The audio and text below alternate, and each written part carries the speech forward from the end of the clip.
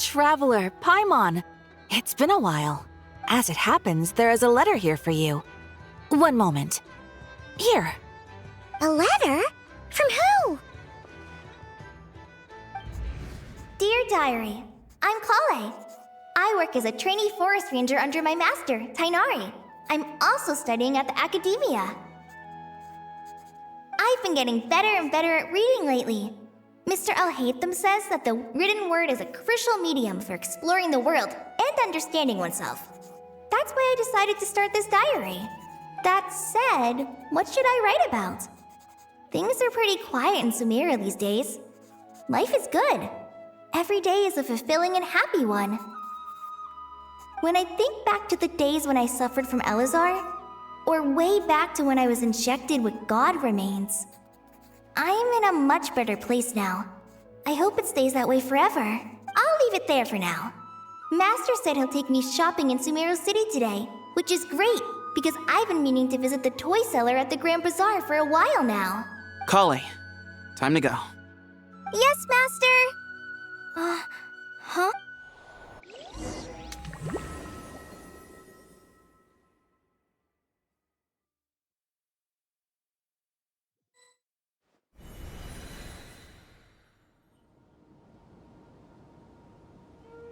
What's wrong, Kale? Is there something on my face? No, sorry. I didn't mean to stare. Did Master Tainari send you to pick me up? Master Tainari? What are you talking about?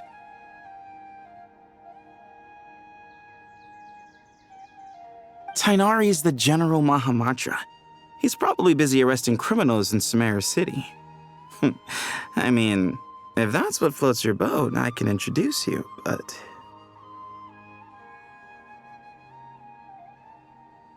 Wait, Master Tainari is the General Mahamatra? But what about Mr. Sino? Sorry?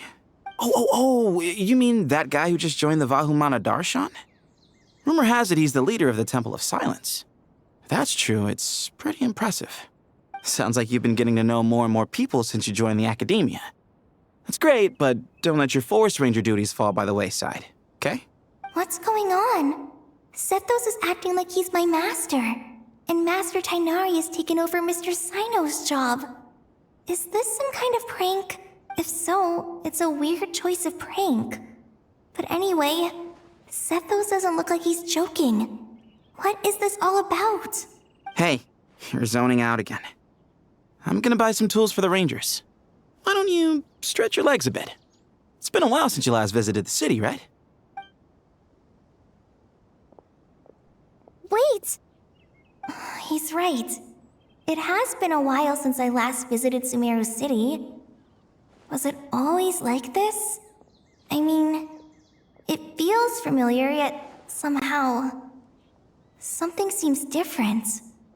Is this really Sumeru City?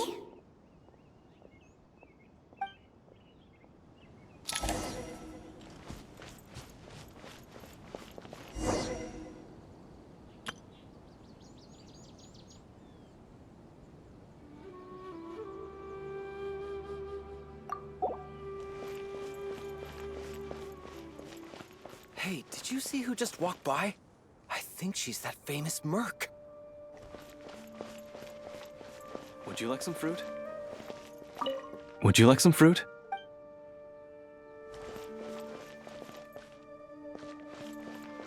How will I ever save enough money to buy that custom-made axe with floral carvings from the blacksmith? How will I ever save enough money to buy that custom-made axe with floral carvings from the blacksmith? To use as a weapon, of course. As Hussein's secretary, I must ensure his safety. Don't underestimate me just because I'm a homemaker. I used to be a mercenary in the Corps of 30. Peace is precious, but you must always be prepared for the worst.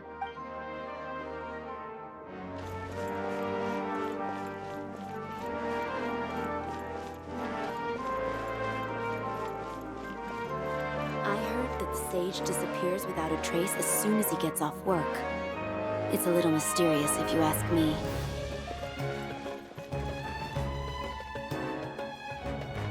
Lord Kabe Bay, did you get a chance to review this month's accounts? Any feedback? You mean the version you sent over a few days ago? Yeah, I took a look when I received it. I was thinking that maybe our profit margin is a little excessive. I visited some of our commercial partners last month. Their earnings are very slim. Are you suggesting that we give up some of our profits for them? Well, since we have more than we need, yes. Making money for its own sake is pointless. Don't worry, I've already planned for it and the numbers look fine. We can adjust the rates starting from next month. Also, about that designer you hired, I've had to revise his proposal 3 times now, but he just doesn't seem to... Let's cut our losses. Pay him his fee and send him on his way. I'd like you to get Layla on this instead. She was Cyrus's student and she designed the Palace of Alcazarzare. Seems like a much safer choice. Who's sneaking around over there? Mr. Cave? Do you recognize this person, sir? Yes, it's all right. We've met. This is Kale, Sethos' trainee. He brought her along the last time I went for drinks with him. What brings you to the city, Kale? Is your master here too? No, this is all wrong! Why is Mr. Cave saying that too? Tainari is my master, not Sethos!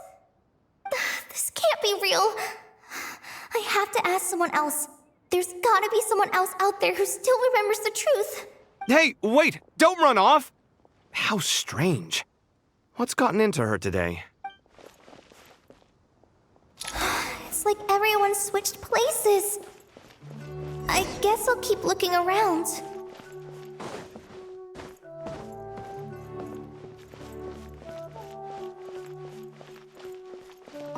The Grand Sage always used to disappear the moment he got off work, but recently, for whatever reason, he's been seen sifting through records in the House of Dana late into the night. We asked him if there was anything unusual going on, but he answered us with a question of his own. Don't you find it strange that someone with my personality would willingly accept the position of sage?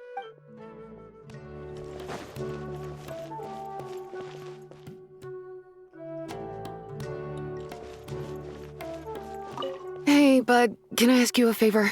Is that alright if I borrow your thesis? Don't worry, I'm not gonna copy your work. I just need it as a reference. I guess that's okay. But if our theses end up sounding too similar, it's gonna be easy for them to spot. Yeah, trust me, plagiarism's the last thing on my mind. The only reason I ask is it's been really hard to get my hands on any reference material lately. Why don't you go ask the Grand Conservator? Candace should be able to find you what you need. She's super friendly. I'm sure she'll be happy to help. Really? I always assumed she'd be tough to negotiate with. Fair enough. I'll try my luck at the House of Dana later then. Would you like a cup of coffee? Would you like a cup of coffee? The store's been pretty busy lately. Lots of customers have been feeding Ashru, who watches over the shop, and now Ashru's put on quite a lot of weight. Maybe I should put up a sign saying, please don't feed the cat.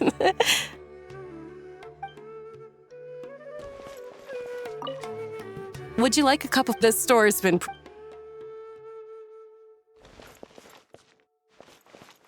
Students are under so much pressure these days. Sometimes I just want to write their papers for them.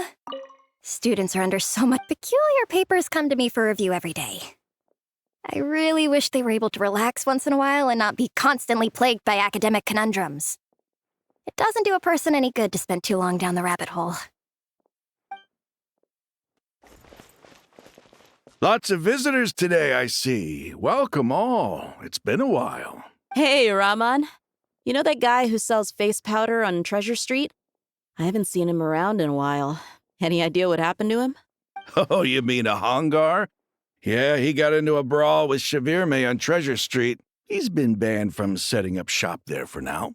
Seriously? Oh, well, that's a shame. I was planning to pick out some makeup for you. Oh, don't worry about it. The legendary Flame Mane discussing makeup with the Zubair Theater star dancer.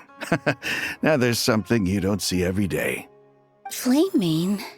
You know, I'm not actually sure when people started calling me that.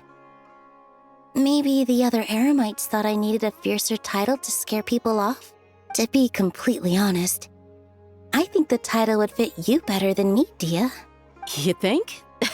Can't say I've never imagined myself as a merc. If I ever give up the dancing, maybe I'll head to the desert and give the Eremite life a try. You would? Is that so strange? Oh, not at all. In fact, I've actually had similar thoughts before. If I ever get tired of sleeping out in the wild, I think I might go look for a job at the Zubair Theater. I've adored the dance of Sub-Zeros ever since the first time I saw you perform it. If the chance ever came up, I'd love to try it out on stage for myself. Really? If our manager Sataria heard you say that, she'd hold you to it. Probably grab you by the sleeve and never let you go again. Hey, when that day comes, I'll do your makeup myself. How's that sound? Sure. If the day comes, I'd be honored.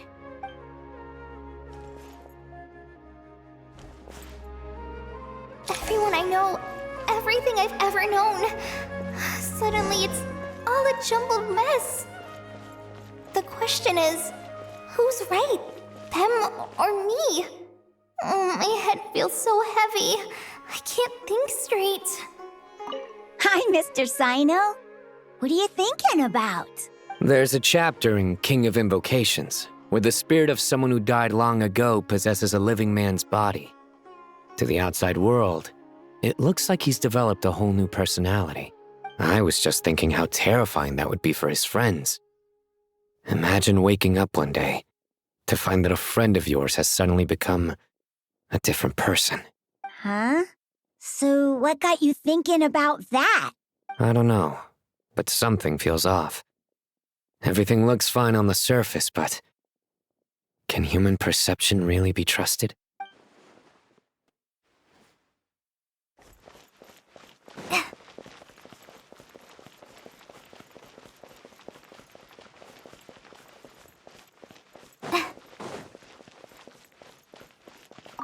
All right, not a single Mora short.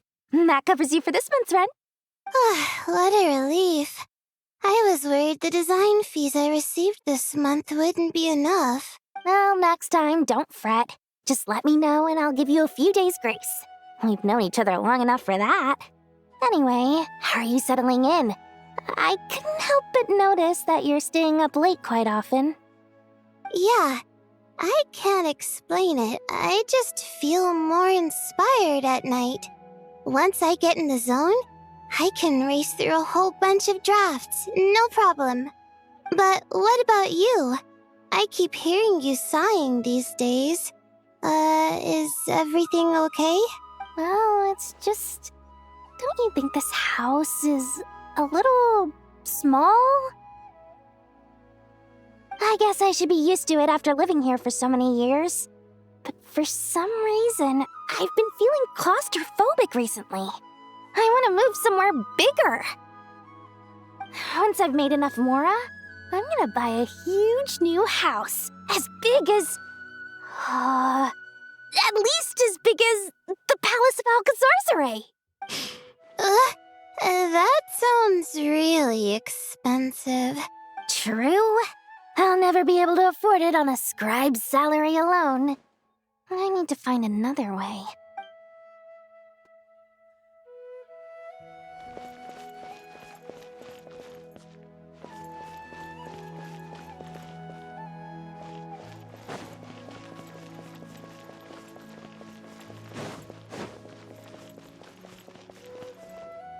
Mahamatra Tainari, we've apprehended the suspect. They say that the fool is prone to blind faith, but the wise man is not immune to it either. Suraj, do you have anything to say in your defense? Tainari, you were the one who turned the sages against me. Just a few words of caution from you was all it took to destroy my research. And now you're trying to stop me again?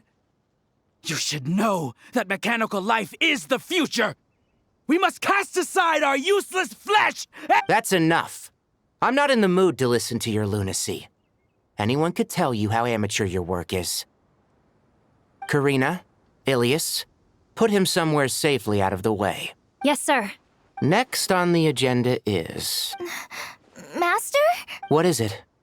Wait, did Professor Zahahati send you? She's been encouraging me to take on an apprentice. Might be getting a bit ahead of herself there, though. No, Master! It's me! Kale! Listen to me.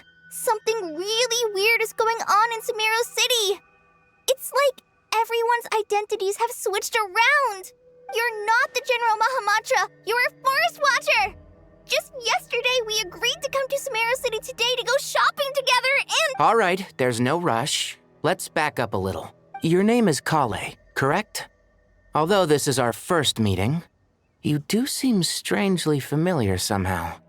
Is there anything I can help you with? No.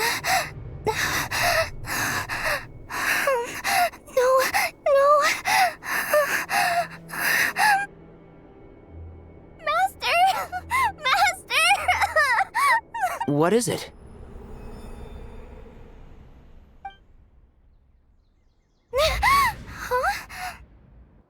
Did you have another nightmare? I've told you before, when you're tired, lay down on your back in bed and get some proper sleep. It's much better for you than napping on your front. Poor posture obstructs your breathing, which can lead to all sorts of weird dreams. Now, we're supposed to go shopping in Sumeru City today, remember? Cheer up. I'll take you to Hushang's. I heard he's got some new toys in stock. Go wash your face, take some deep breaths, and when you're ready, we'll head out. Okay. Thanks, Master Tainari. So it was just a dream. And yet, dreams can sometimes be a warning of things that will soon come to pass. Who said that? That dream felt unusually real, didn't it?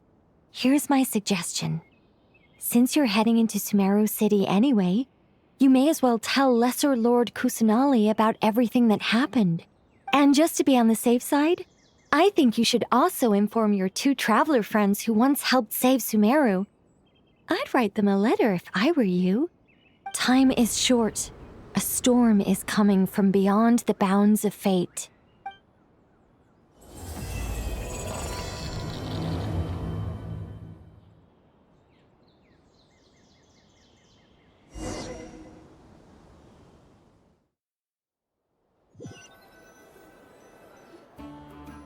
What a strange situation.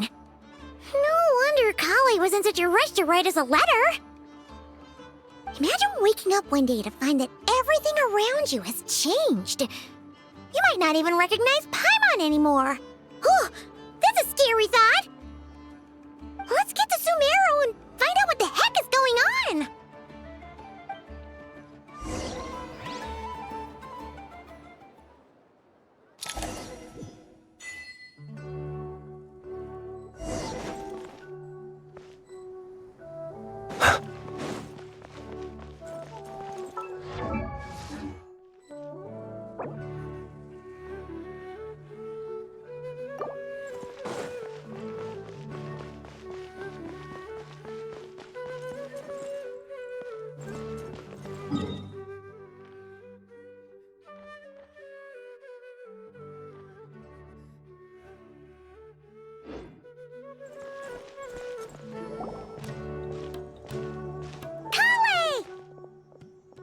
Traveler! Paimon!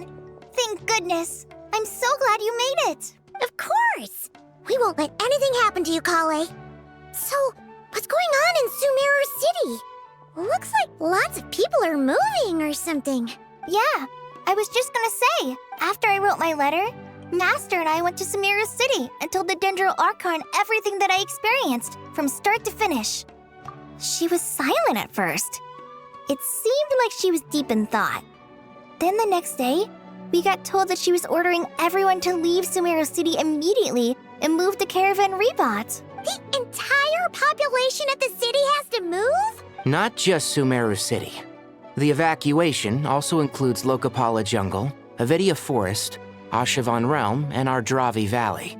Basically, everyone living in the rainforest must temporarily relocate to Caravan Rebot.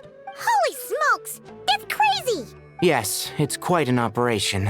Even if people only bring the bare essentials, the scale is simply enormous.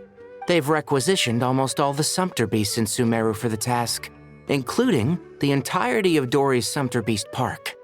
The Dendro Archon said that what Kale experienced was not a dream, but a warning. After our meeting, she immediately summoned the 6 sages to analyze the situation and discuss countermeasures. They concluded that the events seen in the dream are very likely to become a reality, and that an unknown danger is rapidly approaching. Oh, please keep that to yourself. We don't want to cause widespread panic. The official reason they've given is a large-scale renovation of the rainforest ecosystem. People are skeptical, but there haven't been any major incidents. The Dendro Archon seemed really worried when we spoke to her. She said you can go visit her in the Sanctuary of Surasthana when you arrive. She also said she'd hold out until the very end. Tighnari? Kale? You got a minute? I need a hand here. One moment, I'll be right there. As a forest watcher, I've been tasked with assisting with the relocation work. There's a lot to be done, and they need all the help they can get. This will be the final group of evacuees from Sumeru City. While they're away from home, they'll be heavily reliant on outside help. Thank you for coming in our time of need. As you can see, another crisis is upon us. Excuse me, sorry to trouble you, but could you help an old man find his medicine? It's buried somewhere in my luggage. Where's my mom? Where did she go? Don't worry. It'll be okay. Those items are worth a small fortune. Make sure you store them somewhere safe. I bet you thought you'd get away with this in the chaos, huh? Guess again. No petty thief gets past me.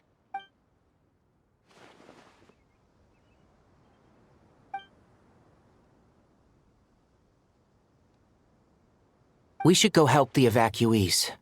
See you around. I'm so glad that you believed me and came all this way to help. It means a lot. Please stay safe. Don't worry. We may not know exactly what's going on yet, but as long as we stick together, we'll find a way through this. Goodbye! Look after yourselves! Will do. See ya!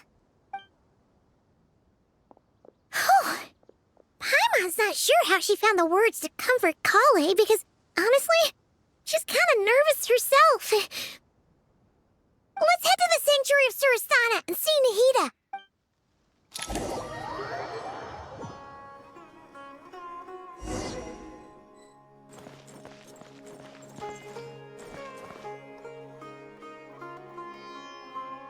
Who goes there? No one authorized access to this place. By order of Mahamatra Sino. Are you blind? It's the Traveler and Paimon. Surely you've seen them before. Huh? Oh, so it is. I'm sorry, I haven't been sleeping well lately. My nerves are a little frayed. The Dendro Archon is in a very vulnerable state at the moment. Mahamatra Sino is concerned that our enemies might choose this moment to strike, so he's ordered us to strengthen our defenses. Just seeing you two again already puts our minds at ease. Please, enter. I'm sure everyone's expecting you.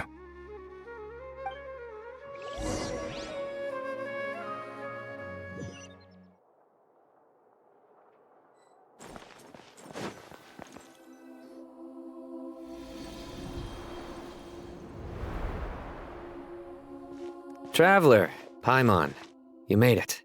Aha! Perfect timing. Reliable helpers like you are just what we need right now. Oh, it's good to see everyone again. Kale gave us a rough idea of what's going on, but we still have a lot of questions.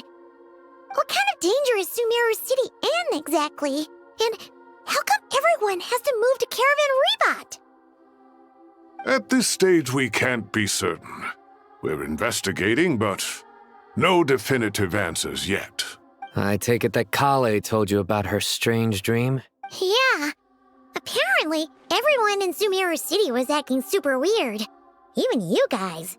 It was like you'd all switched places. That's right.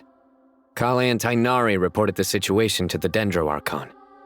She believes that it wasn't merely a dream, and that whatever it was has something to do with Irminsul. It's a reasonable inference. Only through Irminsul can people's memory and cognition be so significantly modified in such a short time. We don't know why Kali would dream of these things, nor who was trying to warn her. The Dendro Archon decided to connect to Irminsul to investigate more thoroughly.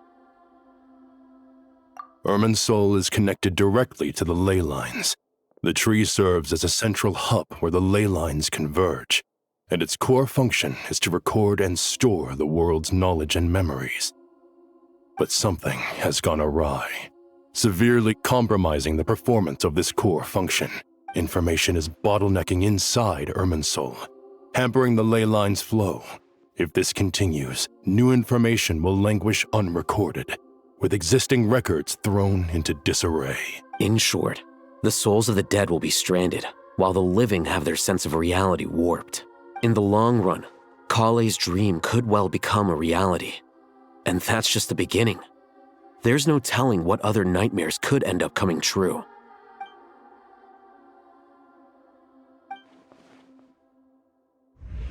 I have come this far, to use my death to open the gates of the ley lines to my people.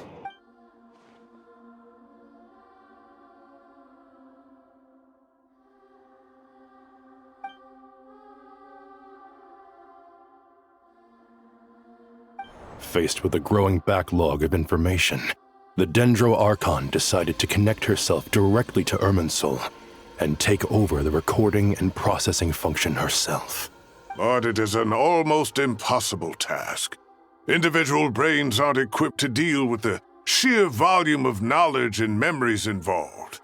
All that information flooding in at once would instantly fry any human mind. And for a god, even for a god, the suffering must be unimaginable. The Dendro Archon's power originates from Irminsul. Any issue with the tree itself takes a toll on her to begin with. On top of that, she's subjecting herself to the grueling task of processing all that data. It must be torture for her.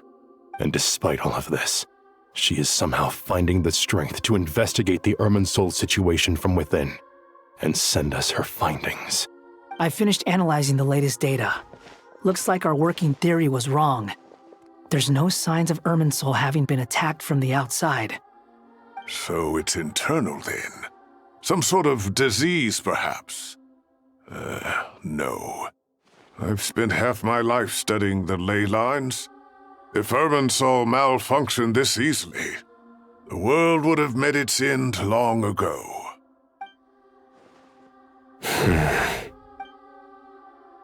Sino? What is it?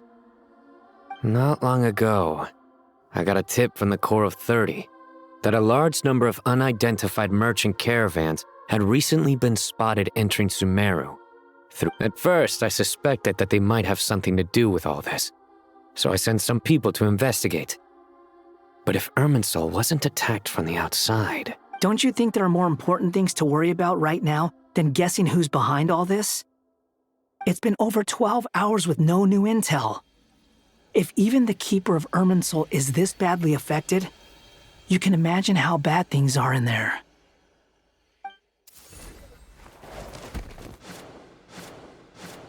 Dendro Archon. Nahida! What's wrong? Her breathing is weak, and her elemental energy levels are dangerously low. Looks like it's time to move to the backup plan. What's the backup plan? Get out of the city and take the Dendro Archon with us. The entrance to Irminsul is directly beneath the sanctuary of Surasthana. That means this is ground zero if anything goes wrong. The Dendro Archon has a very strong connection to Irminsul. But theoretically, this connection should grow weaker with distance. Under normal circumstances, she could unleash her full power here. But with Irminsul out of control, our first priority is to get her away from here. The situation is critical. There's no time to deliberate. Everyone in agreement? I'll deal with it. I'll also let the Matra and the Core of 30 know to start evacuating.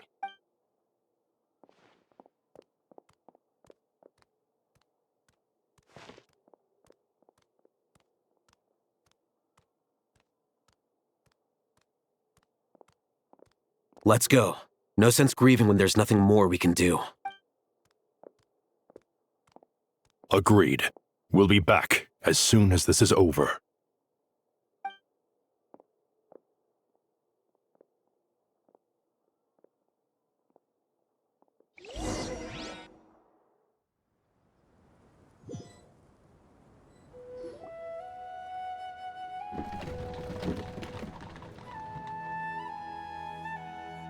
The last group of civilians has been safely evacuated.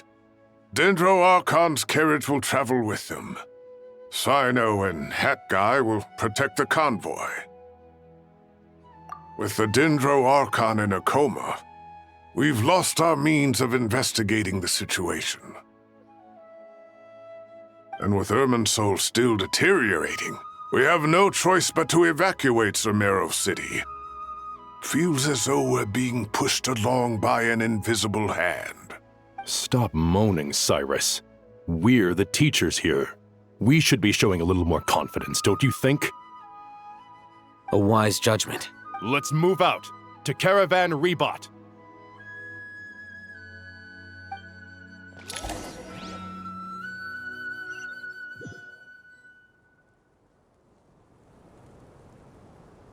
Sir, all units are in position. Good. Everything is going to plan. Interfering with Sumeru City is a necessary step, so do not hesitate. The Irminsul situation will not harm you. We need to speed things up here, too.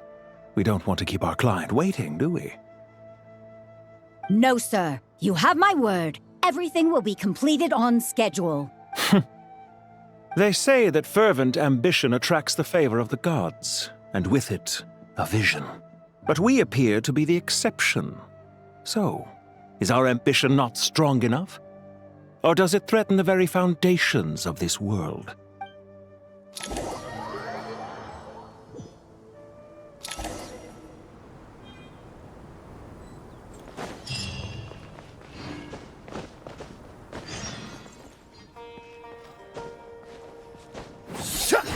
So, can I assume that this period of time away won't count as part of the rental period? Maybe we should deduct it from next month's payment. Sure.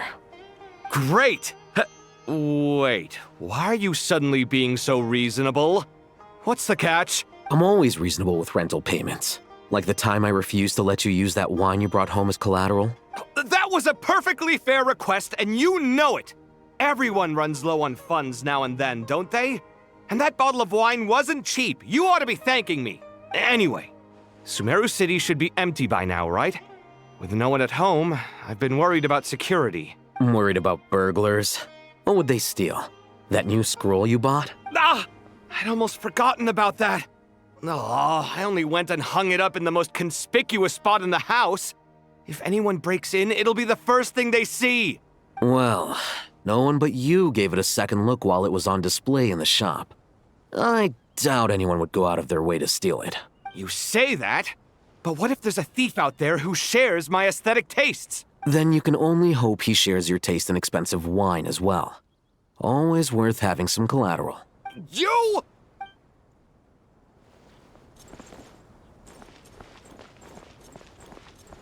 Hat Guy! What? Nothing. You just look like you were lost in thought there.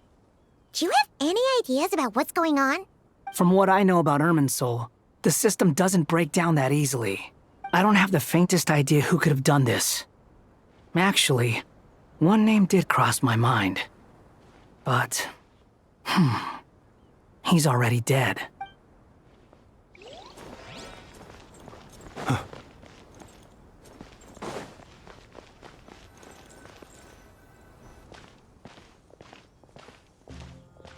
How is the Dendro Archon? Her breathing is steady. I prepared some therapeutic incense for her, but it hasn't had much effect. Her vitals are still very weak. Based on the information you've provided, I have a working hypothesis. Her condition is partly due to Irminsul's influence, and partly due to a physiological imbalance caused by the rapid depletion of her power. Elemental energy usually flows through the body at a relatively constant rate. The body grows accustomed to this rhythm, so when it's thrown out of balance, physical symptoms will appear. Is this similar to the ley lines? Overloading and withering both directly affect their vitality, potentially causing irreversible damage. Correct. From a biological perspective, if you overexert yourself, you pay the price with your life. The Dendro Archon is not only drained of power, but her life force is at a critically low level. Is there any way to restore her health? I know the ley lines have strong self-healing abilities. As long as any blockages or pollutions are dealt with, they can quickly regain their vitality. But what about people? Well, gods.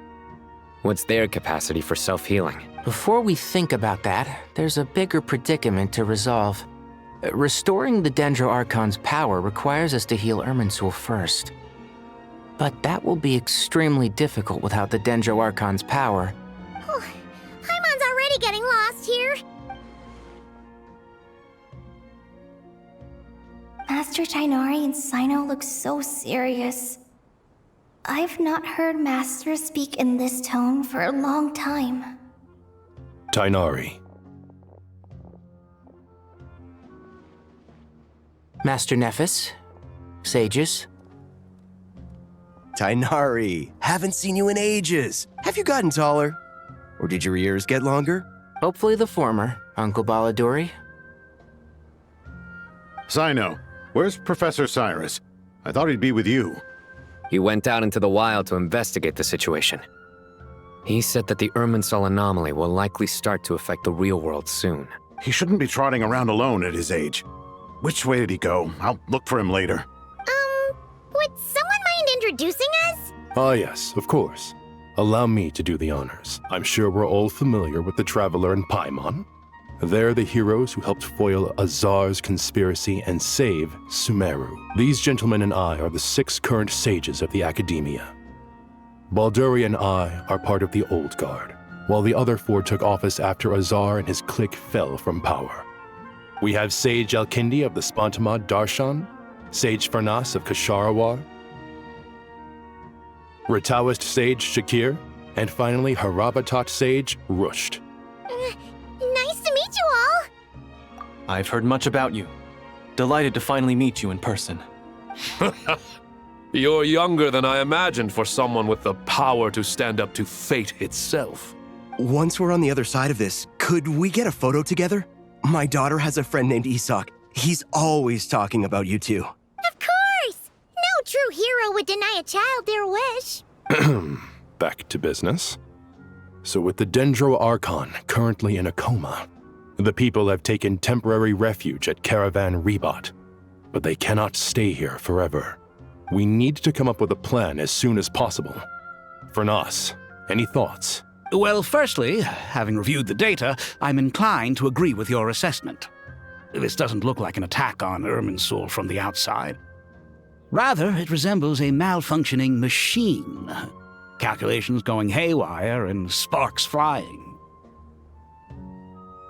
That being said, before we consider how to fix it, we need to understand precisely what has gone wrong. Furthermore, we somehow need to ascertain this without relying on the Dendro Archon's power. We have no direct access to Irminsul. However, we might be able to gather the information we need from the ley lines. Study the branches to learn about the trunk, in other words. Wait, is that what Cyrus is up to? No wonder he ran off to research in the wild. Curse, always one step ahead of me, isn't he? I heard that while in the sanctuary of Surasthana, the Dendro Archon had to serve as the central information hub herself. This is a clear sign the situation within Irminsul might be far worse than we can imagine. Irminsul is vital not just to the safety of Sumeru, but to all of Teyvat. We must be the ones to bear responsibility for this world. To be on the safe side, I think we need to consider some backup plans. Are you saying we should consider a scenario in which Irminsul is completely destroyed? I'm merely pointing out that the possibility exists. You have a valid point. But until worst comes to worst, I believe we should focus our efforts on resolving the Irminsul anomaly and helping it recover. Kale, I understand that you were the first to foresee this crisis. If it's all right, I'd like to talk with you about it in more detail. Of course, but Even I don't know how I came to have that dream. If there are no signs of external damage, could it be a stress fracture? Metals tend to suffer from this issue with long-term use. And Irminsul has existed for centuries, after all. It's possible, but surely a stress fracture would be more likely to cause a complete shutdown rather than chaos. Sages, General Mahamatra, sorry to interrupt, but something has come up. What happened? Some citizens didn't believe that Sumeru City was really in any danger. They slipped away and hid during the relocation, intending to return home. How many people are we talking? About a dozen. Sakura found them while on patrol, but they appeared to be suffering from psychosis. By the time we arrived, there were only 2 survivors. One was unconscious from their injuries. The other tried to attack us, but was subdued. Where did this happen? Near Yasna Monument. That's not far from Caravan Rebot. Master. I know. The Irminsul anomaly is beginning to have effects in the world. I didn't expect it to spread to Yasna Monument so soon. It almost feels like we're being chased relentlessly, with no time to catch our breath. Sir Cyrus said the same thing. He sent me back to report in, while he continues investigating. I'll go join him. Count me in too. Don't let my age fool you, I can still fend for myself. Very well. Meanwhile, the rest of us will continue discussing our next steps. Get back soon. Take care of yourselves. It's getting dangerous out there.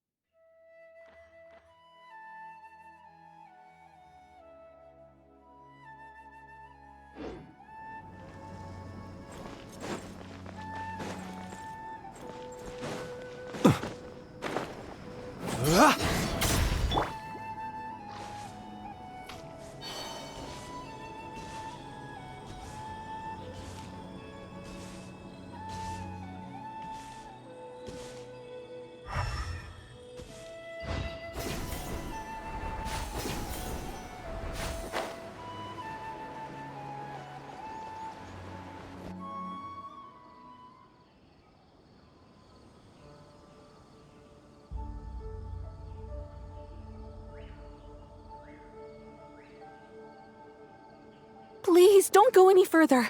As you get closer to Sumeru City, there's no knowing what dangers you might encounter. So this is our mentally disturbed man? I'm going to gut you all!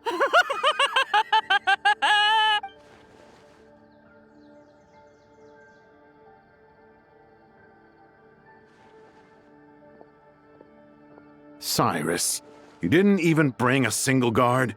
Do you think you're some sort of warrior? It's fine. Come here and look at this. Oh, it's... That's right. Flowers that bloom from openings in the ley lines, indicating some sort of anomaly. I don't believe I've ever seen a color like this before. Did you discover it nearby? Not just here. Way over there, too. They're everywhere. There's even more in that direction.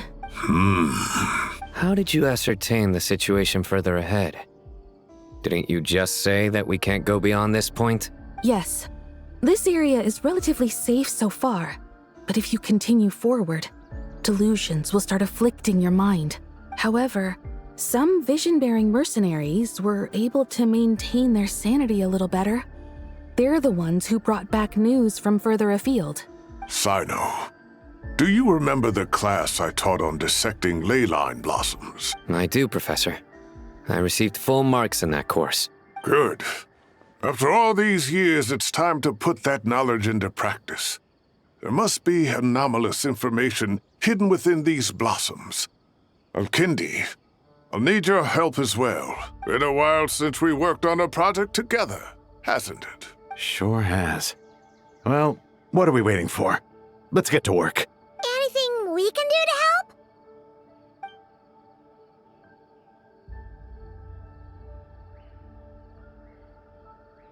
Will you need my help? All right, well... Let's regroup at Caravan Rebot later. Don't worry if you don't show up. I'll come and find you.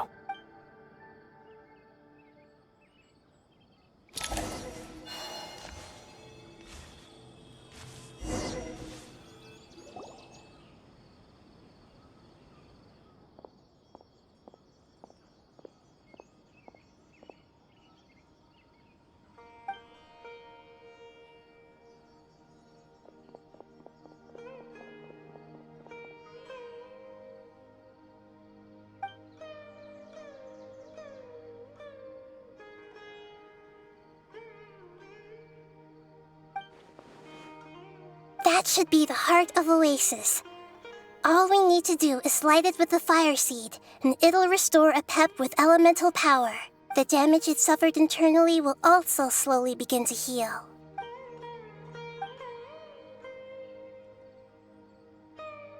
What is it? You thought of some— Really? Then let's get back and tell the others!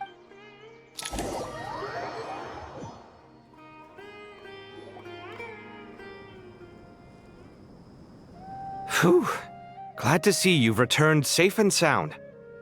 Any longer and we would have gone out looking for you. Well, this is a nice surprise.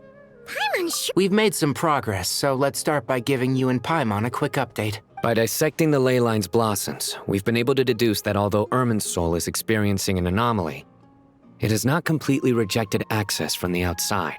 The Dendro Archon has the power to connect to Irminsul, but there's also another way.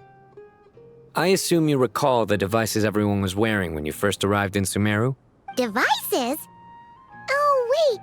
You mean— The Akasha terminals? That's right. Of course! It's been so long, Paimon almost forgot all about the Akasha. Wasn't it shut down, though? Yes, but although the system isn't currently operational, the technological infrastructure is all still there. And it turns out that a certain someone gets so bored at work that he's actually read through every single one of the instruction manuals. No prizes for guessing who that was. If praising others is that embarrassing for you, you can simply spare yourself the ordeal. As much as it pains me to say anything nice about him, there's no denying his intelligence. He rarely forgets anything he's read. The Akasha is exactly what Sumeru needs at this moment. Between us, we should have all the knowledge and expertise we need to get it up and running again. But if I recall correctly, doesn't the Akasha need a Gnosis to function? That's exactly right. The Akasha relies on the Gnosis as a power source, and in its absence, we'll need to find an alternative. To tackle this problem, it looks like we'll be relocating once again. Namely, to the Temple of Silence. Ring any bells? It's the only major institution in Sumeru dedicated to preserving the knowledge of King Deshret's civilization. You might find the answers you're looking for hiding there. I agree. There's a good chance. Master Nephis and the other sages have discussed it.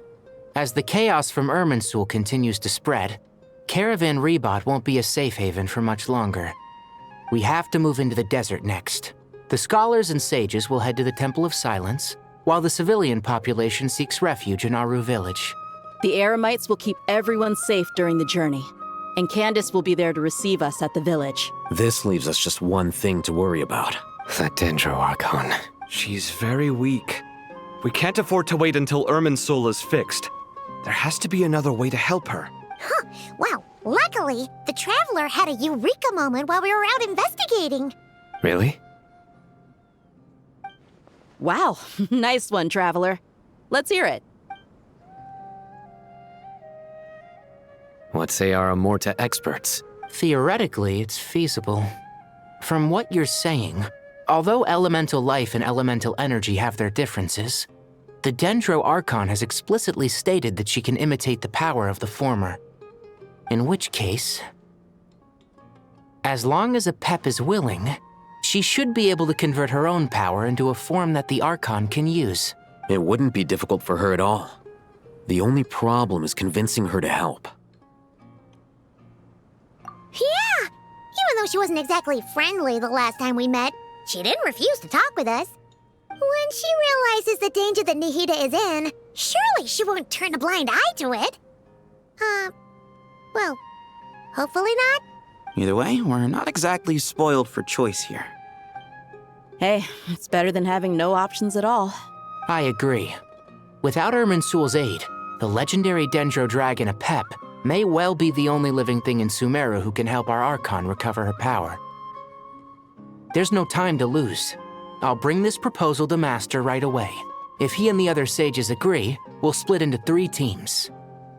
The academics will go to the Temple of Silence to look for a solution to the Akasha problem.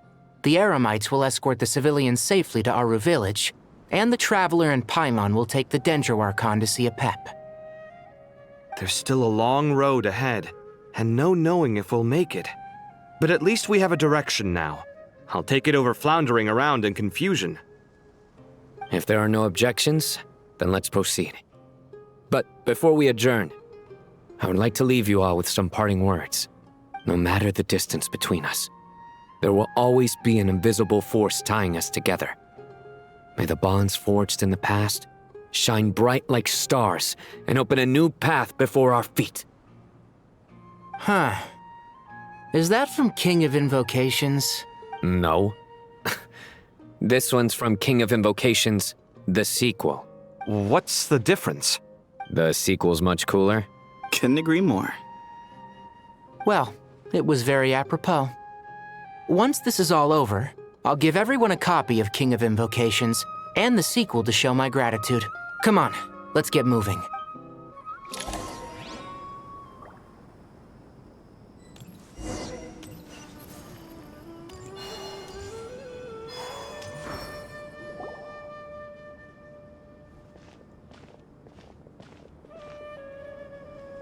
Tainari has brought me up to speed. I approve of your plan of action, but we can't proceed with everything right away. The people need to rest. For many of them, this will be their first time in the desert, so we'll need to find additional personnel to help escort them. You two, please go on ahead with the Dendro Archon. Let's rendezvous at the Temple of Silence later. No problem. Words can't express my gratitude, so let me just say, I hope everything goes smoothly for all of us. Goodbye for now. All right, let's get going. If Paimon remembers correctly... Traveler, Paimon. Could I borrow you guys for a moment? Kale, what's the matter? Well, the thing is, Master Tainari once told me, after you raise a problem, you should think about how to resolve it. But ever since I had that dream, I feel like I haven't been of any help at all. I tried my best to keep up with the conversation, but there was so much new information, I couldn't take it all in. So, I just wanted to ask, do you have any tips for me there? Huh, Paimon knows exactly how you feel. But fear not, everything you need to know is right here in Paimon's notes. Sumeru chapter. It's got tons of info about all the things we've seen and heard on our adventures. Some parts are a little simplified, but hopefully it all makes sense. You see? Being the greatest guide in Tibet isn't just a fancy title. It takes a lot of hard work. Paimon doesn't always understand the things you're talking about with other people. Whenever that happens, she notes down the confusing parts and goes over them in her own time. This is perfect. Could I borrow it? Sure. Matter of fact, you can keep it if you want. Paimon has another copy. The spare copy was originally meant for the Traveler.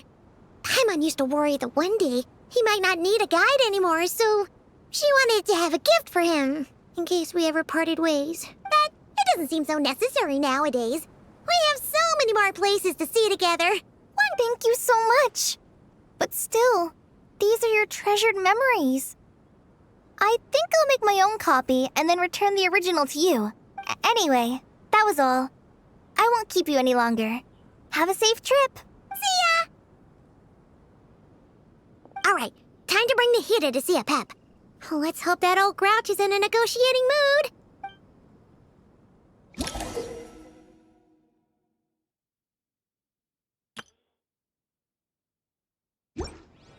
Hey, here's a thought. If we brought Nervalet along, do you think he could help us persuade Apep to help? Actually, never mind. In Apep's eyes, Nervalet's probably one of those dragons who's grown too close to humankind. They might end up fighting for all we know.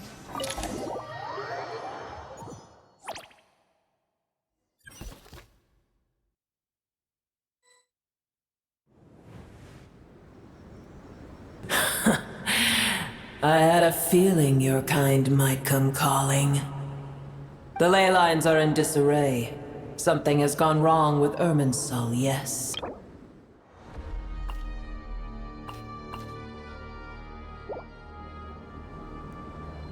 Even from a great distance away, I can sense that Sumeru is headed for destruction. You who took our home from us, prepare to watch as your own world is plunged into oblivion.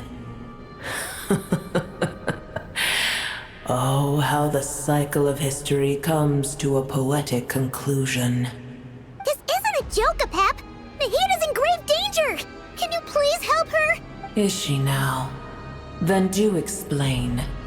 For what reason should I lend Booer my assistance? Apep, if you truly despise gods and humans so much, well, after the great humiliation of being helped by a god in the past, shouldn't you be jumping at this chance to balance the scales? Now that is a compelling reason. When El Ahmar plotted against me and I was tortured by forbidden knowledge, it was Booer who saved me from agony. And though I regard with shame the pity of my enemies, to receive aid without repaying it would likewise tarnish a dragon's dignity. Oh, tiny Booer, puny humans. Just this once I shall deign to show you the true power of dragonkind. Whoa! It's happening again! We're gonna get sucked in! Whoa!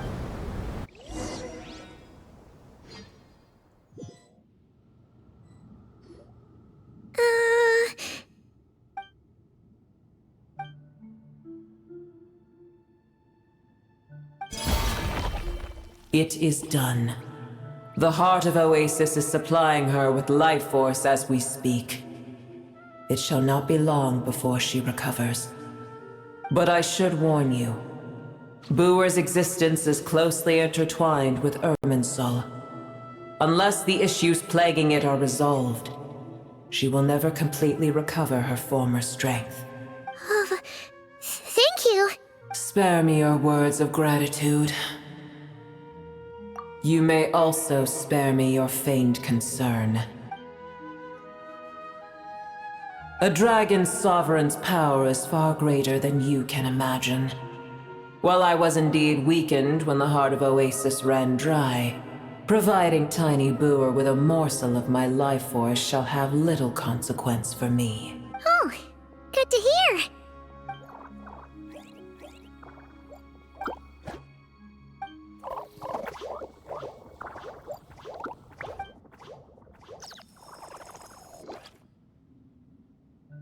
Ever held in high favor, I see. Oh, well, you know. The compliment was sincere. Simply accept it.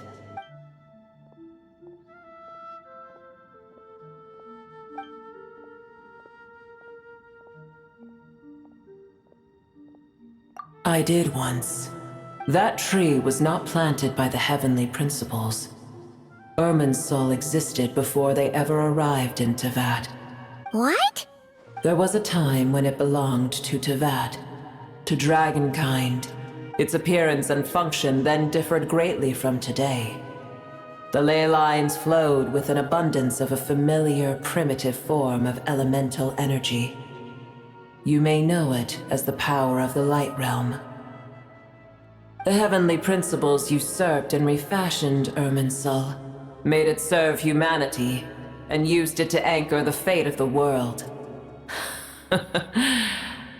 Yet in the end, humanity has failed to protect it. Heavenly principles, God of gods. It makes me sick. The enmity between your kind and mine can never be bridged.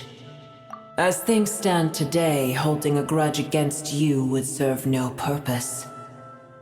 But there will come a day when we reclaim this world for ourselves. The opportunity will arise no matter how long we must wait. I can already sense that far away from here, the Hydro Dragon has wrested his authority from the hands of the usurpers. Though we have yet to meet, I know that we are both preparing for our revenge day and night. Uh-huh.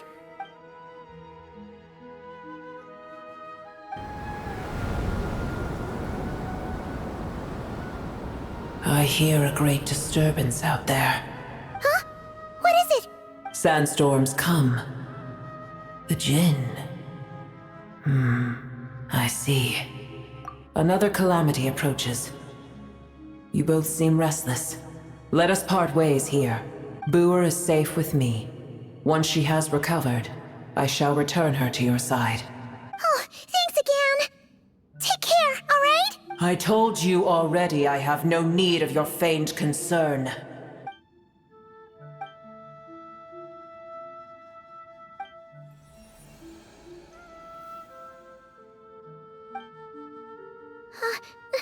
Nahida? You're awake! Are you okay? Cease your interrogation. Yes, she awoke for a brief moment, but she has now lost consciousness again. Take it. We shall talk more at another time.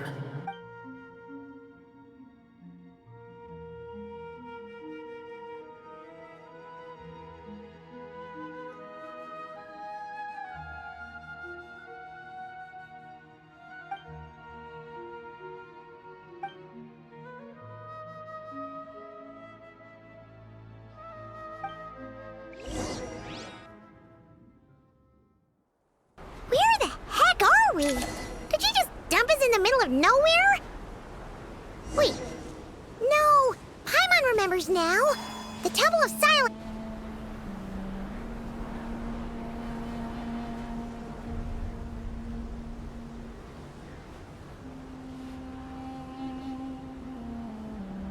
There's no need for everyone to stay here.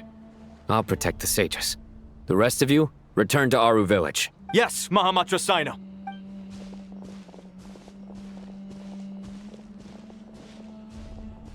Sino! What's going on? You're back. How is the Dendro Archon?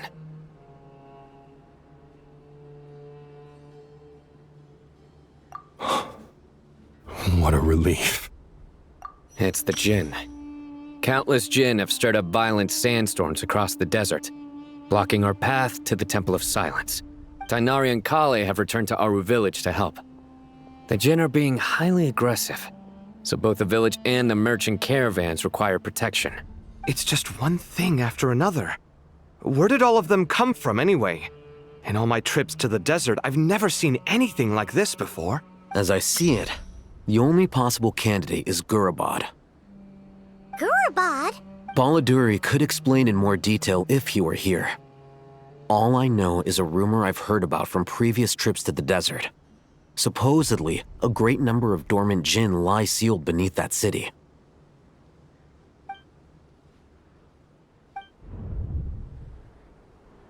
Gurabad is, for me, a fated land. I must therefore return back to this city, where my destiny awaits me still, my master. I am sorry that I couldn't stay by your side for long, and that I could not have more time to get familiar with you. Lilipar. Yeah. We once said goodbye to a friend there. Well, maybe not a friend exactly, but someone we met on the road anyway. She was a strange bottle. If we can find a way to wake her up, maybe she can help solve the situation in Gurabad. Well, be careful. You may find there's more than just the Jinn to worry about. You mean, there are other dangers in Gurabad? It's a sensible assumption to make. The moment we arrived in Caravan Rebad, the Irminsul anomaly started spreading in that direction. Now we've moved to the desert, and suddenly we're plagued by Jinn and sandstorms. To call it a coincidence would be a stretch. Don't worry, we've gotten a lot stronger since our last stint in Sumeru. Ah! When did they show up? It appears the monsters native to the desert have been stirred by the Jinn's activity.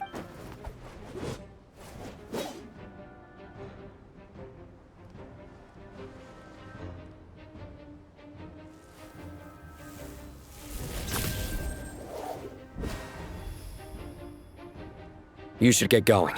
We'll take care of things here.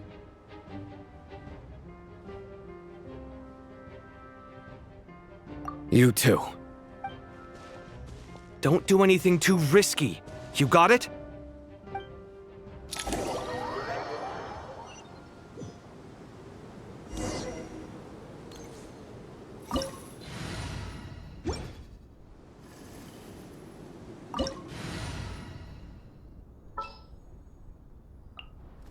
Let's get to work.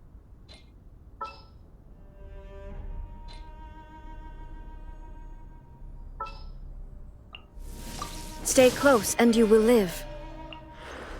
There are still so many places for us to explore. Will we be gone long? Anytime, any place.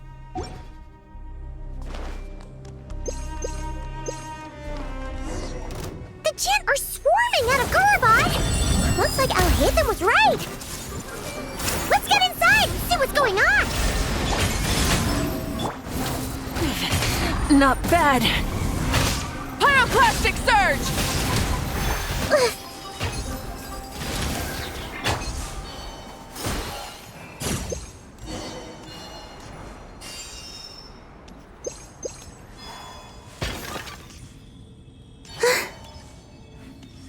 They just keep coming!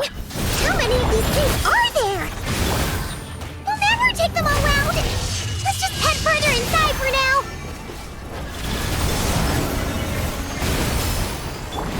Light of the blazing sun!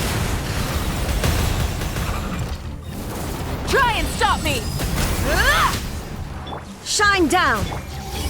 The Temple of Wisdom!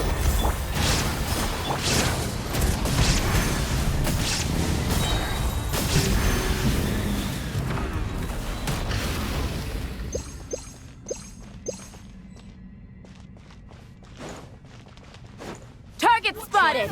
All units at the ready. The Fatui? They must be using this place as a stronghold! Are they the ones behind all this?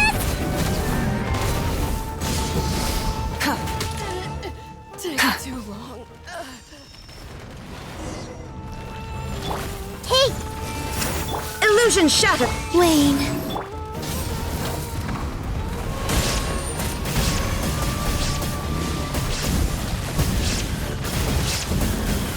Incinerate!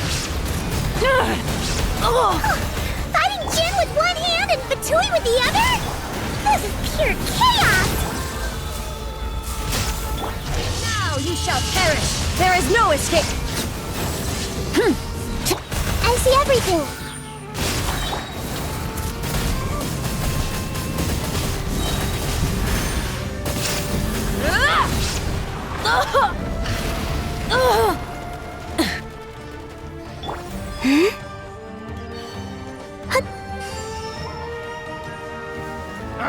It's your show! This made her look... Light of the blazing sun!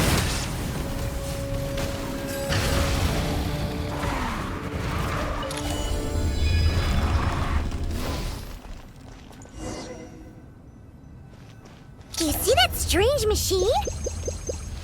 Paimon has a sneaking suspicion that that's the thing wrecking Gurubad and setting all those dangerous Jinn free! The target has reached the core zone. Requesting backup. Repeat, requesting backup. Backup en route! Stop him at all costs!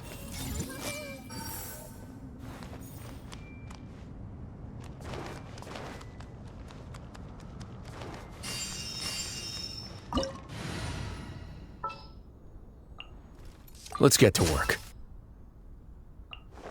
Understood. I just have to stand here, right? Utensils at the ready. I have a...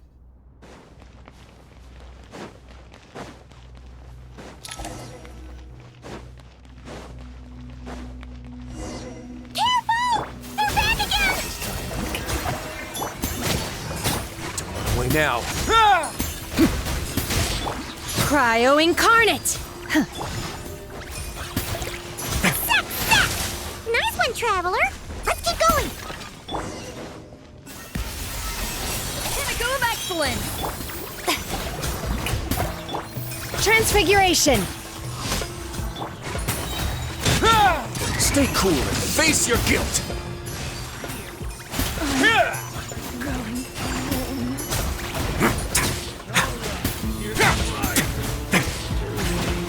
Time to improvise. A dash of frost! Strike a pub! By ordinance divine! Instead of going big, guess I'm going home.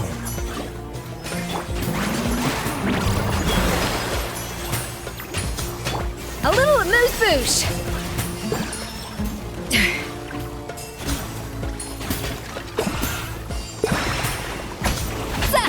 Yeah, the taste isn't right.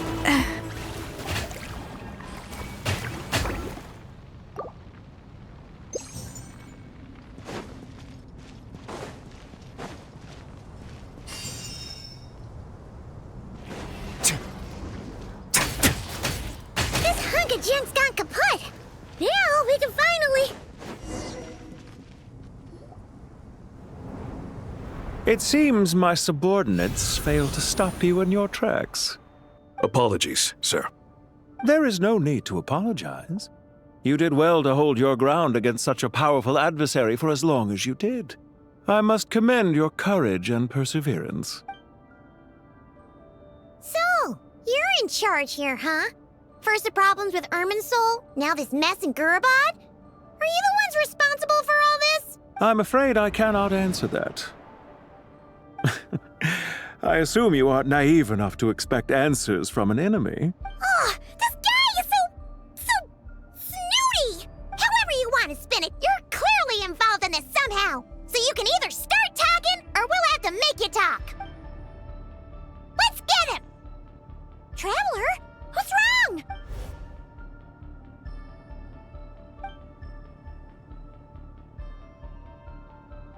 You're remarkably calm. Some would act more rashly upon finding the ringleader all alone. But you keep your cool. Even as your enemy, I must applaud you. Did you show yourself just to say that? Is this you trying to take back control of the conversation? Unfortunately, I really don't have anything to say to you. I am here merely to indulge my own curiosity. Your names are well known among the Fatui. Naturally, I wanted to observe you up close while I had the chance. Hey! Don't treat us like we're some kind of exotic animals in a zoo! Oh, I wouldn't dream of it. You seem rather predisposed to misunderstand me. I'm quite aware that you are both heroes of great renown. You have resolved crises in many nations and won countless allies along the way. I've been following your adventures with great admiration. My only regret is that the trajectory of your journey conflicts with our goals. What do you mean, admiration? Sorry, but that sounds pretty weird coming from you. I don't see why. We may happen to occupy opposing sides, but there is no cause for deep-seated enmity between us. To respect one's enemy is to respect oneself. Well, now that you're observing us up close, what do you see? I've observed as keenly as I can. Yet, while I endeavor to understand, your true strength remains a mystery to me. Violence is not my area of expertise either, so, you see, I would much rather converse with you like this than determine a victor with the edge of a blade. Besides, I've heard that even 3 moons in the sky fail to eclipse your brilliance. I know better than to bite off more than I can chew. 3 moons? So you have a connection with the Harbinger, the Doctor. Well deduced.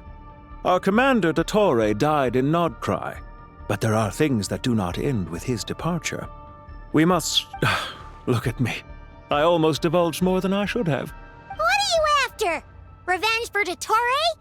Or are you plotting something else? I've said quite enough, I believe. There's no point in continuing this conversation, except to say, I've noticed that you seem to know your way around here quite well. A repeated visitor to Gurabad, are we? Ugh. I'll take that as a yes. Then I'm sure you'll have heard the story of this place. The mother of the Jinn, Lilupar, and the tragic tale of her vengeance that spanned 3 generations. It was right here that Lilupar once helped the wise to ascend to the throne. These degenerate rulers lost control over their nation, and with it, the right to occupy that exalted seat. What are you trying to say? I once admired you for your adventures. That is the earnest truth. But it appears to me that your journey serves ultimately to uphold the rules of this world. Are these rules truly just? Does the heavenly principles rule with wisdom or folly?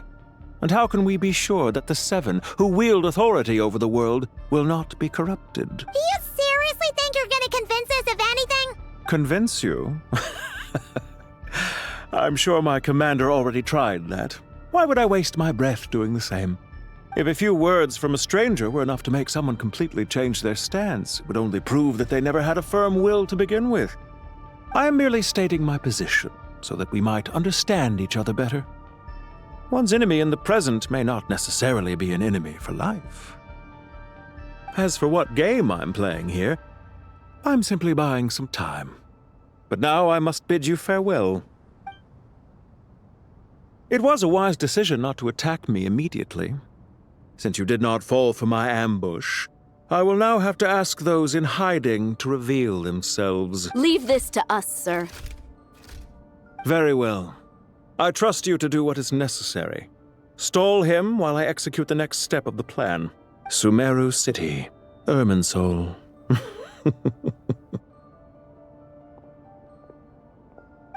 Stop right there! Don't you— All units, stop them! Protect the commander! Did you hear that? He mentioned Sumeru City and Irminsul! He definitely knows something! We can't let him get away! Get rid of these pesky soldiers! Quick! Rear guard to the front! Don't let them through! A dash of frost! This could get a little— Get that thing in position! Hold on! Just a little longer! My will embodied! Cryo incarnate! Let's begin. Yeah! We finally beat them! That mysterious guy can't have gotten far! Let's catch up with him!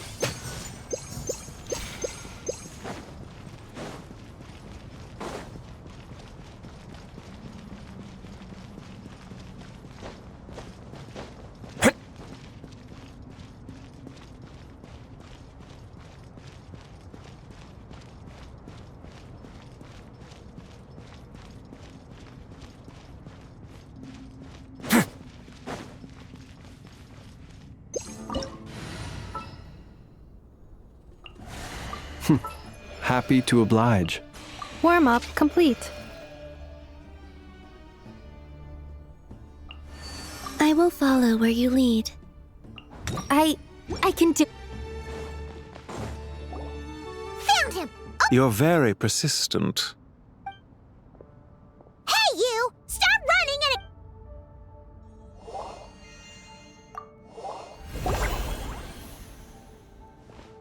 What's this?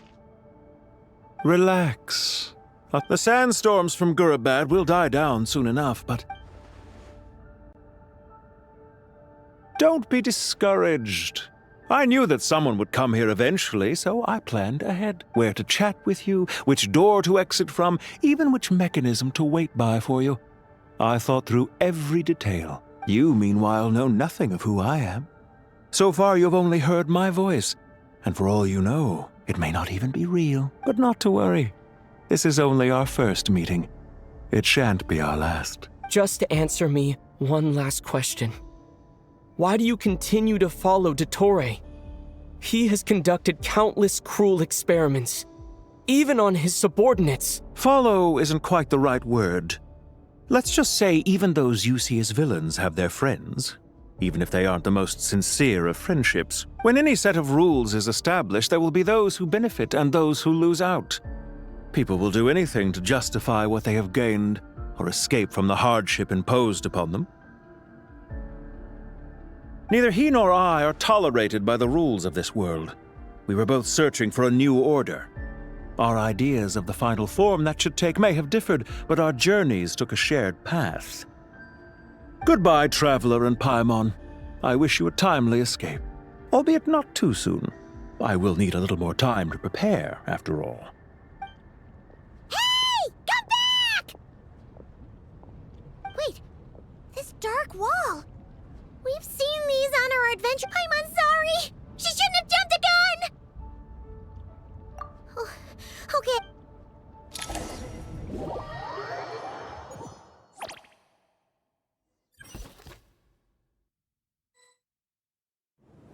Sino and his team are guarding the north.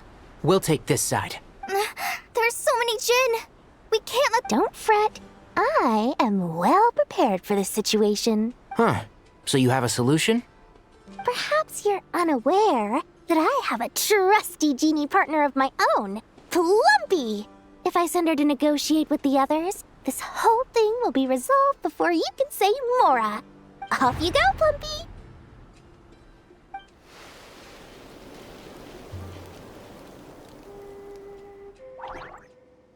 Come on, what's the holdup? 5,000 Mora. 20,000 Mora. 100,000 Mora. Final offer. Ah, so she's a hired partner.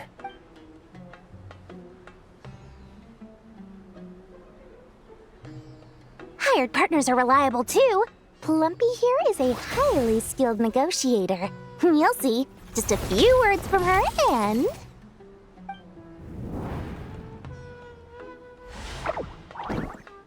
Plumpy! Don't you Jin have any respect for the rules? This was supposed to be a negotiation! How dare you treat my messenger like this? You wanna play rough? Two can play at that game!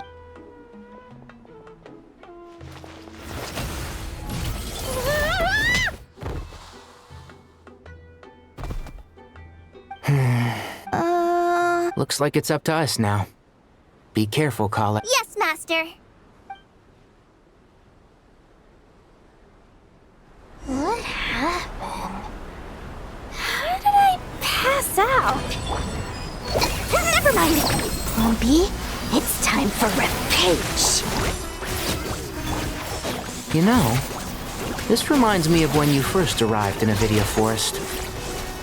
You were trying to help a child retrieve a lost toy when you stumbled upon Spino Crocodile territory by mistake. Yeah, I remember. Our first time fighting side by side. Fighting side by side? I seem to recall swooping in to rescue you with a team of forest rangers. Please stop.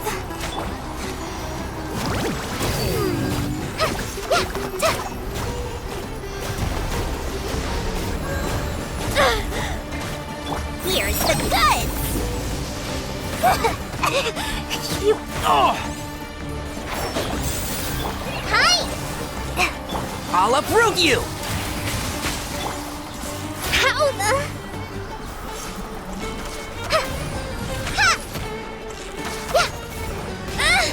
I knew this day would come.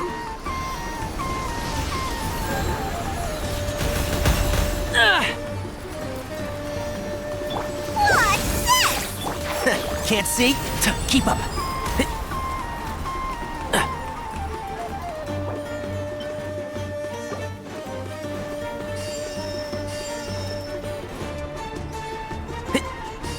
Enshroud! You're more inside! Fly! I hear everything! There's too many of... I can't believe I used 12 rare items in one battle. Ugh. I shudder to think how this is going to affect this month's account. Tainari, how's the situation on your end? We held the line, though it was a close call. But it looks like they're preparing for another attack. They've breached our defenses in the south. The Jin are pouring in. We're moving the villages to the north as we speak. We're hemmed in. This is getting precarious. Our margin for error just got a lot smaller. That's why we wanted to confirm your status. We need to consider our next move carefully. Bad news! Another line of defense has been breached. Kale, go with them and assess the situation. Dory and I will hold the line here. But Master! Even with... This is not a discussion, Kale. Don't worry about us. She clearly still has plenty of tricks left up her sleeve. Wait, you can't pin all... Oh, great. I've almost run out of the things I brought with me, and the rest is back at the caravan. Master... Need any help? Huh? What is it, Kale?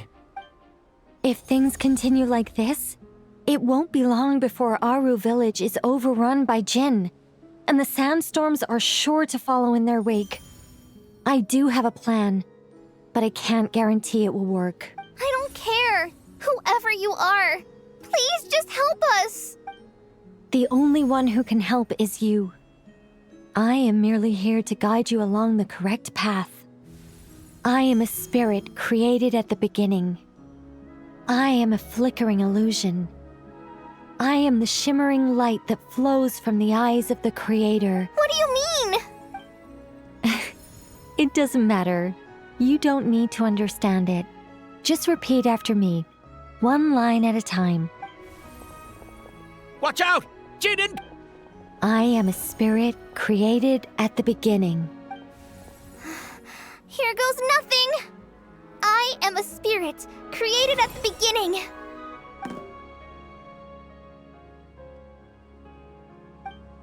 I am a flickering illusion. I am a flickering illusion. What's wrong, Plumpy? I've never seen you so agitated before. But how do you... Do you know what Kale is reciting? I am the shimmering light that flows from the eyes of the Creator.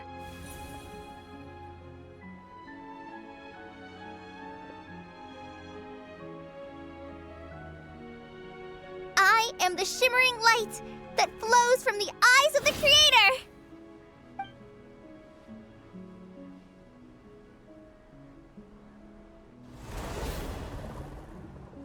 It's a song composed by the goddess of flowers, but very few records of it. Is Kale an avid historian?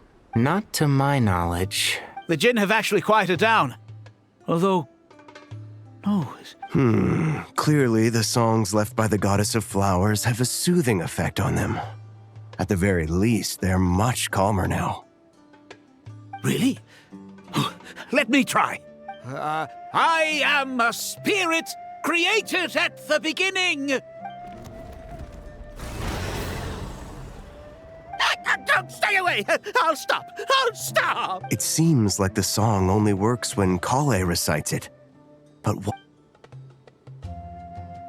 Kale.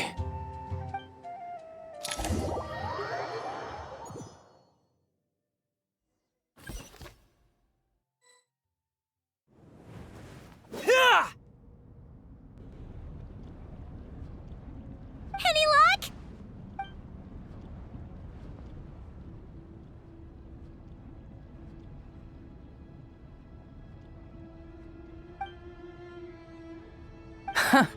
When I heard that loud rumbling in the distance, I thought the shifting sands had bust open the gates to some ancient treasure vault. Turns out it was just you guys. Huh? Wait, that sounds like... It's been a long while. Did you miss me? Jet! Ben! Let's save the catching up for later. First, I gotta get you guys out of there. This should be the right mechanism. Ben, can you handle it? There we go. Come on, let's leave this...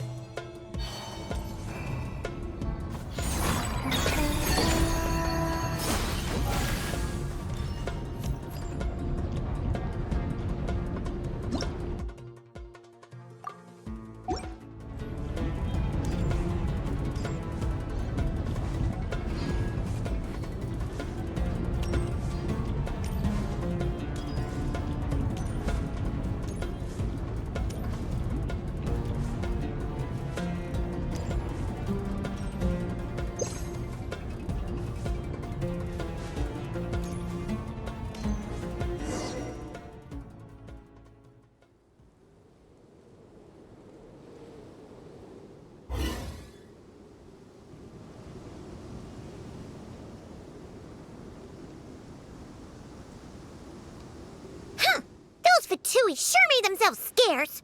It's like they were never here. The Fatui? They came to the desert again? Yep. No idea what they're planning this time. They were being very coy about it. How have you been, Jet? Well, since we last met, I've started my own band of mercs. We've actually made quite a name for ourselves. Oh, yeah. On a slightly different note, I have some good news. I finally took care of Masaira. Not much to write home about. It was just another day. Found his hideout. Dragged him out of his cozy little bed. He tried to talk me into seeing his point of view, as usual. But I'm way past that by now. There was nothing he could say to save his life. What about you guys? Bet you'd forgotten all about me and Ben, huh? Of course not! We're super duper best friends! Wow. Sounds like I should make time to visit some other nations too. Oh, right. Paimon almost forgot. We're here to look for Lilupar. Oh, that bottle? Yeah! We need her power to calm the Jinn and stop the sandstorms. Here's hoping we actually manage to find her, after all the trouble we've been through. Surely, with everything's been going on in Gurubad, she must have woken up, right?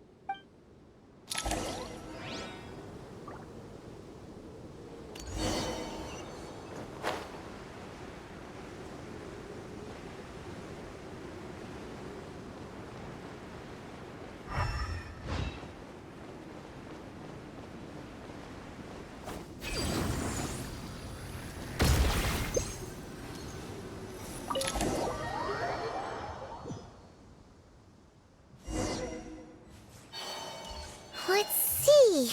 She should. Aha! Found.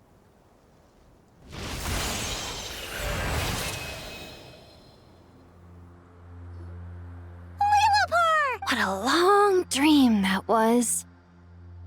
It's been a while, my master. Oh, and you're here too, little wildcat. The four of us back together again.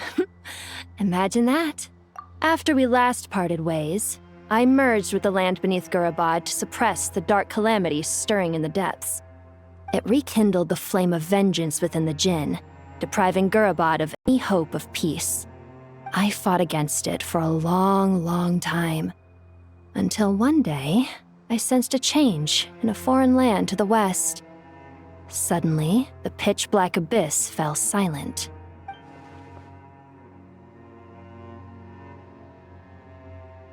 Once satisfied that that dark power could no longer bewitch the Jinn, I too fell into a deep slumber, from which I have only now awoken.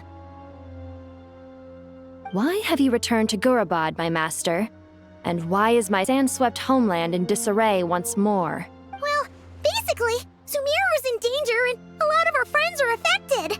Some bad guys messed around with Irminsul and now they've released the Jinn in here. We managed to chase off the culprits, but we have no idea how to seal this place back up and stop the sandstorms. Child's play. I shall quell the Jinn and scatter the storms. Thank you, Lilupar. No need to thank me, my master. I have granted many wishes in my time, and this was the most trivial of them all.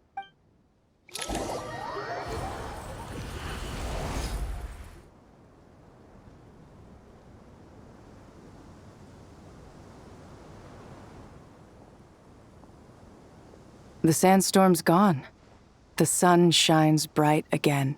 When I said that we'd meet again under a lovelier sun, this was exactly how I imagined it. Yay! Although, honestly, Paimon would love to hang out with you more, even if the weather sucked. Well, there shouldn't be any more Jinn breaking out, right? Are we okay to head back? Sounds good. You can introduce us to your other friends. Another adventure begins. Lovely. The storms have stopped! We should be able to get to the Temple of Silence without any problems now. Time to regroup!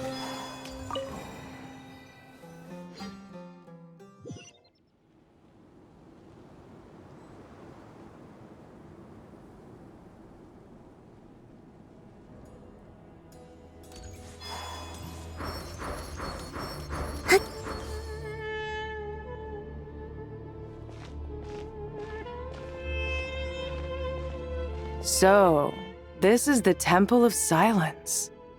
I've heard the Nagarjanites mention it in passing, but I never imagined it would be this big. It's colossal. I thought the temple moved to the rainforest ages ago. When did they scamper back into the desert?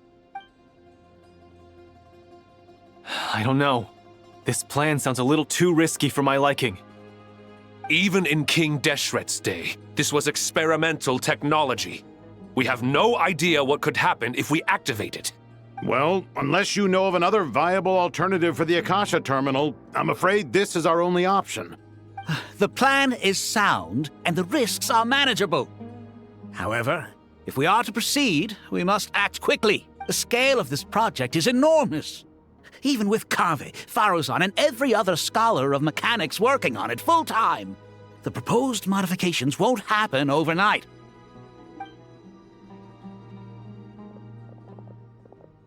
You're back. Everything all right?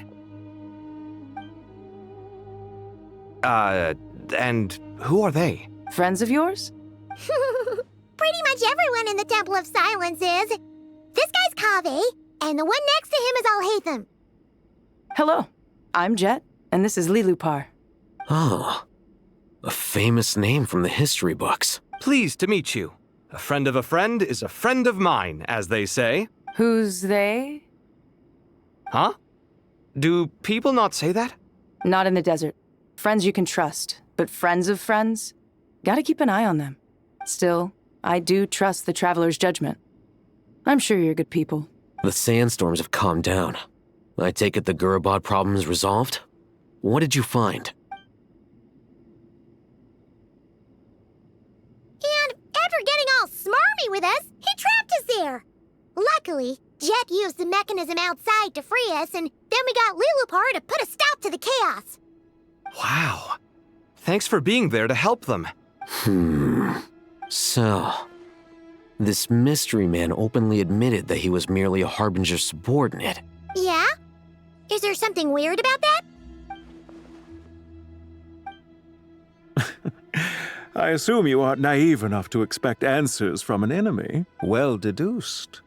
Our commander, Dottore, died in Nodcry.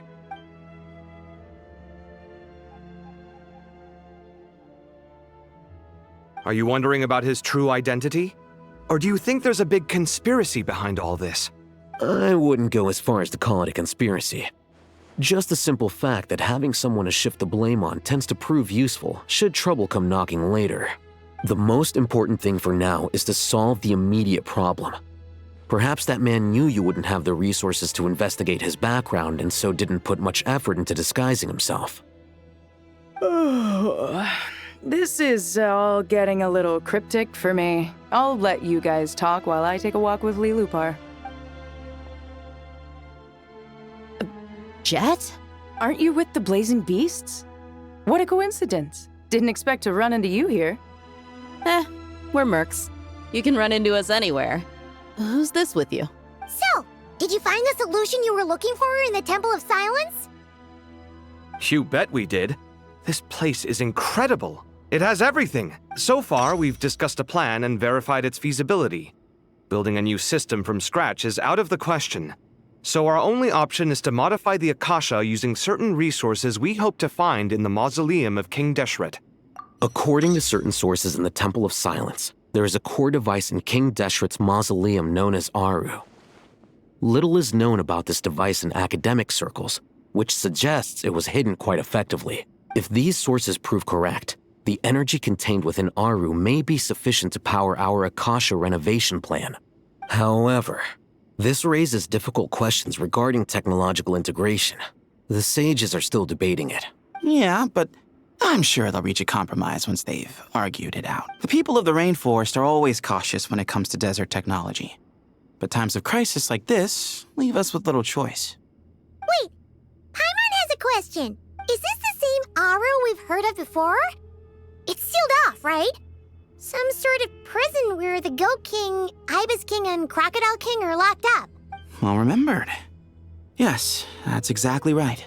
According to our records, Aru was the most brilliant creation King Deshret ever conceived of. Built by divine and mortal artisans, working together. It was a miraculous accomplishment, and it lies hidden deep within the king's mausoleum to this day. That being said, what Aru actually does and why it was built, those are deep secrets we are not privy to. Until recently, I wouldn't have been optimistic that the place even exists. The only reason I'm inclined to believe it now is because we heard it from the Ibis King Thoth himself at his— Paimon totally gets that. When Paimon first heard about it, she thought it sounded pretty unbelievable too. Do you guys still remember that? The Ibis King told us they were trapped in Aru and that they had to answer 3 questions to get out.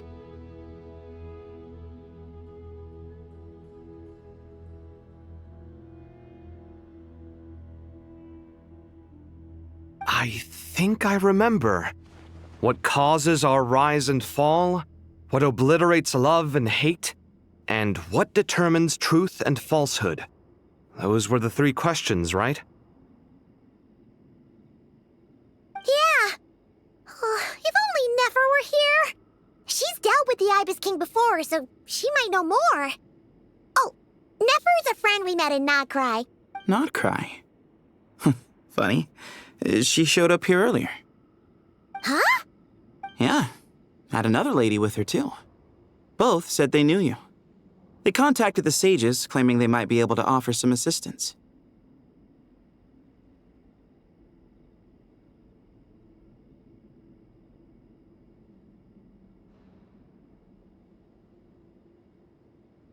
Really? They came here to help out? Yes, really.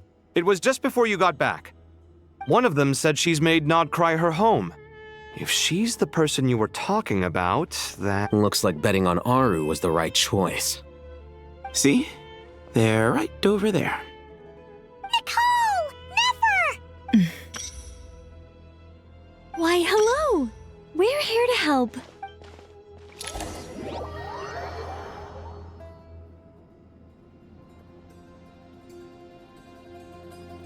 It's a good thing we left early. We almost got locked out. Locked out? What do you mean? Oh, you haven't heard? An invisible barrier has appeared around Sumeru's borders, cutting off all travel in and out. No one can leave and no one can enter. Sumeru has become a lonely island. Are the Fatui behind this too? Actually, no. This has nothing to do with them. I suspect it's a defense mechanism within Irminsul itself. Irminsul is the source of Tevat's ley lines, after all, and Sumeru is the nation closest to it. I imagine this function was put in place to seal the entire region off in the event of serious damage, preventing the disaster from spreading to the rest of Tevat. It may have been implemented long ago. But doesn't that mean that the people here won't be able to escape to other nations if the anomaly keeps spreading? Currently, that does appear to be the case, which is precisely why I am here.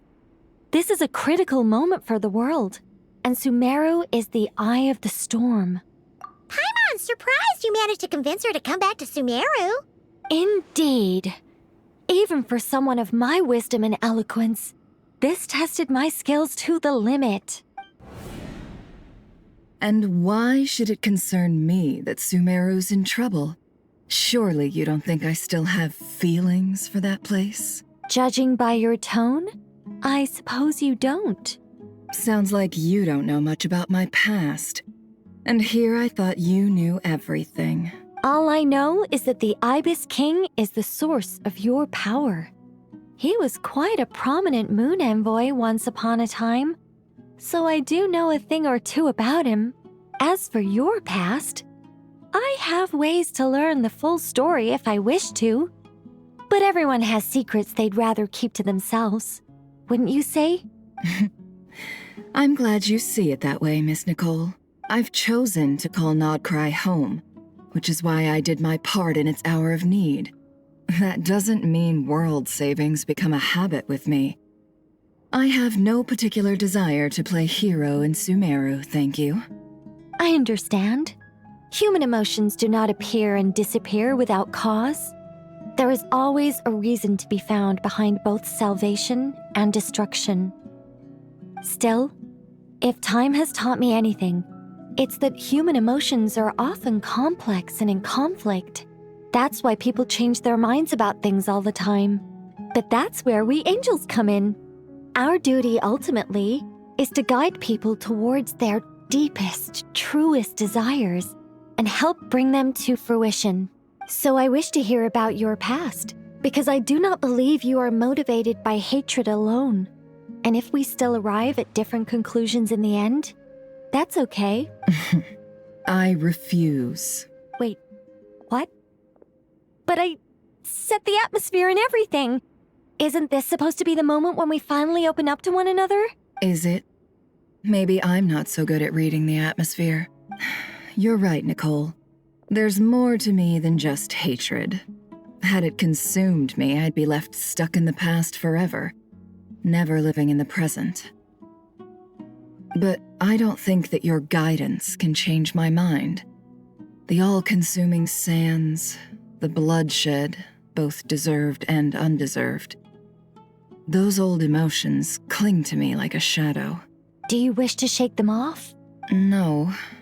I hope to remember them forever. Those emotions and memories shaped me into the person I am today. They'll always be a part of me. In that case, would you like to hear my perspective, at least? Sure. It's not every day you get to hear an angel's opinion. A long, long time ago, when the angels still walked freely upon the earth, I found life tedious. Monotonous work, lukewarm relationships. Things weren't nearly as interesting as they are now. And yet, since the angel's demise, I have found myself missing those days on more than one occasion. Human emotions are often attached to a person, a place, or an object. When those things are gone, the memories quickly fade, and the emotions slip away along with them.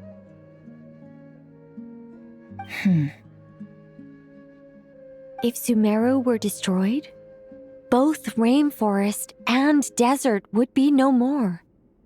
With the object of your hatred wiped from existence, it would not take long for the memories buried deep in your heart to slowly fade.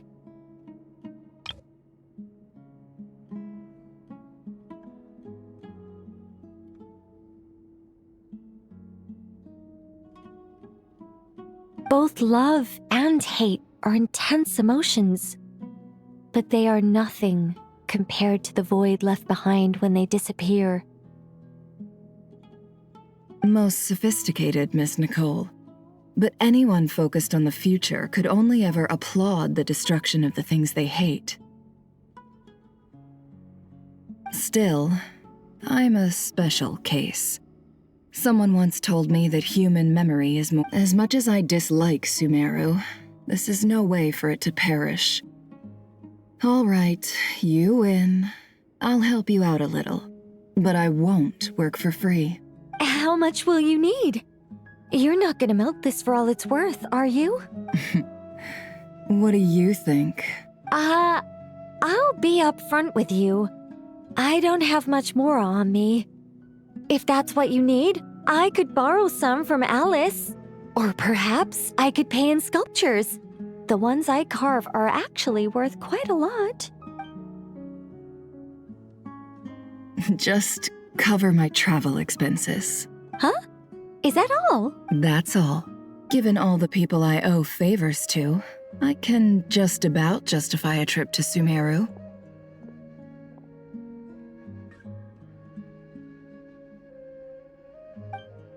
Yehoda!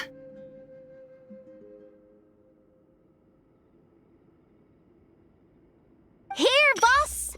What do you need? I'm going back to Sumeru for a while. While I'm away, you'll be in charge of the curatorium. Me? I'm in charge? Whoa! Don't worry, boss. You can count on me!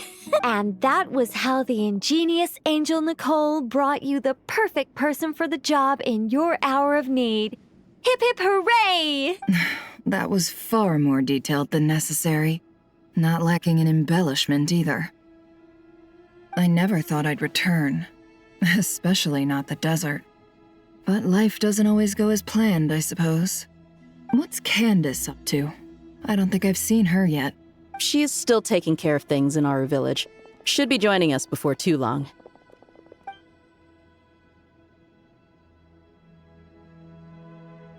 Oh, and sorry, hope we're not interrupting anything. We have some good news, though. We're planning to go to the mausoleum of King Deshret to look for the legendary Aru, then use it to try and restore the Akasha system. According to records in the Temple of Silence, the mausoleum houses something called Aru's Chute, which can be used to establish connection with Aru. We still have some time before we leave, so there's no rush. By the way, who are these two new faces? Just call me Nefer. I'm based in Nodcry. Did I hear you mention Aru? Correct. Well, I happen to have a connection with one of the 3 retainers imprisoned inside, the Ibis King. I'm here to get things done, so if you don't mind, I think I should come with you. That sounds perfect. Miss Nefer, are you from the desert by any chance? Why do you ask? I don't know. There's a familiar air about you. Plus, you mentioned Candace. Sorry, I don't mean to pry. It was just a random thought. I'm Dia, an Eremite mercenary. My work usually keeps me out in the desert. I'm on good terms with Dory, and she's mentioned you all before. It's nice to finally put faces to the names. However, my associate here is probably less well acquainted with you. Why don't you all introduce yourselves? Actually, I'm a little better acquainted than you might think. Huh? Huh. Are my eyes playing tricks on me? It looked like you spoke without moving your mouth. Ventriloquism. I have heard tell of it before. What is it, Kale? It's you! You're the voice who's been speaking in my head, aren't you? You encouraged me to report my dreams to the Dendro Archon, and got me to recite that magic prayer. Mm-hmm.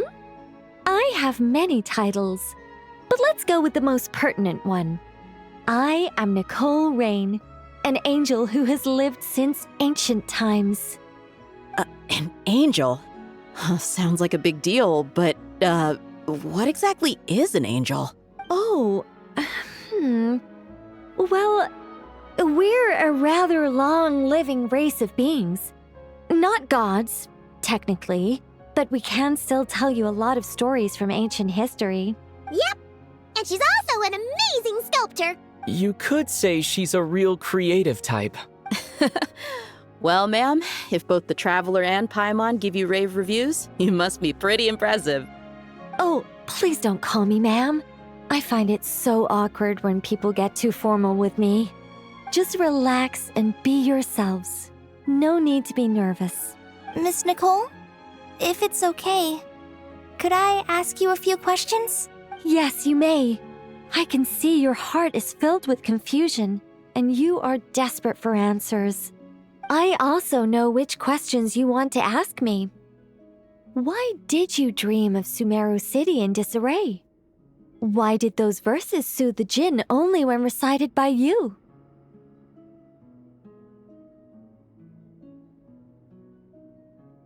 I can guide you to the truth, but it involves a personal secret of yours. I'd prefer to speak with you alone, if possible. Yep.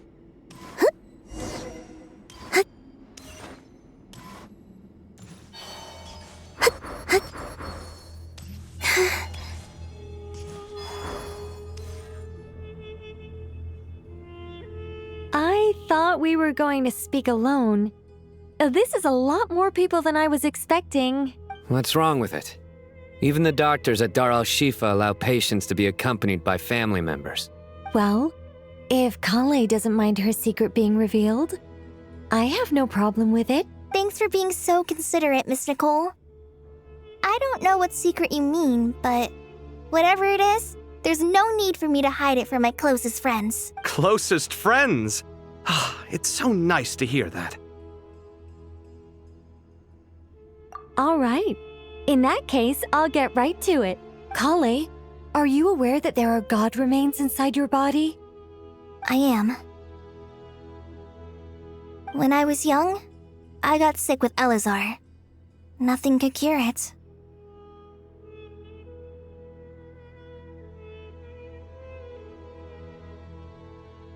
The Fatui convinced my mom and dad that they could help, and I was sent to an unfamiliar place.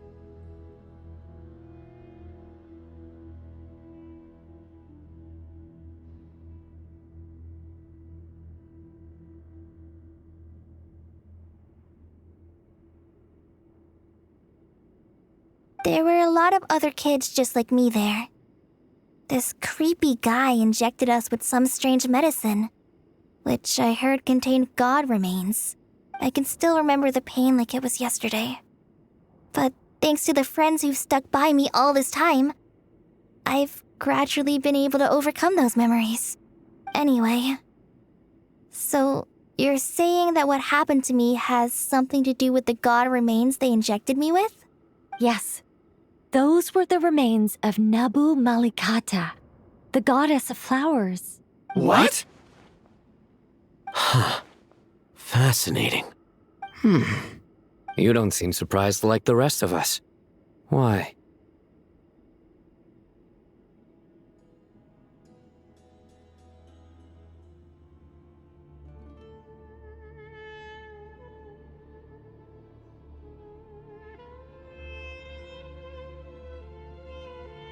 The possibility crossed my mind when Kale recited the Goddess of Flowers song and calmed the Jinn.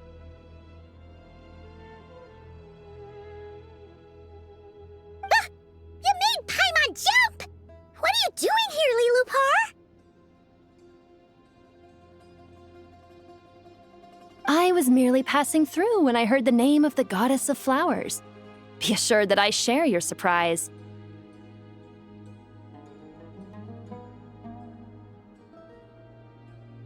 You, with the hat. Are you certain? Well, it is a very small fragment. Unless special methods are used to manifest its power, even her closest acquaintances would find it near impossible to detect.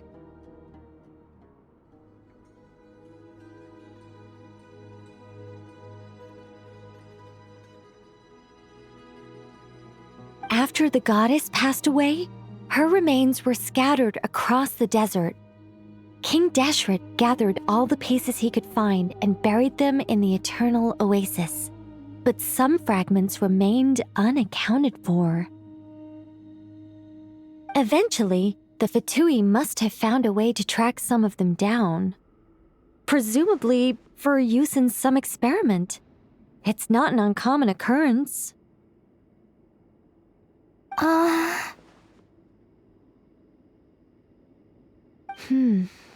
You're more shaken than I thought.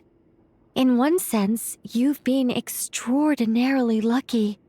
So many people who yearn for this kind of power never attain it, yet you have coexisted with her all this time without even realizing it.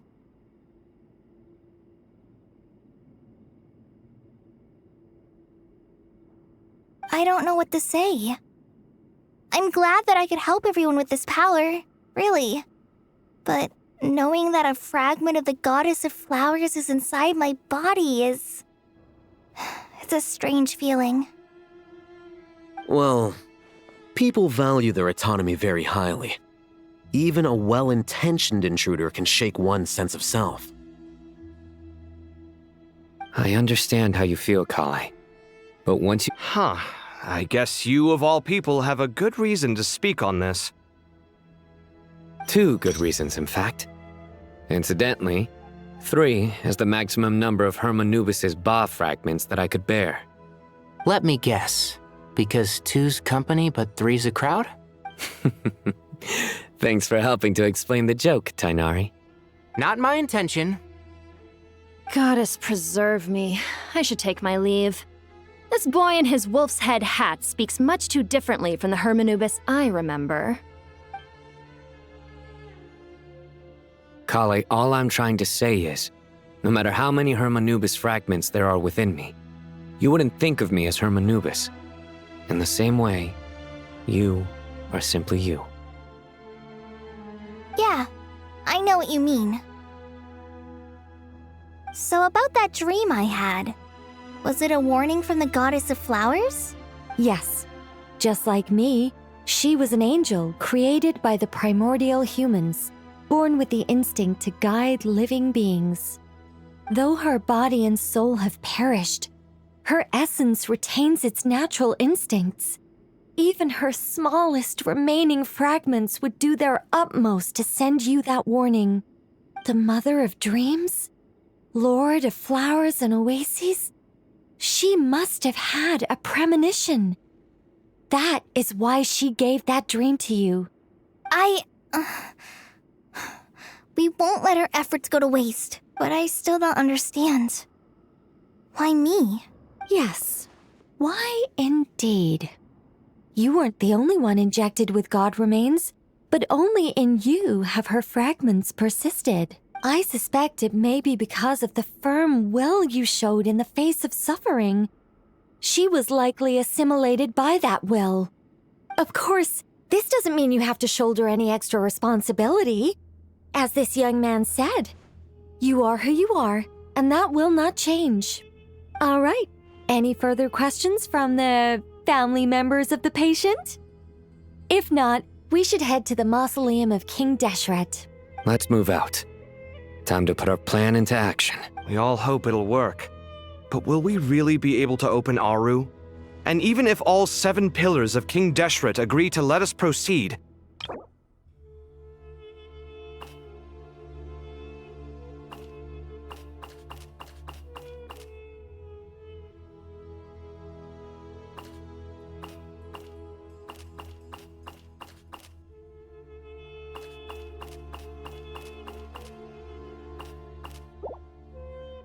Haven't you handled other big projects before?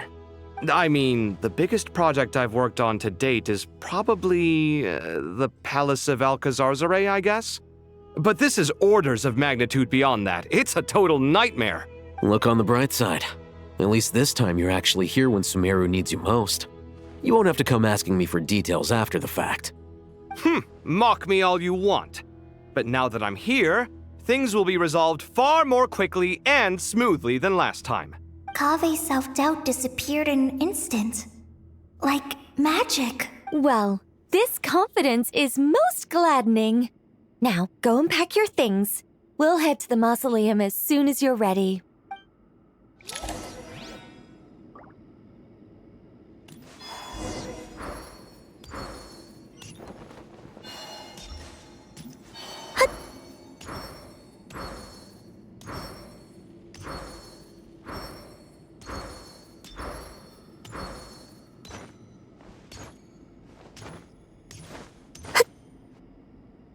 Oh, Miss Nicole. I heard you're a very talented sculptor. Is that true? Oh, I don't know. I wouldn't want to blow my own trumpet. Honestly, even though Kasharawar is best known for its focus on mechanics, plenty of Kasharawar scholars are quite serious about sculpting as a hobby. So if they rate your work, that's enough for us. We just have to take a look. Who's we? Myself and a few other scholars. Kashif, Daneshvar, come take a look. Oh, well, if you insist, I suppose there's no harm in showing you.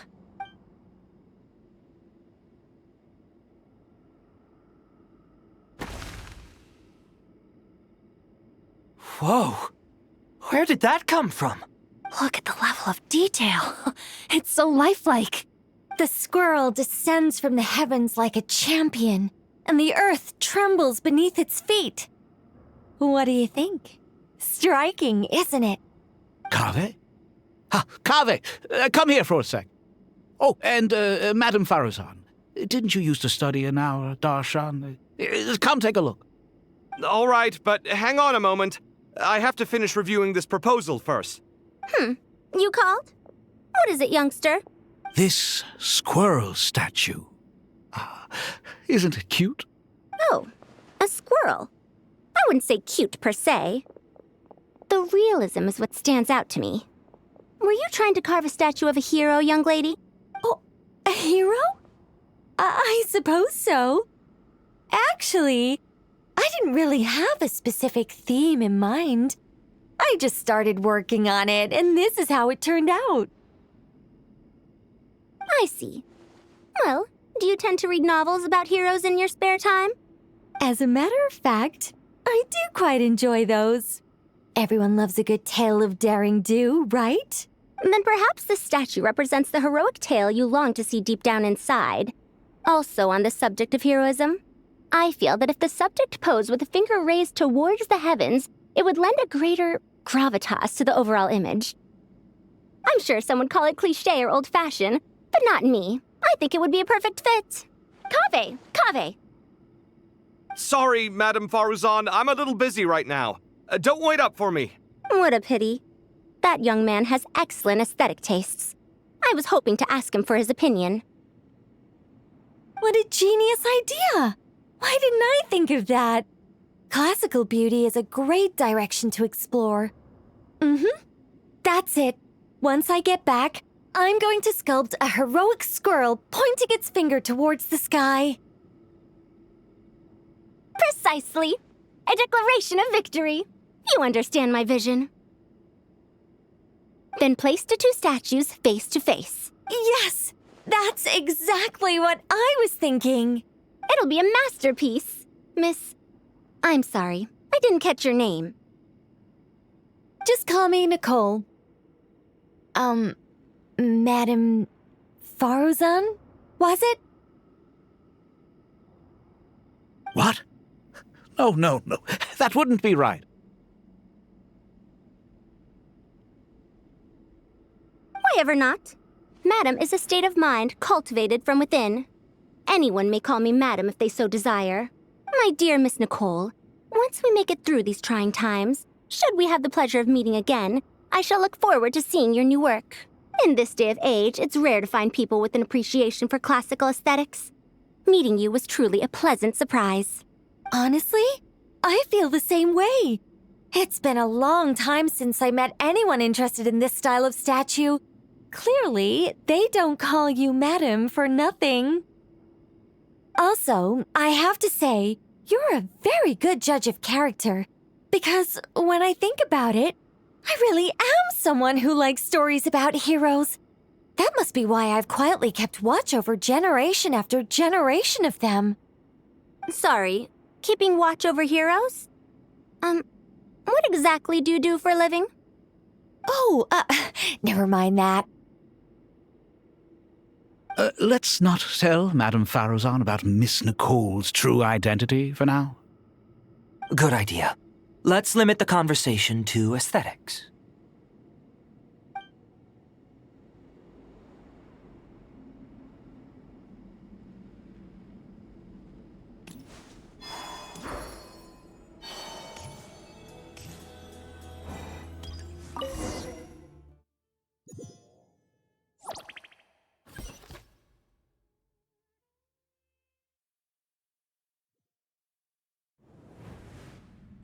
I hope everyone's ready.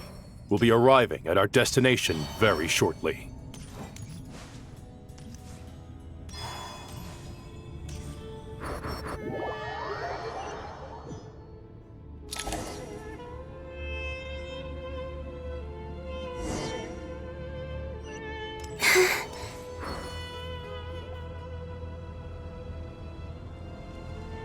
Why, we've not seen so many visitors ever, really.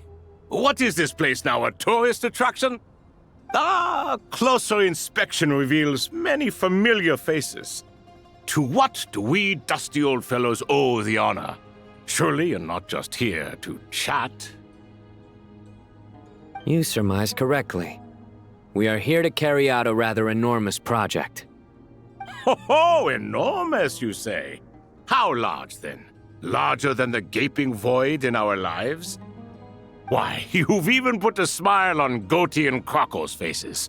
All this activity is making for quite the special day.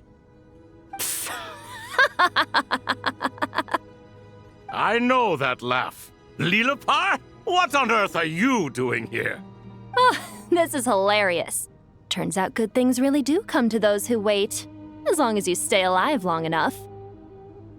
When did you three get locked up in here? And still you act all high and mighty, putting on a show for the younglings. Truly hysterical. Why, you... Yes, I know. No need to shout. You're right, Lilupar. Goatee, Croco, and I all have the same problem. But didn't King Deshret seal you away? How did you break free, and how did you get in here? Who knows? Perhaps you can ask my master one day, should you ever get the chance. Behold, the executioners of old. Some have turned into fragments residing in human bodies, and others are imprisoned eternally, leaving not a single shard behind. It's almost tragic, watching lowly prisoners like you act all self-important. Curiosity gnaws at you, doesn't it? Your interest in the outside world threatens to burst you at the seams. I'm starting to take a liking to this magic bottle lady. Time is of the essence. Let's get down to business. We come to you, O three ancient lords, to request your assistance on behalf of the Academia. If we can help you regain your freedom, then please consider lending us your aid. As for precisely what we need your help with, it's a long story. So, to demonstrate our sincerity, we are prepared to first resolve the problems that plague the three of you. All right, stop arguing, Croco. And Goatee, don't you start. What's the harm in letting her speak? It's not worth getting so angry about. Forget about her. The three questions are the crucial thing here. But do you really have a way to answer them? You once answered the final question, Nefer, but the seal did not open. Unless, with the passage of time, you have found a new answer? You could say so. When you first asked me what determines truth and falsehood, my answer was a liar's soul. Liars are the best at seeing through the falsehoods of the world.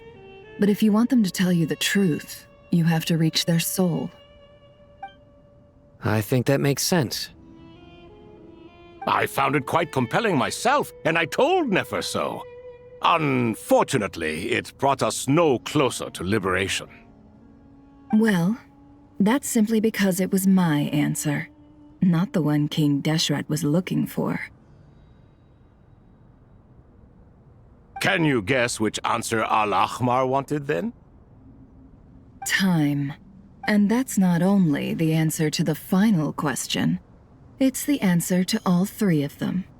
All things wax and wane with the passage of time. Love and hate eventually fade into nothing. Current affairs are always fraught with conflict and controversy. Only time can distinguish between right and wrong. You once described King Deshret as a proud man. I'd say that the prouder someone is, the more inclined they are to believe that only time is qualified to be their judge. Time. Well. Indeed. Perhaps in building Aru, our king was in fact attempting to reverse time, to bring love and hate, right and wrong, the rise and fall of all things back to their point of origin.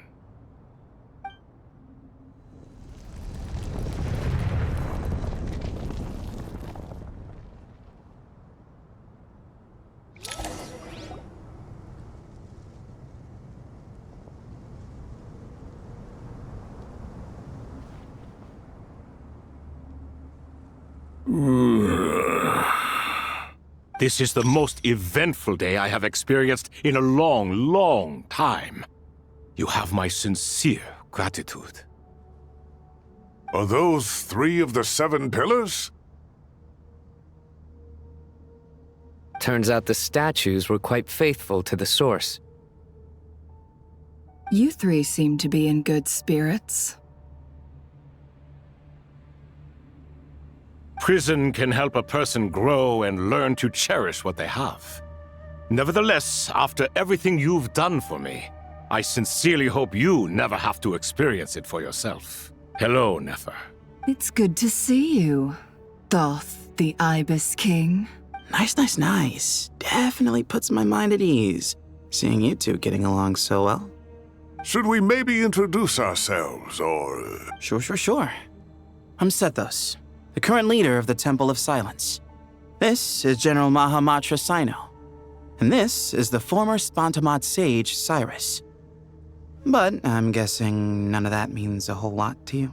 Everything is equally new to us, in truth. We've been gone from this mortal world for longer than you can imagine. Let's hold off on the introductions for now. We can always ask Nefer about you later. It'll give me something to talk about with my chosen disciple. You're like a helpless parent. Gods and people of yore are not necessarily welcome in today's world. Is that so? Well, I think we'll take it in stride, just as we did with the 3 questions. Let's not forget, it was my persistence that won you both your freedom. Fair point. I have to applaud your persistence. And I must praise you for your wisdom. Now, state your wishes, young ones. I'm sorry?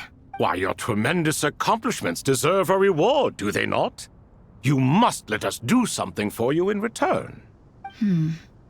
General Mahamatra, what do you think? I won't beat around the bush. Sumeru is facing a crisis the likes of which have never been seen before, and we need your help. Every calamity throughout the ages has been connected to us in one way or another, whether we were its cause or consequence. Whatever is wrong with Irminsul, it severely affected the Dendro Archon. She fell into a coma and is currently receiving treatment from the Dendro Dragon. The Dendro Dragon? I'm sorry, the Dendro Dragon is helping to heal the Dendro Archon? Not a pep, surely. Not vicious, cruel a pep who possesses no virtues aside from her basic instincts. I shudder to think what could have caused Lesser Lord Kusanali to suffer such a plight. Still, why would the Dendro Dragon lend you her aid? She has always held nothing but contempt for the Archons. I suppose she and Kusanali must have some history. You can help us make history too. A smooth talker. Well said, lad. Currently, no one can connect to Irminsul. We hope that by opening up Aru and making some modifications to it, we can use its technology to our advantage. Unfortunately, Aru is an imperfect creation. King Deshret never managed to realize his full vision before his death. Much remains to be done if it is to be pitted against Irminsul itself. Besides, I hear your reasons, but to give Aru up over such would be... The archaeological records clearly indicate that although Aru's construction took a long time, it was not beyond human means to achieve. Modern technology should solve the efficiency issues. We have no choice but to go all in on this. This is by no means a threat. But the only reason we helped you escape from Aru was to gain the necessary leverage to negotiate with you. You asked us to state our wishes, and we have. Each one of us here needs your help, as do all the thousands of people living in Sumeru. They need you, and they need Aru. What do we think, my fellow old fogies? Shall we lend our support or not? Since you ask so nicely, naturally. Naturally what? Are you for or against? I simply mean we shall do what comes naturally. You claim that you wish to open Aru. Know you then that the golden slumber created by King Deshret is preserved within? We do. We understand the risks involved. In all likelihood, the mortal world will never again be able to replicate King Deshret's work. Never will there be another chance to come so close to creating a utopia. Knowing this, are you sure of your decision? We are sure. Before people can dream, they must first live. If your minds are made up, very well. We shall summon our erstwhile colleagues to discuss this further.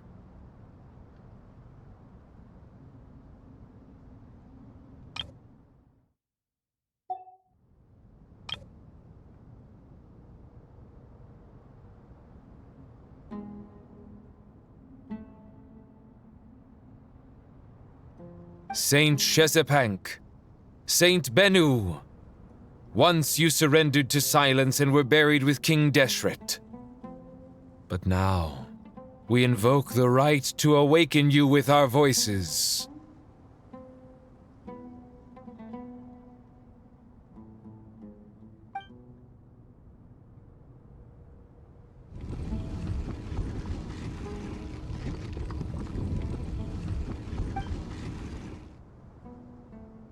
Saint Bennu, responding to your call. 3 kings detected. Initiating autonomous will. Saint Shezepank, responding to your call. 3 kings detected. Initiating autonomous will. Ah, Lord Herreshoff.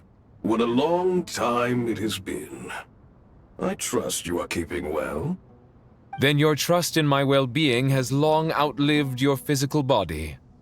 You have always opened with that same phrase, in life, death, and now even beyond. Al-Akhmar is long gone. What is the reason for this meeting? You're awake? Good. We are voting on whether to give the people of present-day Sumeru access to Aru and permit them to perform technological renovations. You have the right to support or oppose the motion. Aru is the pride of Al-Akhmar. Opening Aru requires the unanimous consent of the 7 pillars. I hope you have a convincing reason to present to us. Sumeru is currently in the midst of a major calamity. Let us not forget that while Al-Akhmar was a stern ruler, he was also a teacher of wisdom. A god without his people shall cease to exist, and King Deshret's greatest wish was to provide protection for— I do not mean to mock these proceedings, but what is the point of a unanimous vote when we know that the last of the 7 pillars, the Dendro Dragon Apep, will never communicate with us? This will no doubt surprise your mechanical mind, and I have no intention of trying to persuade you it is true. But Apep is, in fact, healing the Dendro Archon as we speak. Huh? Can someone attest to this? Do we have any proof? I ask the 3 kings. Can any of you vouch for the truth of this claim? Naturally, the Ibis King, Thoth. What? It was Thoth's disciples who revealed the truth to us. We need not debate its veracity. Simply let Thoth bear accountability. That way the rest of us may have a clear conscience. Herreshoff, you diabolical fiend! I awakened our former colleagues for you, supported your opinion, and backed your decision. What sort of fiend would do that? I miss the days when Hermanubis was still around. At times like this, he would offer to take accountability. What are you trying to say? Is my word worth less to you than Hermanubis's? Hypocrite though you are, Lord Thoth, you are humorous in equal measure. How could we bear not to associate with a character such as you? I, Saint Shezepank, approve the Goat King's proposal. Since King Deshret is no more, we shall receive no reprimand for acting beyond our remit. Nevertheless, I sincerely hope that those before us understand the significance of what they intend to do. Remember, the moment that Aru is liberated, the myriad souls residing within the Golden Slumber will return to the ley lines.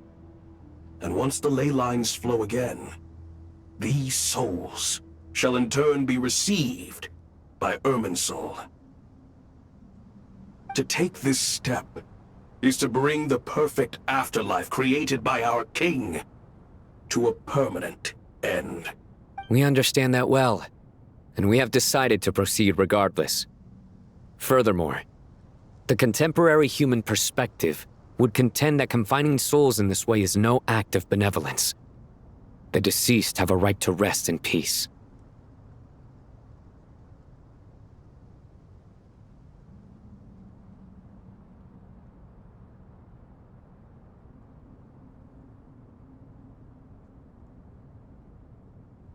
King Deshret's creation is clearly a place of rest and peace. Hermanubis' representative and the Dendro Dragon Apep made their choice ahead of time, while the Goat King, Ibis King, and Crocodile King have also granted permission to liberate Aru.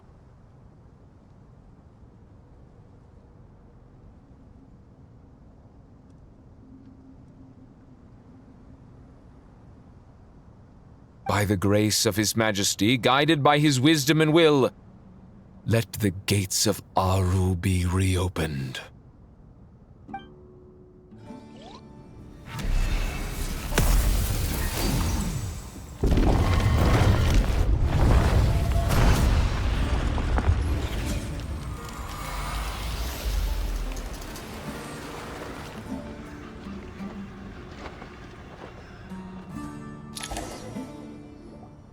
Hey! Look at that! What's this? Are we under attack? No. Wait, Here you are. Through the sands of time. I see you. Father. Father, is it really you? It's Chet's father, Jibriel! That's right! He entered the golden slumber, didn't he? I smell blood and sand on you. You've grown. Strong as a wild beast, and without shedding a tear. You have to leave, don't you? Please, just answer me this. What should I do for you? This meeting is a blessing from the gods. My soul, once imprisoned along with that of Samael, is finally free. I am truly grateful for the chance to see you again. That the dead should meet the living is itself a miracle. One brief, precious moment is enough. Do not weep for me, Jet. I know you will accomplish many great things in your life. You will go further and climb higher than I ever did. All I ask is that you take good care of yourself.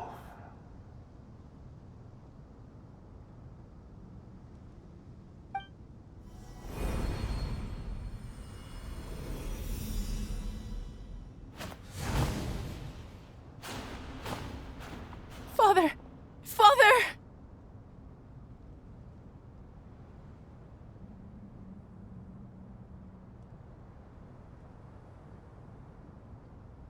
Father. Hey, Jet. Do you want something to eat? Maybe it'll help you feel better. I'm fine. Thanks, Paimon. It was just a little sudden. The chance to see my father again meant the world to me. He was trapped in the golden slumber for our sake. And now, after all this time, he can finally rest in peace. I'm glad. It's a huge relief. You've grown strong, Jet. More than enough to fend for yourself. Yeah. I'll leave the past in my memory where it belongs. My family, the good times and the bad. Goodbye, Father.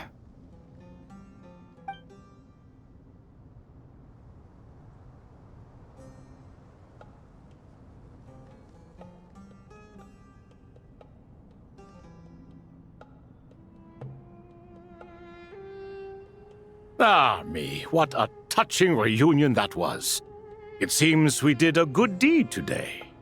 We three retainers, once imprisoned for our iniquity, are surely the least qualified to judge whether this deed is good or bad. Either way, Aru is open. Now you have your opportunity, and with it, whatever trouble may ensue. Although Aru was created by a god, human craftsmanship was nevertheless required to build the gate that connects it to this world. Perhaps the relationship between gods and humanity follows a similar principle. As for your proposed renovations, we cannot determine which functions to keep or discard. Proceed as you see fit, but please entrust the task to your most accomplished scholars, or Bennu will be most displeased. It matters not. The Ibis King shall be accountable if any problems arise. Ibis, you chose to take on disciples, and so it follows that you must accept the risks of associating with humans. If I'd known you'd be like this, I would have locked all of you away in Aru, never to leave again for all eternity. All of us? What does this have to do with me? Vilify me no further. Scholars, since you have liberated Aru, allow me to present you with a gift. Using Aru's power, we shall install a defense mechanism at our king's mausoleum. You must be guarded even against Irminsul itself. This shall afford you some convenience, unseen and unheard. From this moment forth, none may by sight or hearing perceive anything said or done within the mausoleum. Amazing. And all this is achieved just with the power of Aru? With technology from the heavens, the possibilities are endless. Just because King Deshret did not use it for this purpose does not mean that it cannot be done. So, marvel away. This is the reward you have earned. All right. Well, that resolves the issue of confidentiality. What about the technical side? Do we have the manpower? Why, yes. I've already contacted them. They'll be here soon.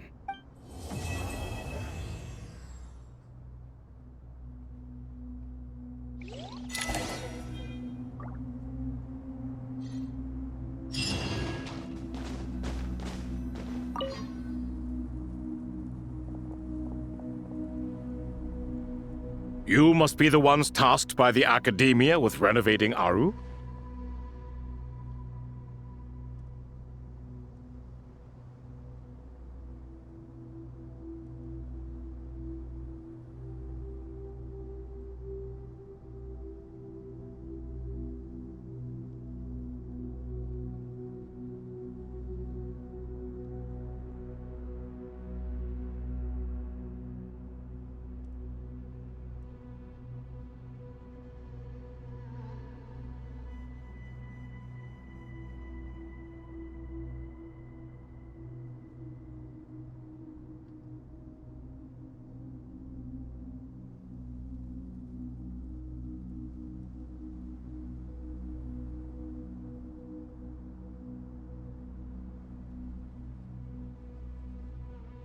That's right.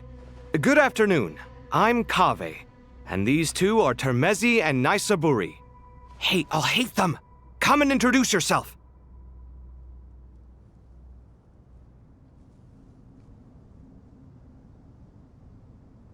We've met before. This is Thoth, the Ibis King, and everyone knows these two. Afternoon, gentlemen. I've only ever seen these two in murals! Ah, the paintings in the temple. They show us chatting, playing cards, playing chess. Precisely the activities we most enjoy, funnily enough. No, only you enjoy playing chess. We were just humoring you. I wouldn't go that far. Back to the matter at hand. A preliminary assessment by the Academia indicates that this project requires expertise in various disciplines, including the deciphering of ancient texts, mechanical engineering, the restoration of ancient ruins, and elemental theory. The most capable minds in their respective fields are here before you. If there are no objections, we'd like to begin our work. The artisans who built Aru for Al-Ahmar gave their very lives to create this splendid work. Follow their example by giving your utmost devotion to this project. I didn't know that. We'll do our best, of course, but we certainly won't be sacrificing our lives. Such brazen words. Humans these days are a far cry from their ancestors. What little respect you show for King Deshret. No, that's not what he meant. Please, don't mind him. He shares your sentiments, just not your, I just think it's important to manage expectations. Forgive my lack of courtesy, but we simply can't sacrifice our lives to the gods on completion of the project like people in the legends of old. Here's a first draft of the project proposal for your perusal. Please let us know if you have any requests. Normally, I'd have made it look a lot more visually appealing, but we were really pressed for time on this occasion. I hope you'll forgive me if it's a little rough around the edges. Naturally. If my fellow ministers deem this meager display of respect sufficient, I suppose... Why are you so preoccupied with the ostentatious displays of respect to Al-Ahmar? We should be trying to make things easy for them. You never know. We might have to rely on these young people to look after us in our old age. Exactly. This is Aru's mainframe. Be reminded to use it with great caution. We certainly will. Thank you for your assistance. You may attempt to lay out punishment should you so desire, though I'm afraid it would be futile. You and I both know that certain components of Aru can only be operated by humans. King Deshret always believed in humanity. Still, the reason that Aru's modules are designed that way is not so much because he trusted them, but more because he was wary of you. Is that true? No wonder human artisans helped to build Aru then. He actually required human assistance to create his greatest work. Naturally. Have you noticed that the Goat King keeps giving superficial responses? It's like he's just going through the motions and leaving the real debate to his colleagues. He understands the art of perfunctory speech. That's what earned him his position as the Minister of Ministers. It seems the rumors about King Deshret being a poor judge of character are baseless after all. Excuse me for being blunt, but it sounds suspiciously like you're putting yourself on a pedestal and mocking me. You're mistaken. And while there's nothing strictly wrong with making every conversation about yourself, it's not exactly a positive tendency either. You? Whatever. I knew it'd be like this working with you. All right, let me past. I need to look at this console. It's your job to activate it after all. Let's begin. Everyone, please proceed with the external checks and preparations as per the procedures outlined in the engineering plan.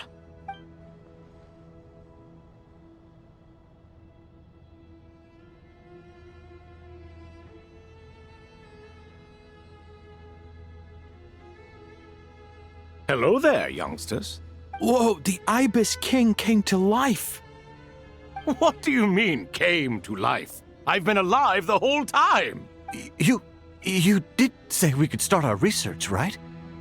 Are you having second thoughts now? I've reviewed the proposal. The work you're planning to carry out on this grand device is ambitious in its scope. You have ample confidence in your abilities, I take it? I wouldn't say I'm feeling hugely confident, but given how bad things are, I'd rather at least try something than sit around waiting to die. You are the top scholars of your day. I trust you are aware that there are countless links between Aru and the Akasha?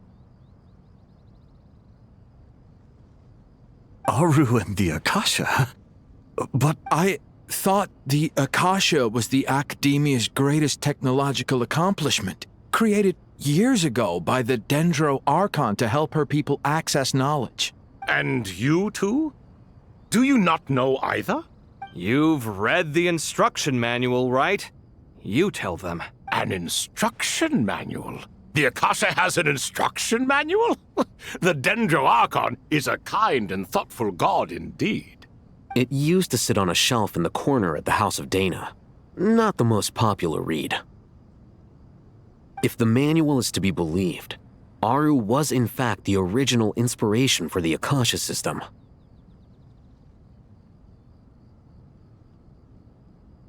What?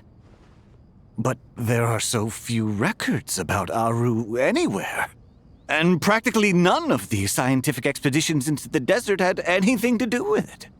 Ah, but this is something you could not possibly have known. You may have heard many stories about the desert, but what is the most important aspect of history? Consider this a quiz. Anyone from Vahumana present? I'm from Vahumana. It's, well, veracity. Precisely. and a large part of veracity is the chronological order in which events occur.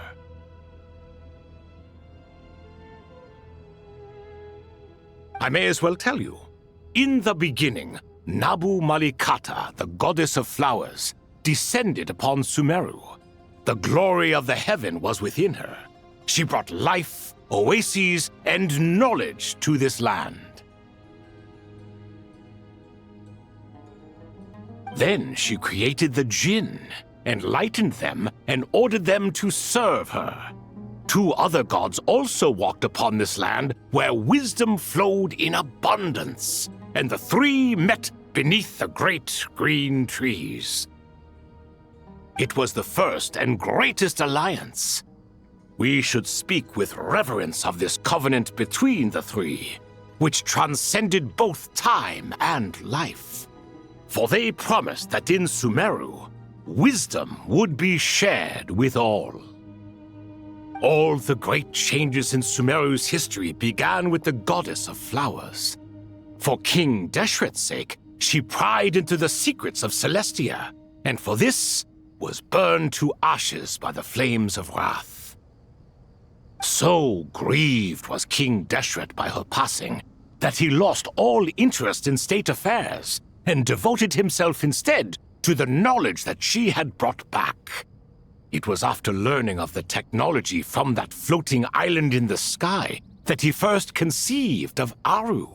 And so, the Akasha was inspired by Aru, while the basis for Aru itself came from Celestia's technology. Well, if the 2 share a common technological origin, then connecting one system to the other is an entirely feasible idea. Unbelievable. Have you no reverence at all for celestial technology? No, I do, but there's no time for that. The schedule is too tight. Blame it on the deadline. Perhaps you could try coming up with our cutoff dates. You know what it's like having to turn around 5 different drafts in one day? I wouldn't wish it on my worst enemy. Yeah, also, Sir Ibis, King, you don't plan on getting directly involved at all, do you? Yes, well, you strike us more as having come to give a popular science lecture. Or, wait, does this count as more of a first-hand witness statement? Neither. Anyway, this sounds like far too much work for me. Still, if Aru is so powerful, why didn't King Deshret use it for more ambitious ends? Because it was never fully completed. King Deshret had grand plans, but he perished before they could come to fruition. In the beginning, his wish was to create something that could rival the very world itself. The Lord of Flowers sacrificed everything for that ambition. What he desired, she bestowed, and thus was knowledge brought into the world. Her courage and sacrifice had to be honored with the most splendid of monuments, or King Deshret would surely have deemed it a grave injustice. And that monument, built from knowledge and technology, etched with a sacrificial and courageous love, even in its unfinished form, it deserves to be treasured. At that time, King Deshret said the following to the Lord of Dendro. Since we share an eternal covenant, I shall never be your enemy. Hence, the fruit of wisdom from the heavens is not to be devoured. Remember, it is not that I lack the power to become the enemy of wisdom. Yet you and she have taught me much and shown me kindness. For this, I cherish you both. In the end, Aru was only used to store a portion of the souls. It was but a primitive form of the masterwork the king had envisaged. His final hope for Aru was to return to the past, when she yet lived. So the point you're making is, King Deshret was both powerful and ambitious, and he only ceased his imperious ways out of affection for the goddess of flowers and the Dendro Archon. You could see this as an act of mercy, but you could also see it as the sentiments that lay between these three gods placing constraints on him. This was, after all, the foundation of the alliance between them. This explains why Aru was both a prison and a monument, and why the answer to the three questions was time. You have to be careful who you get involved with, or you invite all manner of misfortune. This is as true for gods as it is for humans. Love is the same. It is both a prison and a monument. All right, let us pause the story here for now. Seeing as you've been so diligent, I'll offer a little help. Who's in charge again? Is it you two? Ah, yes, me and him. Now then, close your eyes. Wisdom hides in the space between the tangible and the intangible. It is to convey the incommunicable through the simplest of mediums. By the power of King Deshret, I shall grant you a glimpse into the unseen secrets that lie at the threshold of existence.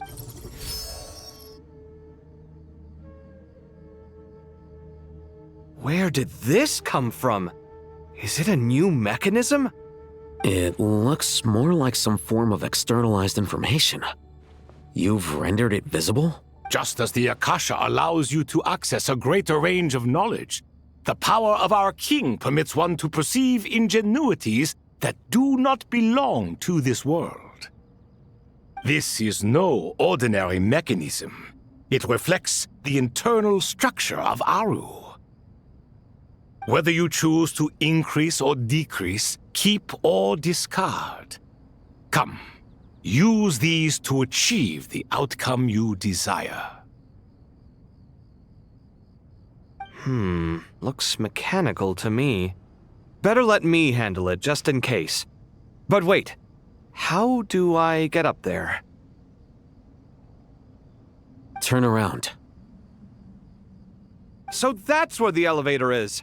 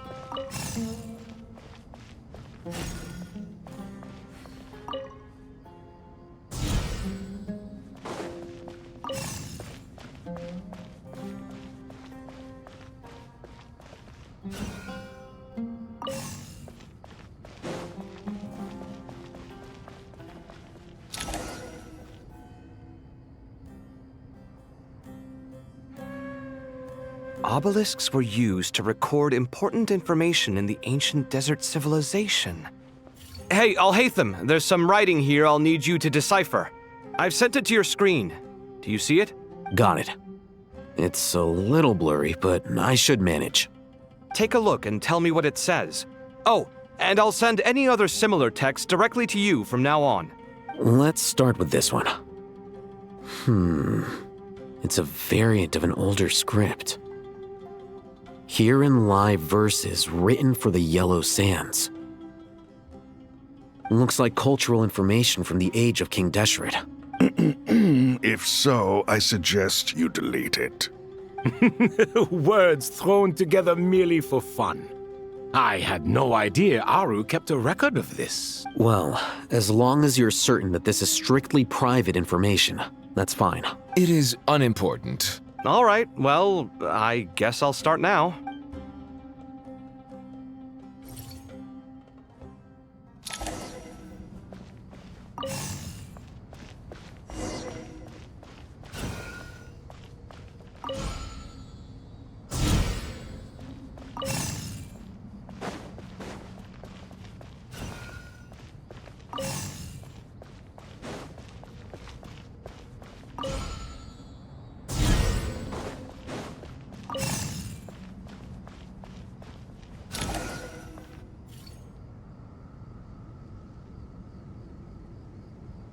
Found some more. Sending them over to you now. These are all reports about the Gurubad conflict. Can we delete them? I'd say so. Most of this information has already been archived anyway. What if there are details in there that Vahumana missed? What are we supposed to do if they come after us in the future? They'll just have to live with it. If we don't resolve these issues now, there won't even be an academia in the future, let alone a Vahumana Darshan. Yeah, you're right. Okay, there's some other similar monuments nearby. I'll check them out.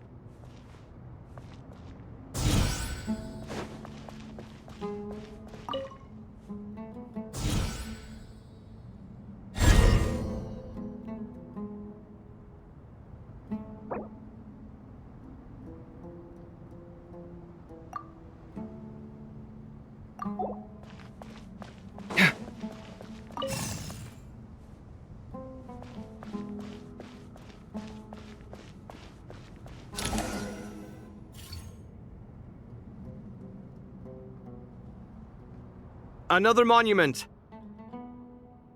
Hold on.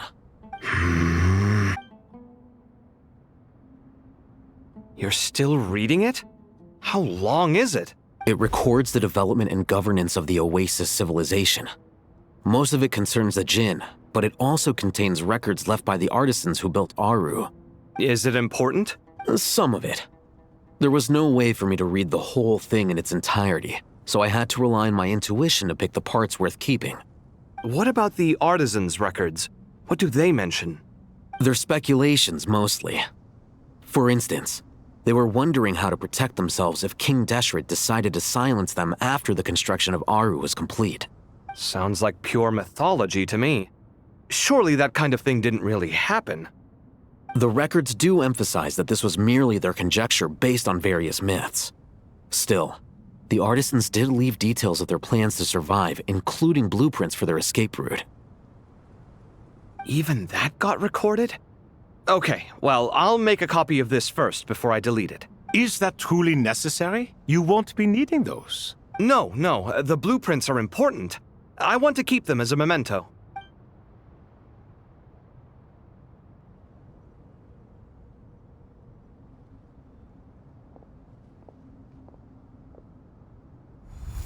I think that should just about do it. It meets the requirements of the contingency plans, so we should be good. I gotta say, it's the strangest feeling, this cross between reality and the intangible. It's like drifting between life and death, or in and out of a dream, using my own hands to manipulate illusions that are forever out of reach. Chasing dreams in the most literal sense. Definitely a novel experience. What happens if my spirit just floats away? That won't happen. Anyway, I wouldn't celebrate just yet if I were you. There's likely to be a phase 2 of this project. All right. I'd better keep my wits about me then.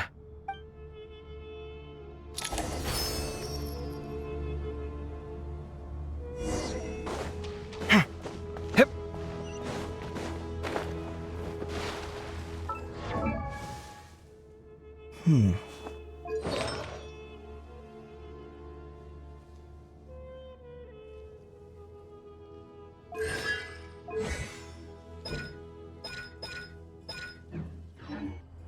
Scanning. Hip.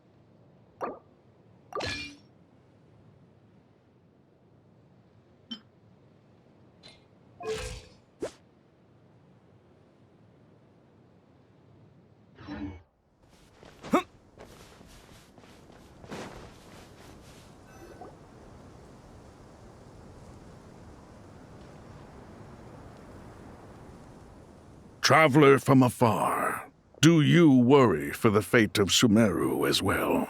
Whoa! It's Sobek the Crocodile King! Greetings, Crocodile King.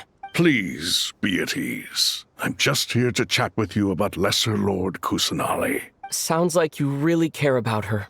Yes, although to be exact, it is a mixture of both concern and curiosity that I feel. Speaking of Nahida, Paimon was wondering how she's doing. Wait a moment. What is it? I tried calling out to Apep, but there was no response. This can only mean that she is focusing all her energy on taking care of Lesser Lord Kusanali. All the gods who served King Deshret seemed super surprised to hear that Apep agreed to help Nahida.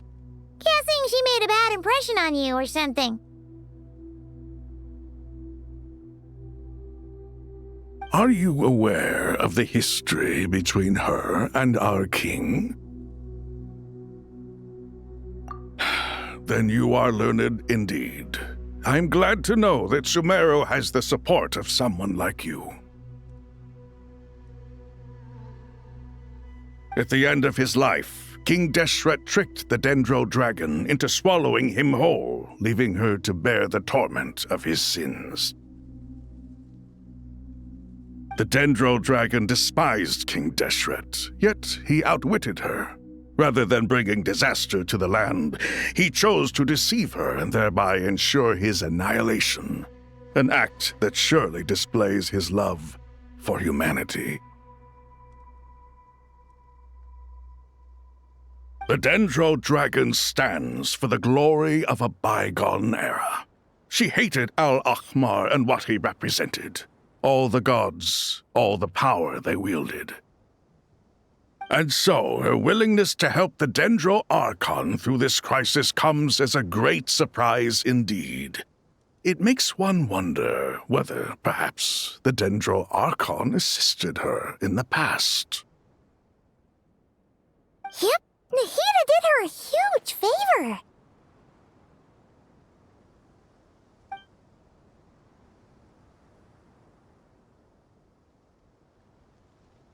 So Lesser Lord Kusanali put an end to the Dendro Dragon's many long years of torment.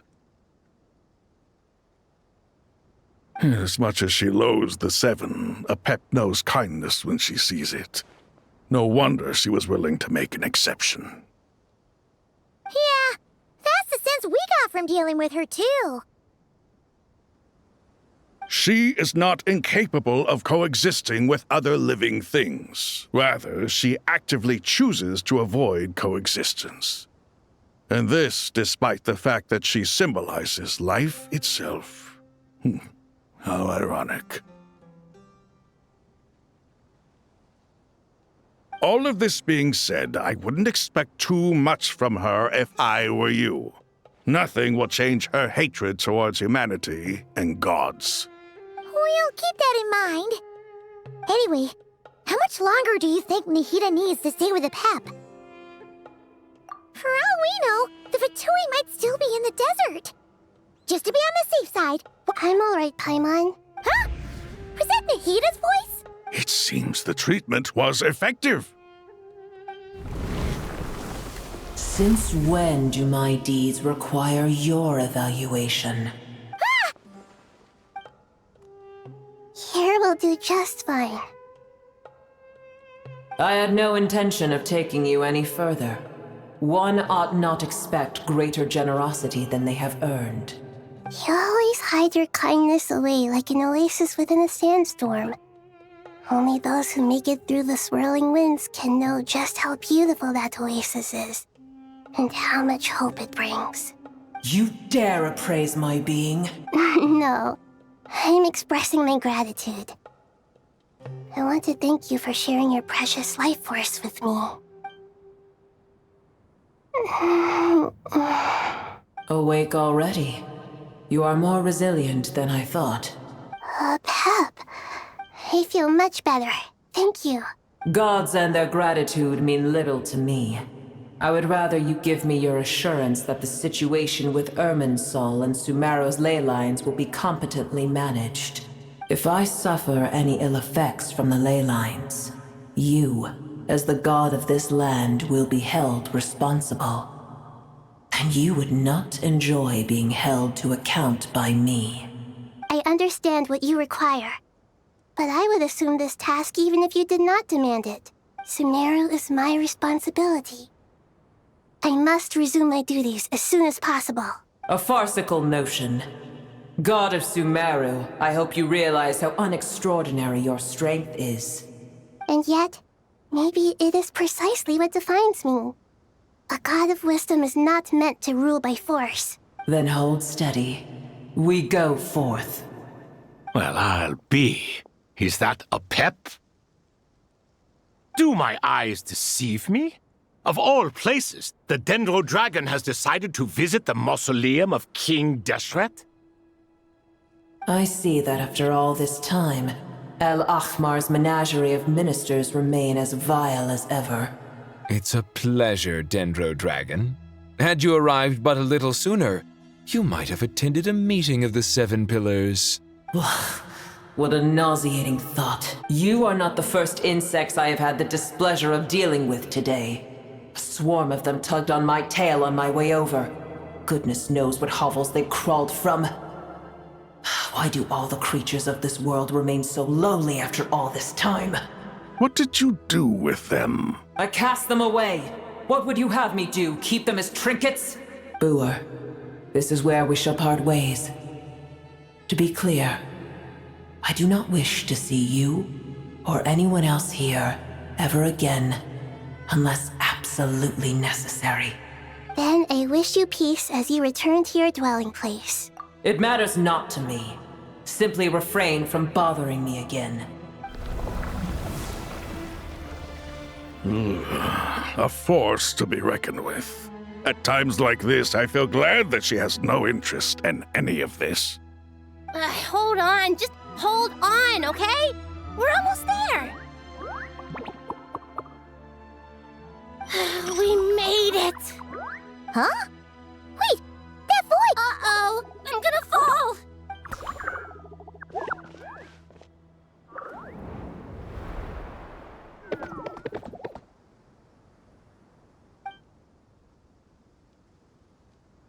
Well, that's a relief. A pair of safe hands indeed. The Dendro Archon's familiars. They are the last thing I expected to see here. Huh? Wait, what are the R&R doing here? Don't you guys hate the desert? Obviously I was worried about the Dendro Archon. I've been supporting them with my Pari powers the whole way here. Oh, you seem pretty nervous. Is it because there are too many people around? Not just people. It's all these non-human beings, too. I can't believe you made such a long and dangerous journey just for my sake. I'll have to ask everyone to wait while I help our new arrival settle in. Once I'm done, I'll gather everyone to discuss our next steps. Traveler, Paimon, shall we find a place for our friends to stay? Awesome! Let's go! Well, first I have some questions.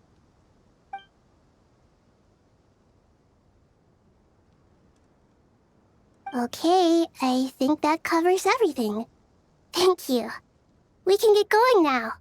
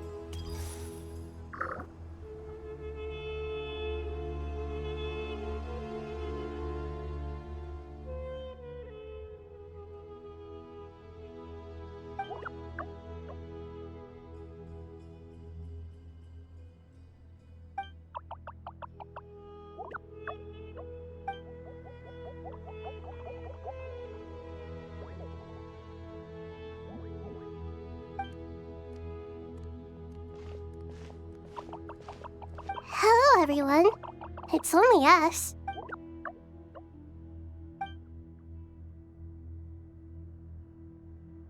It must be very tough for you coming all the way out here, especially since you don't like the Voluka. Is everyone back in Purana doing well?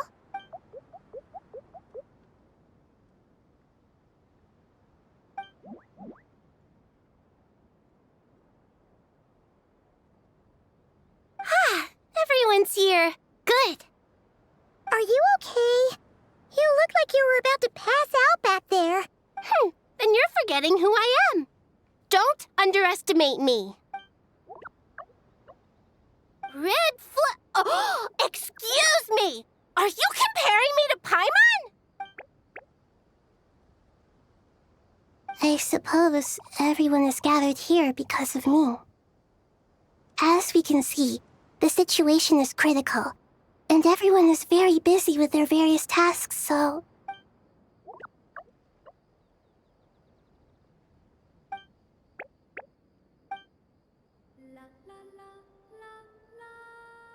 I can't thank you enough. Right now, we're focused on restructuring Aru, processing excess information, and helping restore everyone's confidence. I'm sure you'll find it all very straightforward. I can help too! Just let me know where I'm needed.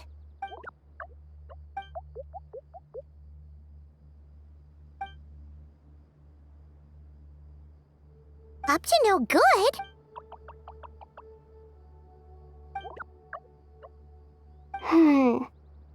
That definitely sounds suspicious.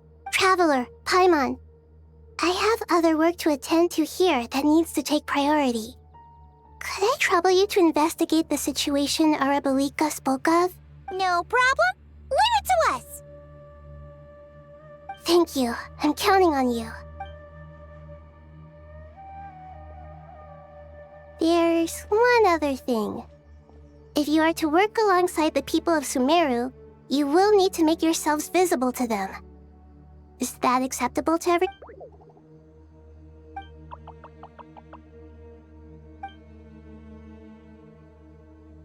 There's nothing to fear. No one here will hurt you. But if you do feel afraid, don't worry. Just call my name and I'll be there. Very well. Now, I shall bestow a small blessing upon you all. Whenever people see you and interact with you, from the moment their gaze meets yours, they will experience the most beautiful of dreams.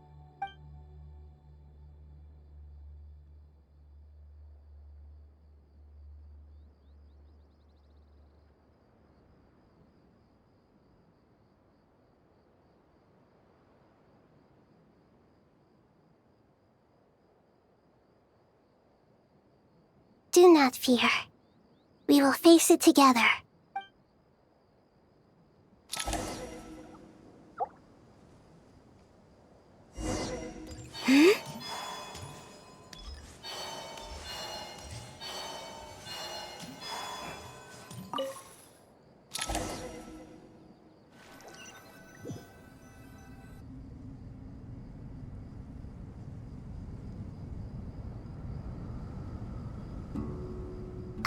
Everyone's here. Wonderful. Dendro Archon, you're back. Are you recovering all right? You mustn't push yourself too hard. I'm doing very well. Thank you for your concern. I see. Using the power of Aru to reboot the Akasha and gain access to Irminsul. It's a sound plan, although I regret to be the bearer of bad news. But with the state that Irminsul is currently in, it's impossible to access via traditional means. Even the Akasha won't change that. Alas, we had feared this may be the case. And what about non-traditional means? Non-traditional means? Are you saying...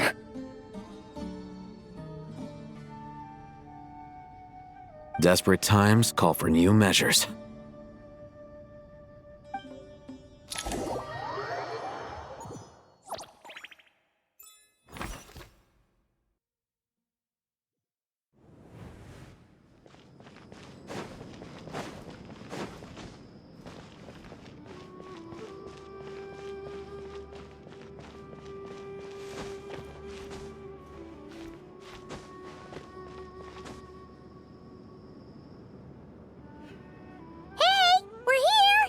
Ah, it's you. Is there a situation?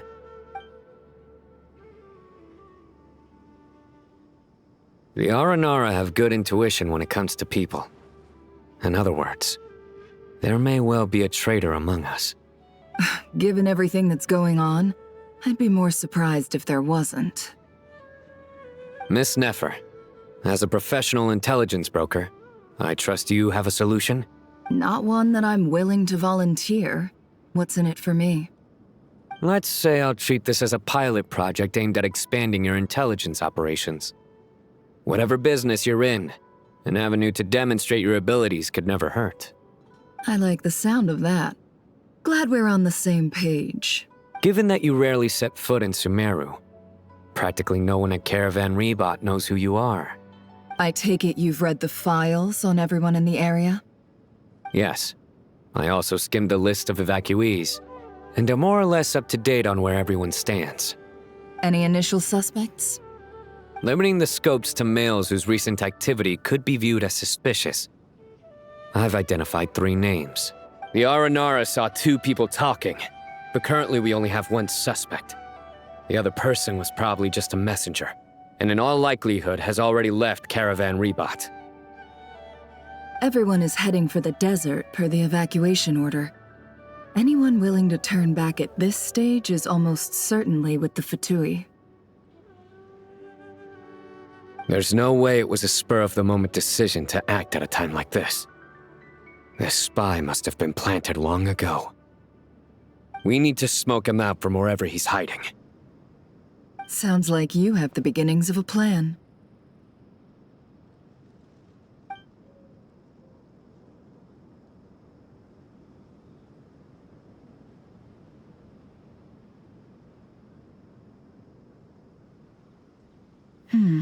I see. Your suspicions are well-founded. I'd be watching him too if I were you. So far, we still lack solid evidence that he's been bribed. He hasn't made any recent purchases that would indicate he came into some cash. Then let's get closer to him to confirm before we make our move. And you're certain you've never encountered this person in Nodcry? I'm certain. Besides, it's extremely rare for me to have had any direct contact with Sumeru mercenaries besides Jet. There's no way he could have seen my face before. Sino, stay out of sight and wait for my signal. If he raises any red flags, I'll bring him toward the main road. Understood. I'll take it from there. Excellent. Well, it's a pleasure working with you.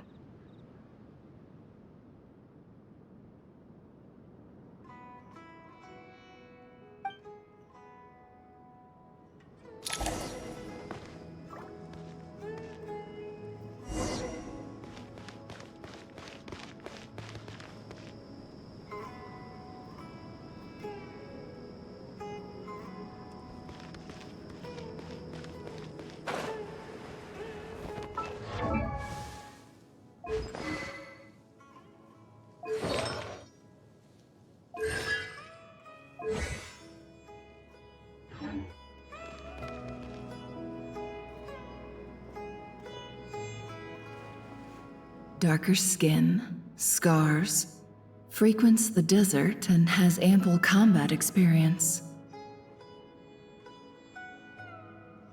Nothing unusual about how he dresses or acts. What's that he's looking at? A coin. Interesting. Could that be how his contact paid him? Conveniently discreet for someone trying to hide any unexplained income.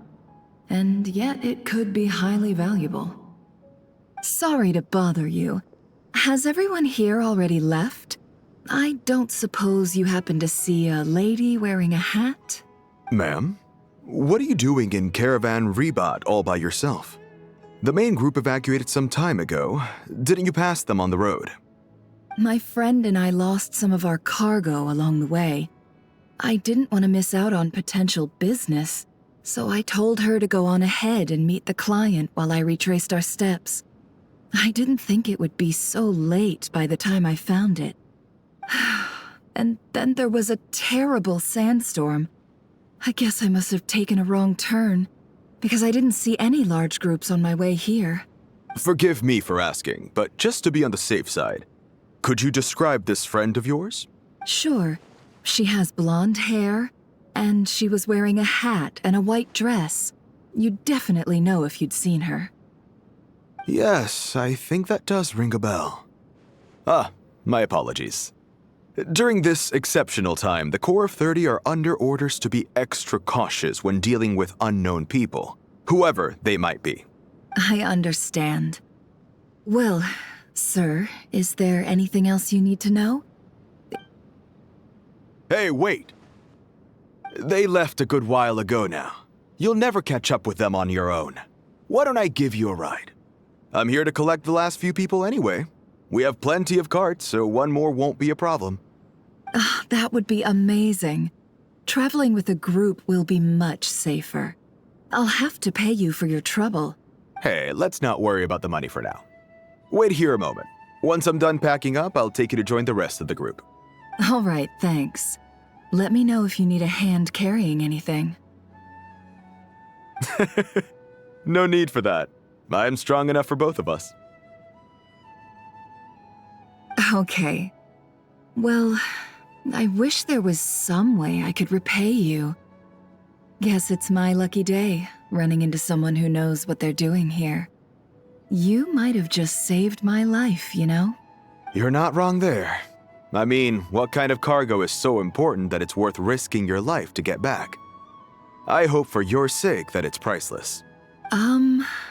Actually, I suppose I can tell you, since you've been such a big help. But be sure to keep it to yourself, or we could both be in big trouble. Oh, really? Sounds mysterious. We're in the antiques business. You understand? Some of our goods aren't acquired through the most legitimate means. We have to be very discreet when we're selling them. That's why I had to go looking for the missing cargo alone. Ah, no wonder. Well, ma'am, in that case, it turns out that maybe there is something you could do for me. I'm all ears. But to be clear, our commission isn't cheap. I'm sure that won't be a problem. My issue is, I have something that's a little difficult to sell on as well. Take a look at this.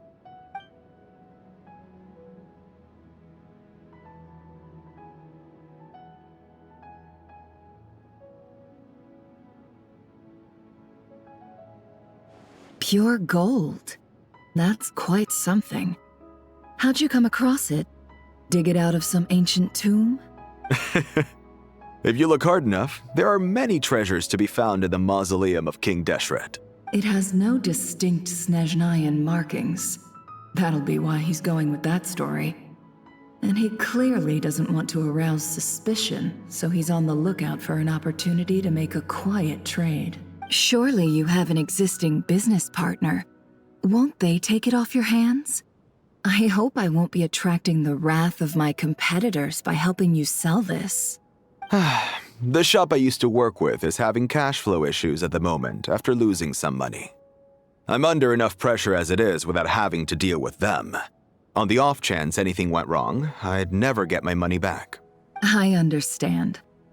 Gold is the last thing that traders with cash flow problems want to see.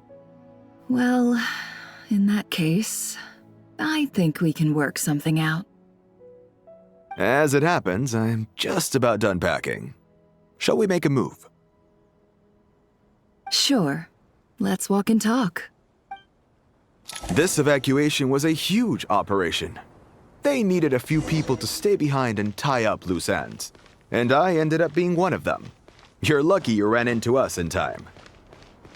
I certainly am. I don't know how this happened. One thing led to another, and look how it ended up. I just hope our client doesn't get spooked and cancel their order. Fingers crossed. But either way, life goes on, and we all have to make a living somehow.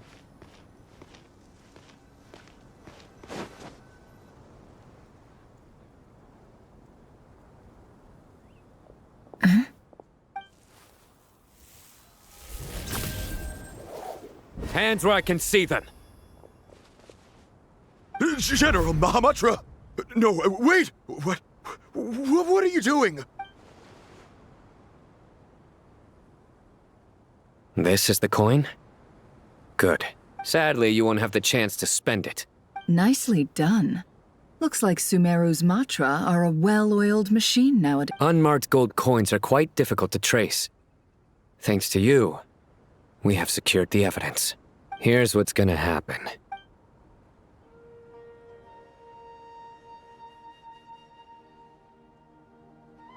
Southeast from here, leeward side of the hill.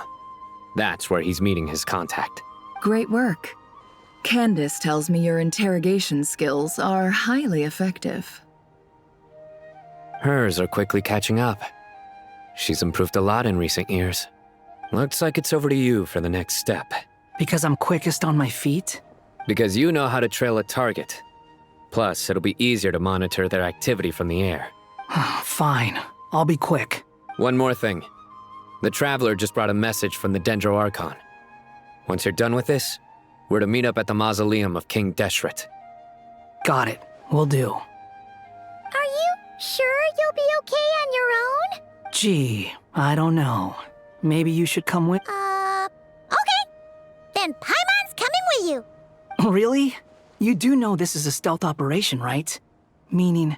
Paimon, are you sure about this? Well, Paimon at least wants to give it a shot.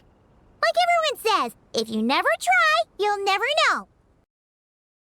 Besides, being the best guide in Teyvat has to count for something. This should be a piece of cake. Fine. Join me if you want. But be warned. No need! Paimon will be super careful. Promise! Good. Then what are we waiting for? Ah! Coming! Coming!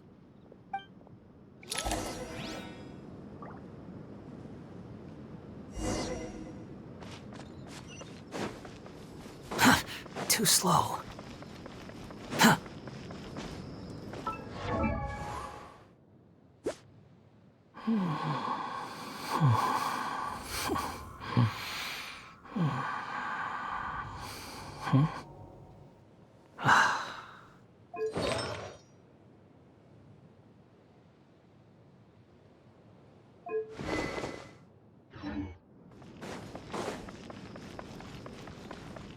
The wind rises.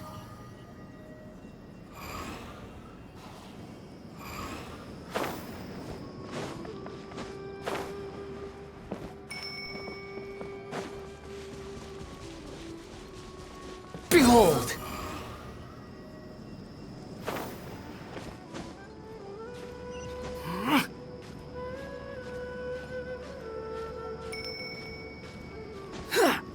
Yeah.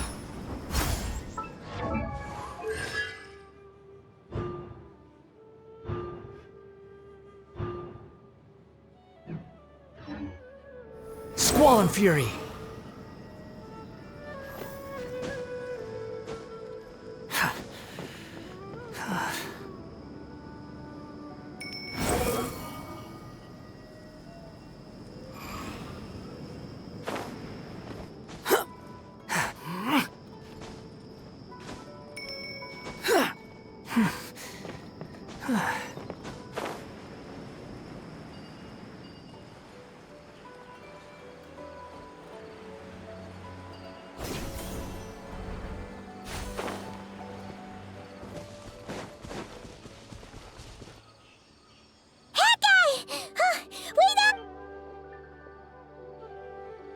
We're here.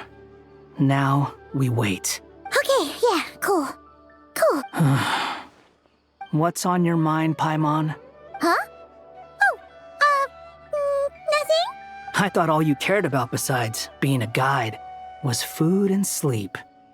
Why the sudden urge to go on a dangerous mission? What's that supposed to mean? Paimon's been on plenty of dangerous missions before. But never on your own. You hardly ever leave the Traveler's side.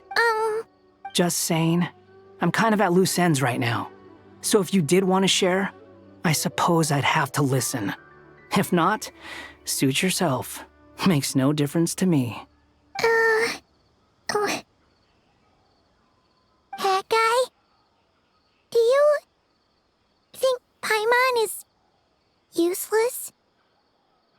What? Where's that coming from?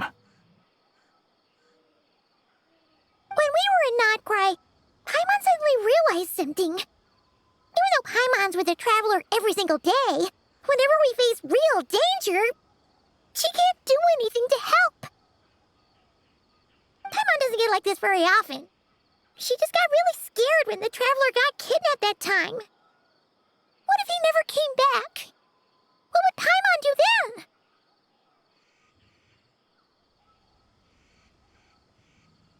And the more Paimon thought about it, the more useless she felt. But Paimon doesn't want to be a burden. Paimon wants to be a friend who's actually useful. Does that make any sense? You know, that feeling of just being completely useless and... Oh, Paimon probably sounds so ridiculous right now.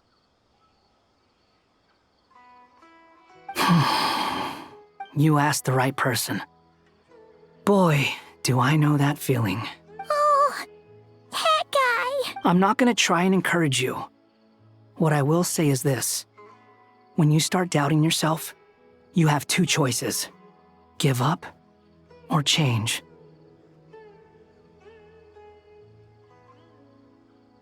You have to make the decision to move forward. Otherwise, no amount of consultation from other people is gonna help you. So ask yourself, what do you want? To get stronger? To learn more? Whatever it is, go do it. You won't have any regrets if you can at least say that you tried. Oh, all right. Something's not right. Shouldn't they be here by now? Paimon, is it just me? Or is it a little too quiet around here? Should Paimon take a... We'll give it another hour. If nothing... Okay. How strange. We've been here for... What is it? Did you think of something? Something feels off about this whole situation. But I can't quite explain why. We know for sure that the guy Sinocot had something set up. Yet somehow his contact is a no-show. So, either the handler got caught, or, more likely, they decided to cut our guy loose. How would they know to do that? Wouldn't they at least send someone here to check things out? That's the problem. They couldn't possibly know what's happening here. Unless... this...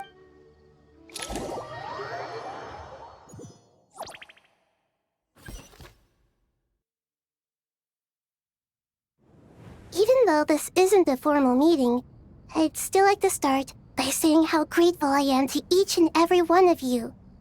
Thank you all for coming here and standing by our side. Shesipank and Bennu are currently assisting the scholars with the maintenance of Aru. Please forgive their absence. As for Hermanubis, may he rest in peace. We remember him with great fondness. There have been times when I imagined what it might be like to meet you all. Now that it's really happening, I feel quite emotional.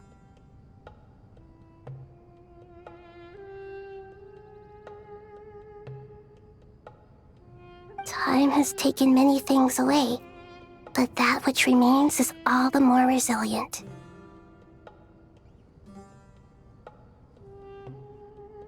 I must say, there is one thing that rather surprises me. You appear to be in good spirits, Lesser Lord Kusanali. But even so, I can sense that the life force given to you by the Dendral Dragon has far from fully resolved the problem of your vitality. Oh no! So even a Pep's power didn't work? Don't worry, Paimon. It worked very well indeed. The issue is how closely I am tied to Irminsul. Until the problem with it is resolved, there is no way I can fully recover. Sumeru has undergone tremendous changes during your absence. When gods pass away, inevitably, people's faith in them grows weaker. You must have sensed it already. Your power is not what it once was. Regrettably, this is true. I too have grown weaker due to the effects of Irminsul. Right now, we're all in quite a sorry state. Then what do you suggest? We take all the help we can get. Sumeru is our shared home. You and I, gods and humans alike. We must unite all our strength in this moment. Though Al-Ahmar is no longer with us, the alliance between the three gods remains in force. Regardless, as subjects of our king, we have a responsibility to support Sumeru through this catastrophe. Not to mention that it was the people of Sumeru who released us from this prison of Aru. Times have changed, and the people of today possess greater wisdom than those of the past. You really know how to give a rousing speech, Goti. Now then, let us learn more about your plan. The brightest minds of the Sumeru Academia are busy opening and renovating Aru. They claim it has something to do with Irminsul? Correct. Irminsul has existed in Teyvat since the very beginning. But during the Age of the Dragons, it did not possess the significance it holds today. After the heavenly principles arrived, the power of the Light Realm was divided into elemental energy, and Irminsul was refashioned as a device that records and preserves all information. Since then, everything in this world has been inextricably linked to it. As the Dendro Archon, I have a duty to protect Irminsul. To Sumeru, it is both a national treasure and undeniably a major threat. Teyvat has seen many upheavals in the last few years. The most recent of these was a major crisis in Notcry, which forced Sumeru to be even more vigilant than usual. I made sure to monitor all the pathways through which an outsider could potentially transmit themselves into Irminsul. I still believe that someone has actively invaded Irminsul. But rather than taking any of the pathways I referred to, the intruder chose instead to utilize the most direct route, and the only one that cannot be protected against, by entering Irminsul through death. I see what you mean. You cannot simply stop all deceased souls from returning to the ley lines because of a potential invasion that could occur at any time. That's right. As important as it is to guard against external threats, I couldn't allow myself to stop the souls of the departed from finding peace. Please, understand how difficult this predicament was for the Dendro Archon.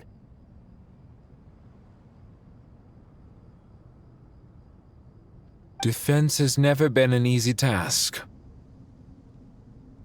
After Irminsul was invaded, my authority was quickly restricted. Soon after that, the tree began denying access to any connections. I'm sure you feel responsible, but you are not to blame. No one can predict every possible disaster. There will always be trials and tribulations for the world to endure. But the people of Sumeru should not have to endure this. We must find a way to break through the lockdown and connect to Irminsul. And this is why you need Aru. Yes. The only thing in Sumeru capable of rivaling Irminsul in terms of overall function and performance is Al-Ahmar's legacy, Aru. All I managed to do before falling into a coma was make some minor adjustments to Irminsul. Using Aru is a last resort, and a move that comes with enormous risks. The scholar's initial plan was to borrow Aru's power to reboot the Akasha, then use the Akasha to connect to Irminsul and investigate. Unfortunately, Irminsul has suffered far greater damage than they first thought, rendering that plan futile. To rise to the challenge, we had to resort to more extreme and far costlier means. Thus, to reclaim Irminsul, our brightest scholars have made further modifications to Aru with multiple goals in mind. I think Human wisdom has clearly improved over the millennia. You have not only our support, but that of the Jinn, the Aranara, and the Pari. together, we will do everything in our power to save Irminsul. By the way, when you spoke earlier of an intruder, It almost sounded as if you knew who you were dealing with and what they were capable of. Well, since you ask.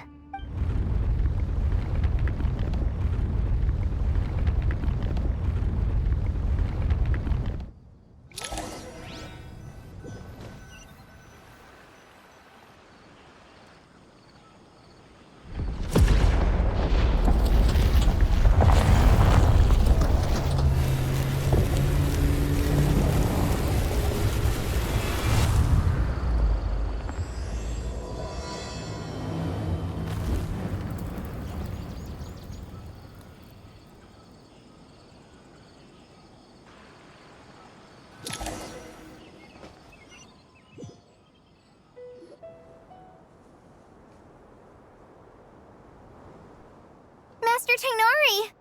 What is that? Is this Irminsul? How did this happen? What's going on inside? Luckily, we managed to evacuate everyone. What in the world was that? That was terrifying!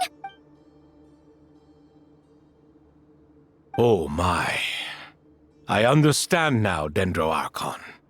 You make yourself quite clear indeed. Not once over the millennia has Irminsul been so terribly afflicted as this. Please continue, Dendro Archon. Irminsul's root system is what comprises the ley lines. In the past, it has always been hidden away, going unseen by the general populace. But now, an evil intruder is making it reveal itself. It has become a tree of unbridled greed.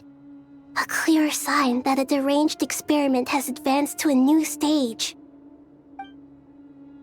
Blasphemy. From where I stand, an experiment in the name of blasphemy sounds rather improper.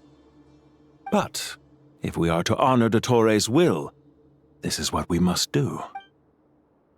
The birth of this tree proves to me beyond doubt that this incident is connected to him. But to explain the situation in full, there is someone I need to tell you about.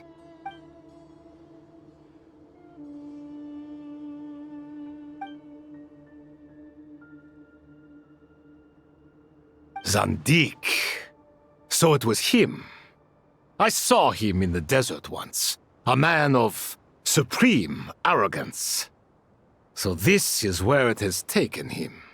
But didn't Dottore die and not cry? How is he still able to do all this? He must still have loyal followers amongst the Fatui. Even so, I'm still unclear as to how he has been able to wield such a profound influence over Irminsul. I can confirm that Fatui forces have arrived in Sumeru City.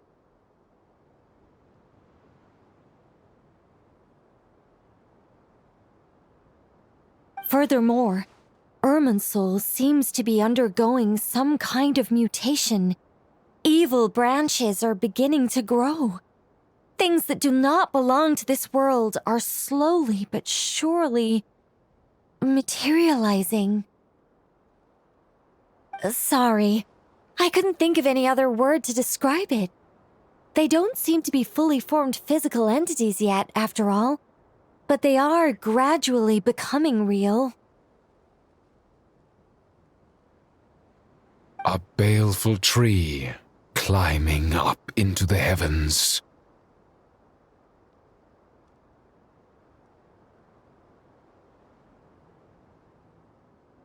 Speaking of Dottore, I have some information on that front as well.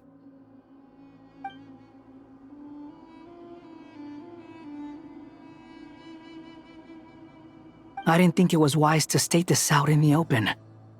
But my theory is, the mole wasn't cut off after he was caught.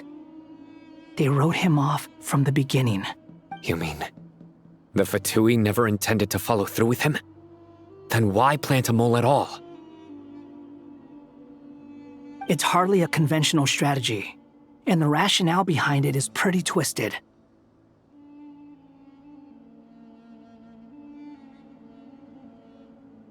But as it happens, I know someone who works exactly this way.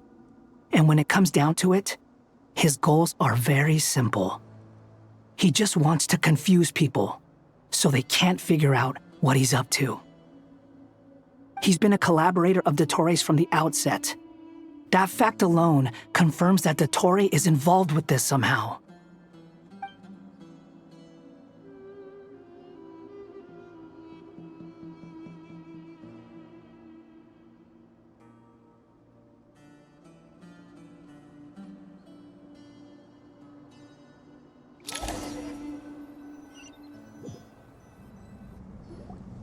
There is still much to be done. Everyone, please remember our core strategy.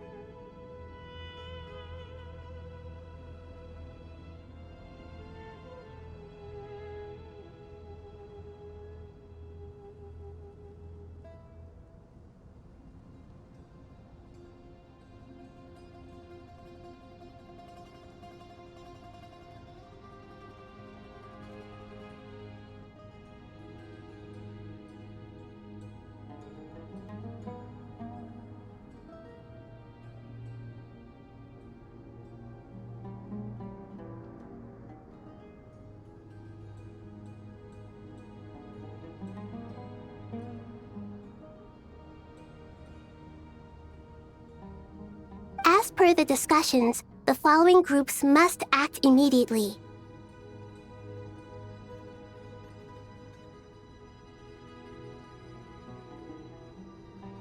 Mr. Al-Haytham and Mr. Kaveh, the next phase of the Aru renovation project must begin right away. Godspeed to you both. We'll give it everything we've got. The plan looks feasible, but the implementation will require certain resources. General Mahamatra Sino and his team will help to procure the materials required for modifying the terminal. No problem. I've already spoken with Sethos and Hat Guy, and they've agreed to assist me. This kind of thing is best left to the fleet-footed, right? Hat Guy? If it's efficiency you're after, we're the right people for the job. Following up on the elemental energy amplifier we discussed, Ms. Dory, I assume you're the one most familiar with the status of this project. Aside from the Dendro Archon, of course. Yep, that's right. Leave it to Lord Sangama Bay. Got it. Well, I'd like Madame Farazan, Kale, and Nicole to support Dory on the technical side.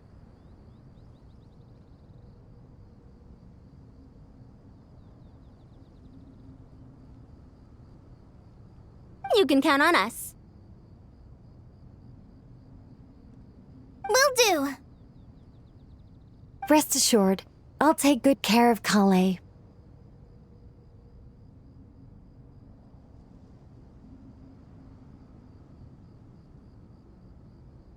Dia, Candace, and Nefer, you'll be in charge of negotiating between the various parties.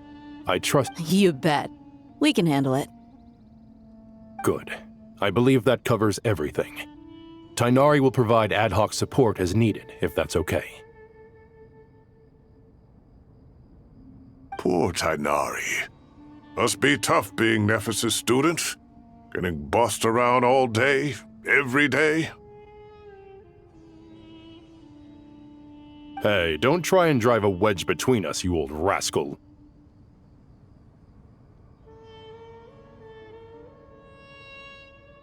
All it says to me is that Master Nephis has faith in everyone's abilities. While I'm nominally here as backup, I doubt there will be many situations where my help is needed. Exactly. Finally, Traveler, you and I will head to the border between Sumeru and Natlan.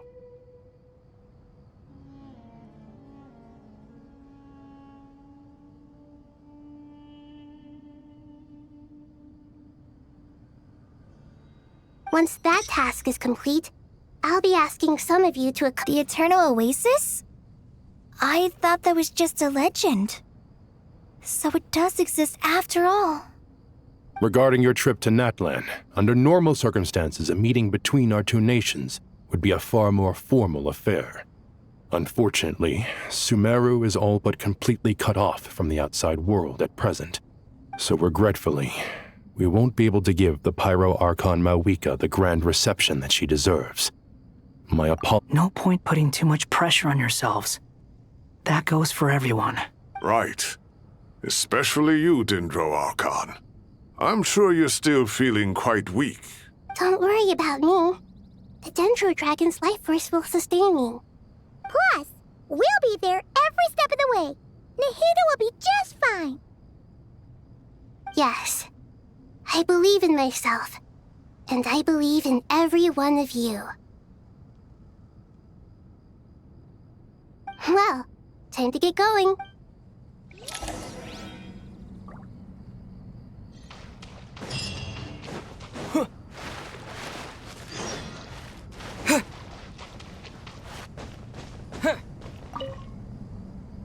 To what extent we can implement the final plan depends on how successfully the Akasha can be modified and configured. And to make sure the configuration works, Aru will also need some further optimization. Yeah, no surprises there. Once we roll this out, any Sumeru citizens who already have Akasha terminals can simply continue to use their existing devices. This still leaves us with a significant equipment shortage, though. Many groups of people were never issued Akasha terminals, including mercenaries, the desert folk, and— We'll need a supply of rare materials for the renovation of Aru and the production of new terminals. Right now, the best place to source these locally is from the primal constructs within King Deshret's mausoleum. Time is not on our side here. It's gonna be a race against the clock. The Aru merge and renovation project will have to be carried out by you two. Everything's riding on this, so failure is not an option. Best of luck to you both.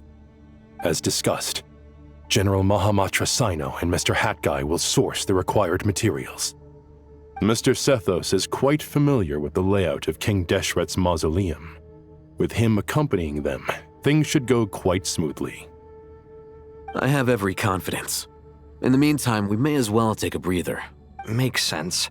There's not much we can do until the materials arrive. Get information and stay close. What is this, boot camp? Knock it off. It's just Sino being Sino. You know what he's like. Everyone clear on our mission objective. Look at the excess primal constructs, dismantle them, and extract the required materials. And King Deshret's 7 pillars agreed to this? If they're just sitting there doing nothing, we might as well put them to use. Thoth's words, not mine.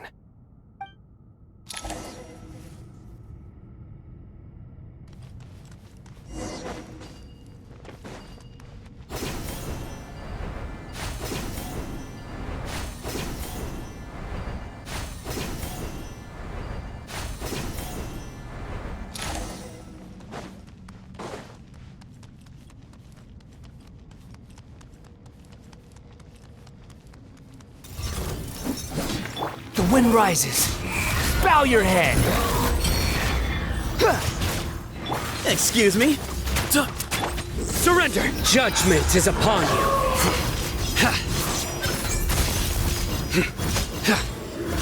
Your penance is due! Glory to Al Akbar! Whoa! Squall and fury. How amusing. How amusing. Futile! Way ahead of you!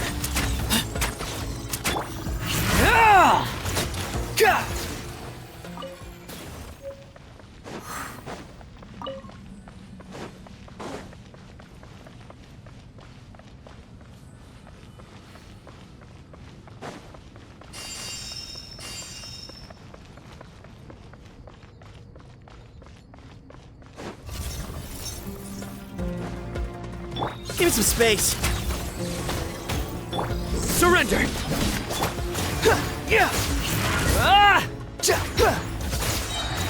Unsightly insects. Through me, justice is served!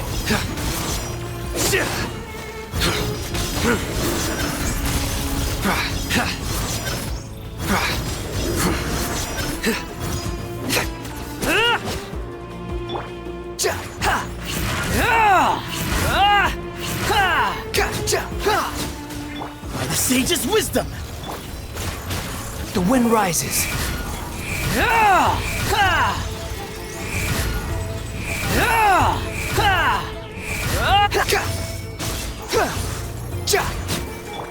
Nowhere to run!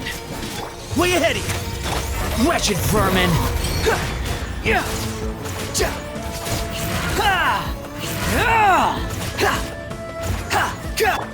Surrender! Excuse me?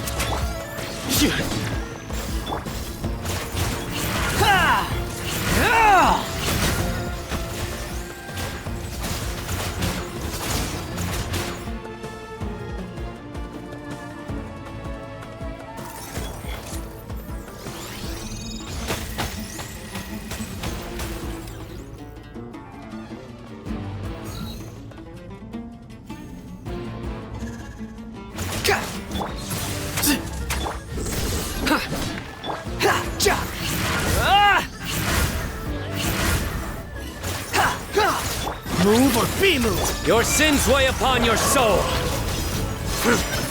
These devices should still be usable even though they're broken down. Let's take them back for the others to review.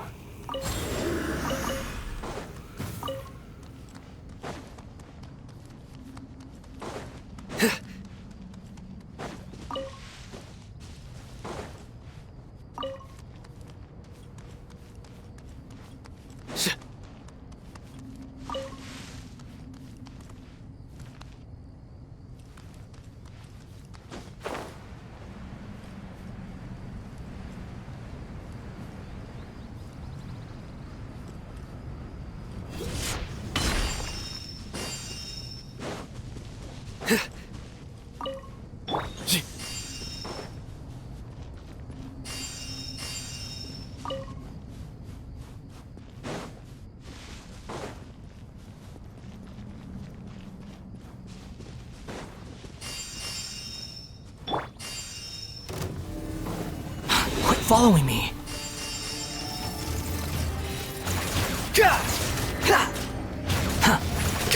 Way ahead of you. Nowhere to run. Behold.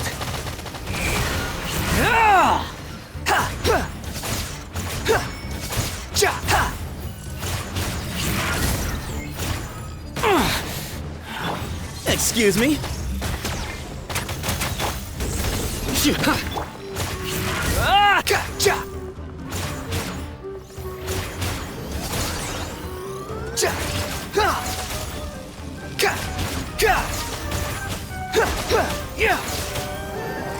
Give me some space. Futile. Unsightly insects.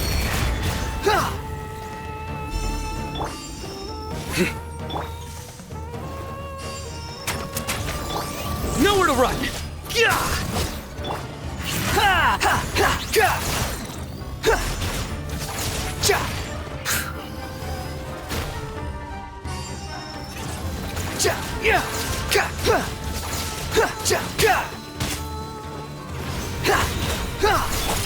Futile.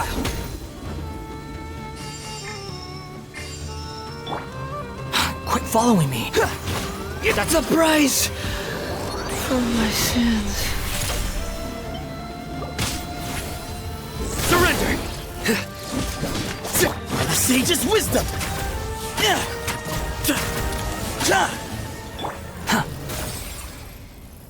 How many do we need again? Enough to make an Akasha terminal for everyone who doesn't own one. I remember you telling me how revolutionary these Akasha terminals were. You've used one before, right? The Academia declared the Akasha to be the most powerful and comprehensive wisdom dissemination system in history. Certainly sounds impressive. Neither Hat Guy nor I have ever had an Akasha terminal. Well, if it all goes to plan, that's about to change.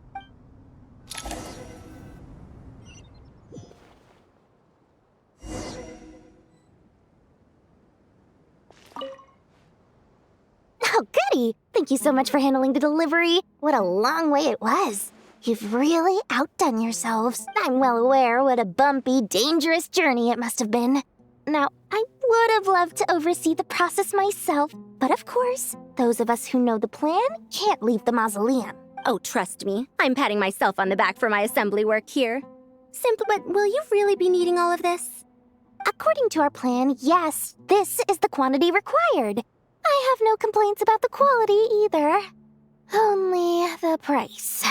So expensive. I heard you covered a lot of the funding out of your own pocket.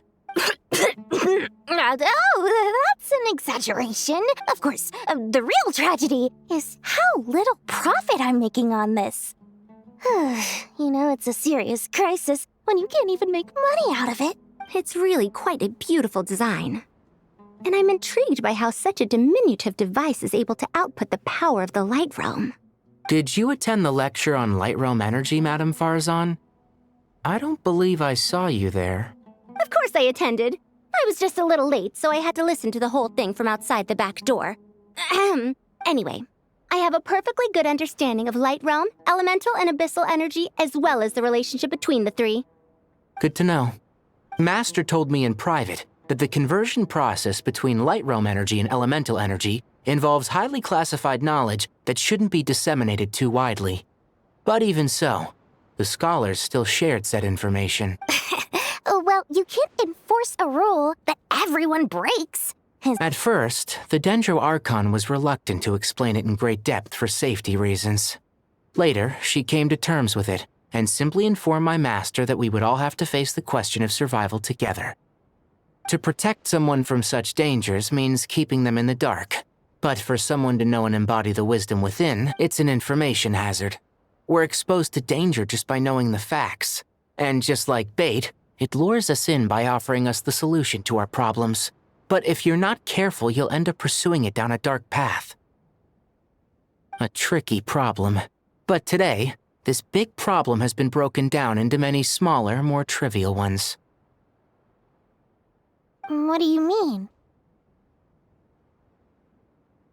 Ah, I get it.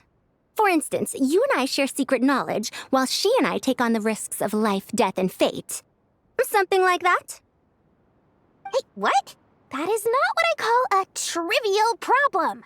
Well, as they often say in Vahumana, an event that is monumental to the individual is negligible in the grand scheme of history. Generally, the fate of the individual is an insignificant affair.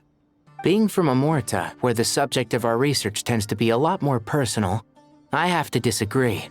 It's hard to dismiss the individual as insignificant. In other words, the big problem of survival has been broken down into many small, interconnected factors, and each one of us represents one of those factors. When the same secret is shared with a group of people, the same fate binds them together. Most people would find this unimaginable, but to us scholars, this is the path that has always beckoned to us. Sharing knowledge is a good way to fight against fate. I will always believe in that.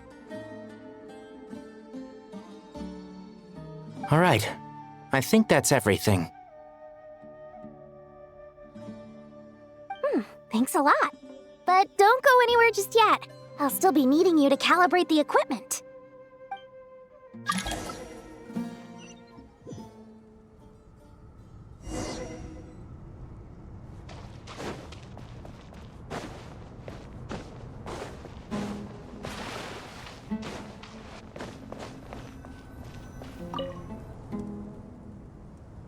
Okay, the materials are ready. We can proceed with the next phase. Alhaitham, how are you getting along? Most of the information in Aru is written in ancient desert scripts. Some of this is written in a tribal language, while other parts seem to be a variant of an oasis script based on the glyph forms.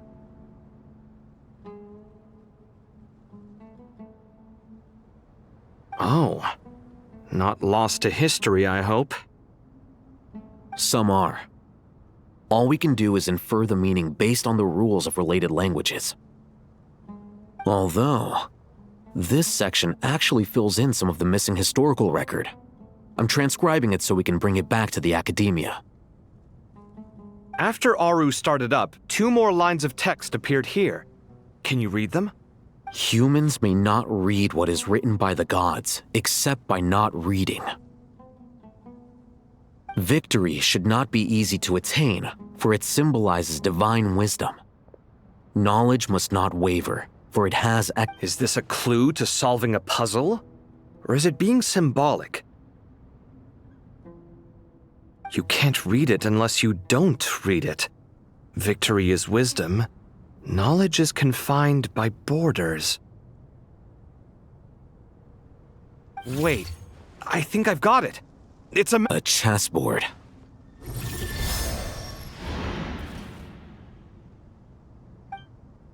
You were right. The youth of today are skilled at solving riddles. Have the secrets buried in the desert not been unearthed over the years all the same? Since Aru is a place reachable through wisdom, this day was bound to come sooner or later. Oh, I've always been against overly cryptic sentences. Don't you get tired of reading and writing all that?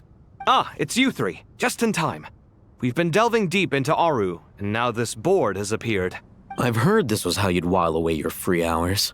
You must be quite the experts by now in that case. It is true. King Deshret's chess games are some of the most well-loved of all his wonderful creations. If you have ever been to Safhe Shatranj, you may well be familiar with the chess pieces you see here. Is this chessboard supposed to be another visualization of the interior of Aru, then? Naturally. Visitors, everything is ready. Only by completing the challenge on the board in accordance with the rules will you be permitted to overwrite Aru. 1 second. It's not dangerous, is it? Dangerous? Why, yes, of course. I should be the one to go, then. Wait for me here. Sounds like the self-confidence of our present company has rubbed off on you. Don't be ridiculous. I'm your upperclassman, and that means I have to look out for you. I appreciate the sentiment, but a game of chess typically requires 2 players. Besides, I'm sure they won't let things get out of hand. Keeping things relatively safe is in your best interest too, isn't it? Fair enough. I mean, you guys are controlling the difficulty, so please don't go too hard on us, all right? Ah, but Bennu said he wanted to put some respect into these whippersnappers. All right, all right. Thank you. Obviously, we'll still try to be careful. This doesn't seem like ordinary chess.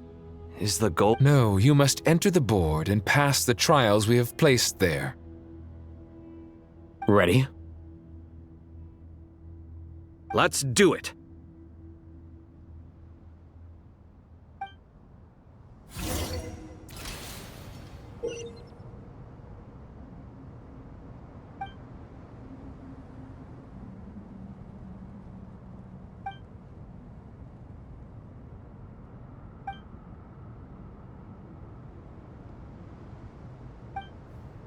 The first trial is posed by me.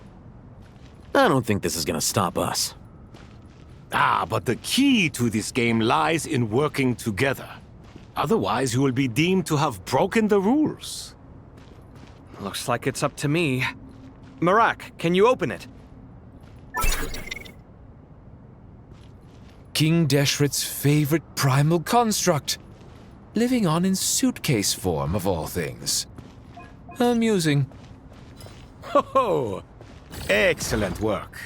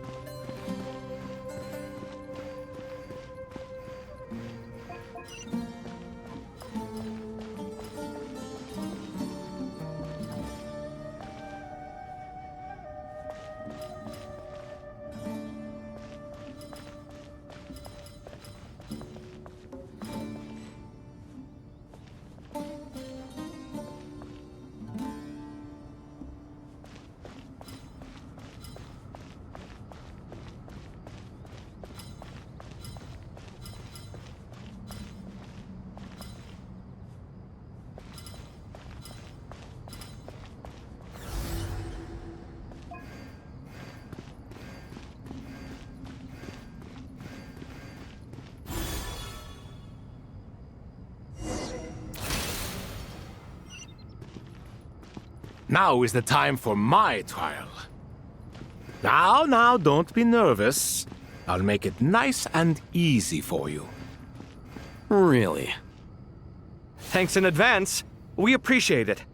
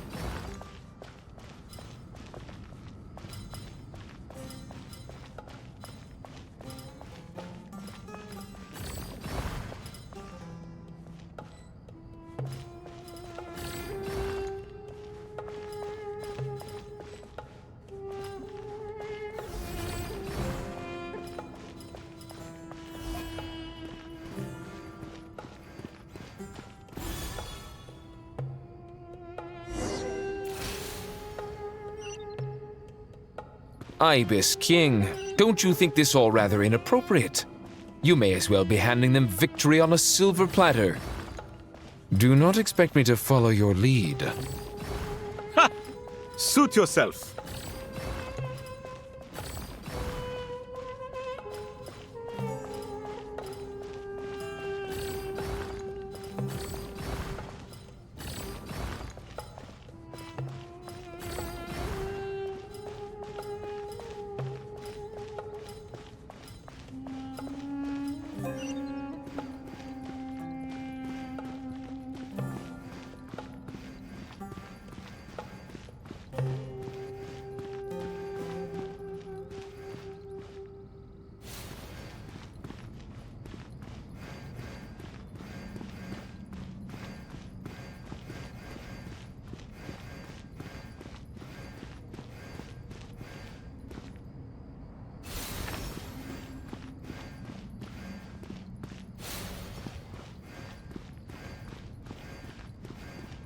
Alhaitham, what are you thinking? If you don't want to wait, you're free to leave. I never wanted to wait in the first place! Chessboard gave me no choice. If you say so.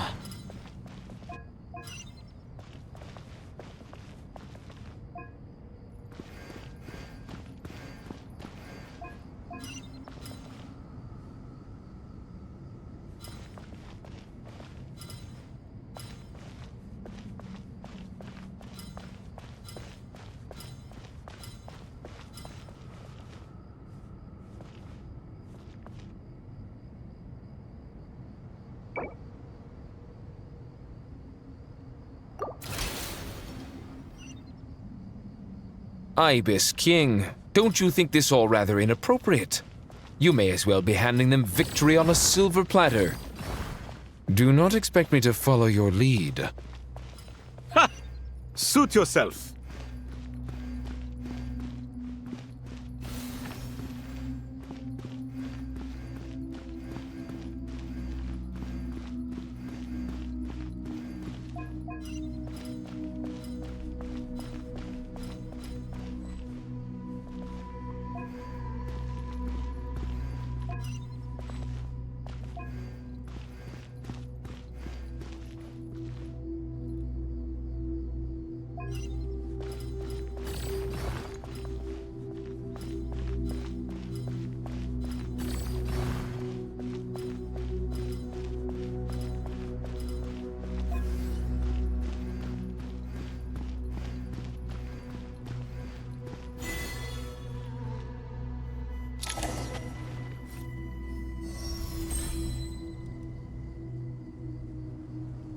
Done.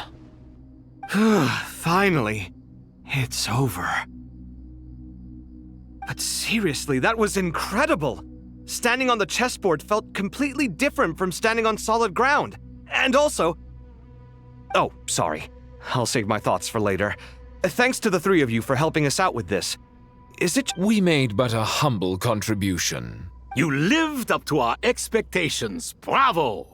Our aid was not... In addition to the existing functions, I'd like to ask you for another favor. Since Aru's interference shield can cover the entirety of the mausoleum, it should be possible to extend its range even further. So, building upon the existing functions to... Ah! I'm with you! Imagine for a moment. What would the ideal outcome look like if this function were compatible with the devices? I agree. This is the best solution possible. Me, oh my! Well, since you ask so very nicely, I suppose... Naturally. Time to go! Let's go find Nahida!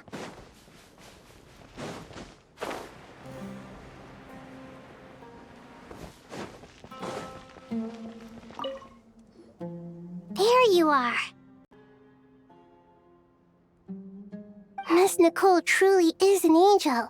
She shows great wisdom in guiding others, and she has already sent word to Natlan on our behalf. She said that while the other members of the Hexen Circle are busy with important work, she is quite free, and she is more than willing to accompany the people of Sumeru for the entire journey. Oh, yes, Nicole, all right. always super patient and loves to help everyone out. She's the best. She is. So kind and enthusiastic. Well, time for us to get going. Let's head out.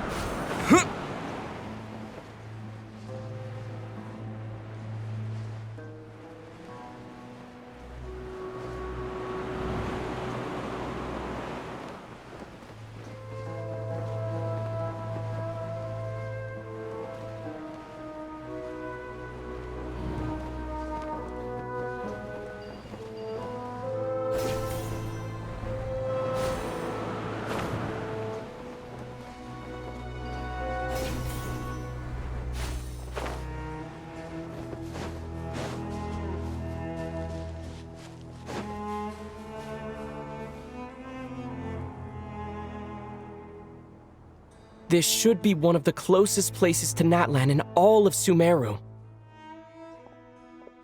There's the barrier Nicole and Nefer mentioned. It completely cuts this nation off from the others. But why? Why separate you from the rest of the world now, specifically? And if I'm not mistaken, Irminsul was polluted once before, wasn't it?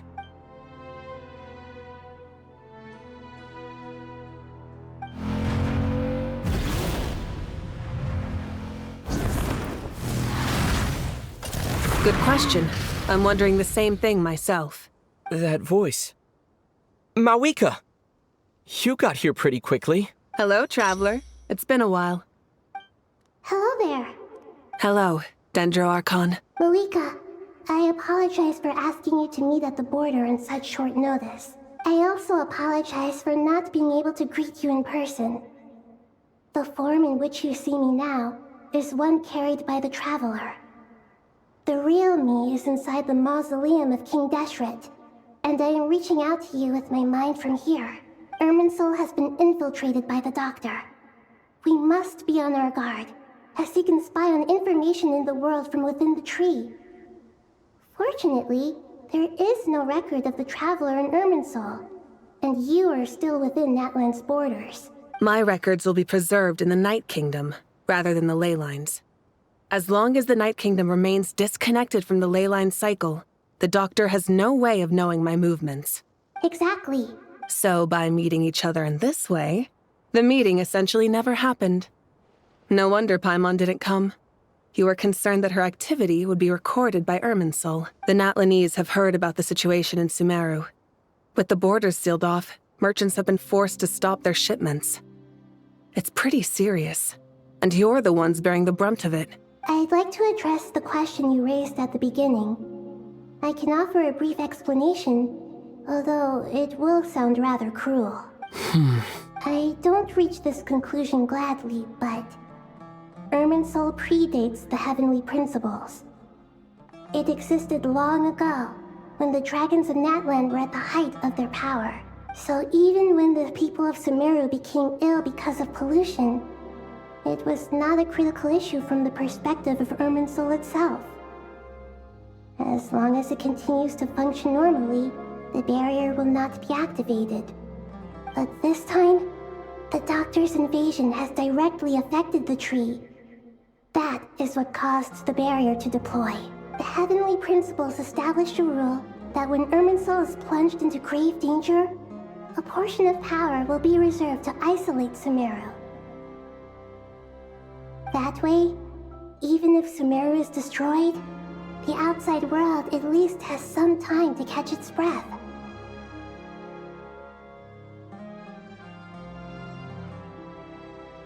We'd certainly need it. The heavenly principles created almost everything that exists in Teyvat today. To them, preserving the existence of the world and its inhabitants takes priority over protecting Sumeru. Meaning, protecting Sumeru now falls to you. Yes. My own power may be limited, especially compared to yours. But that doesn't mean that we're just gonna sit around and wait for the end. If necessary, I will utilize any and every means at my disposal. Nicole of the Hexen Circle didn't say exactly what this meeting was about. But after hearing everything you've said so far, I think I can guess where this is going. That's right. Nahida and I discussed it at length. We both know how presumptuous this is, but... You need the Pyrognosis, don't you? Yes, you guessed correctly. Originally, I only intended to borrow it, but the situation is far graver than I foresaw. So instead, what I ask of you is to please give the Pyrognosis to Sumeru. Why do you sound so nervous? There's no need to be shy. Surely a gnosis is pretty important to a god. I guess, but it's not as if losing it would suddenly render us powerless. But I'm sure you don't need me to tell you that. With all the nations you've traveled to, and all the gods you've met, you must have realized that by now. As far as I'm concerned, a gnosis is basically an elemental energy enhancer. But I don't usually use it. You know me.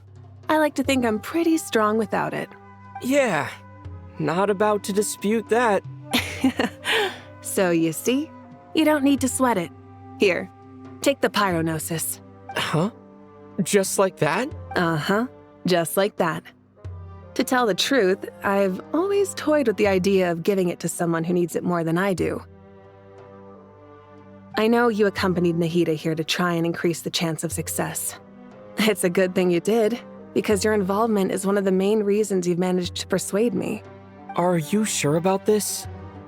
Handing over your gnosis just because of me? I won't try to quantify it, but trust me. Handing over the gnosis to Tumaini is far from the craziest idea I could think of. Besides, even if you hadn't come here personally, I think I still would have agreed to Nahida's request. Irminsul doesn't just affect Sumeru. It impacts all of Teyvat. I know all too well how difficult it can be to protect the things you care about. So logically, morally, or however you want to cut it, helping you is the right thing to do. You don't need to tell me the specifics of your plan. Where the gnosis is involved, the tighter the secrecy, the higher your chances of success. Malika, my heartfelt thanks go to you and the people of Naplan. Don't mention it. But now for the hard part. How do I actually give it to you? The Irminsul barrier is right in the way. I have an idea.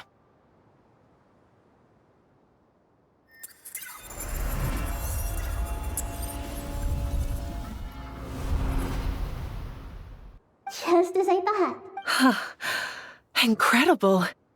What did you do? Just made a lucky guess. This seems to happen quite a lot. Things that apply to everyone else don't seem to apply to me.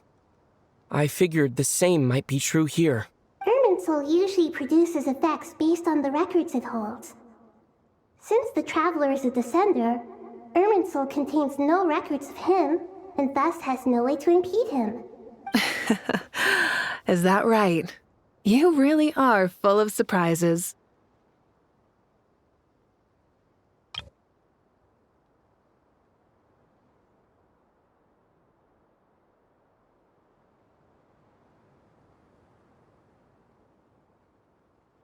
Catch. Whoa! Thank you, Mawika. Thank you for trusting us with something so important. All right. No need to get so formal. It's not like we're strangers. Besides, there's still one problem. You might be able to pass through the barrier, but I don't know about the Gnosis. Any other surprises for us, Traveler? I have the Pyrognosis in my hand. It feels strangely ordinary. Not particularly heavy, and yet this tiny thing symbolizes the mighty authority of a god.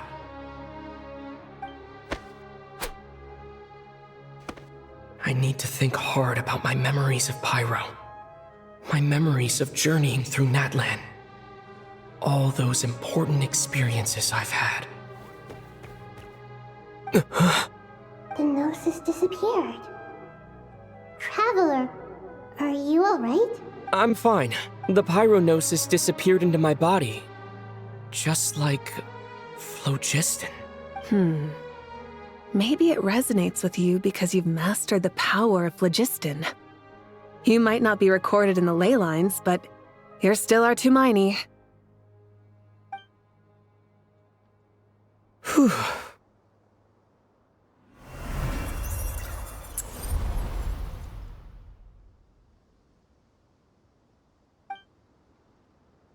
Please allow me to express my gratitude once again, Malika. Pleasure. Well, I've given you all the help I can. The rest is up to you. Good luck. We won't let you down. Yeah.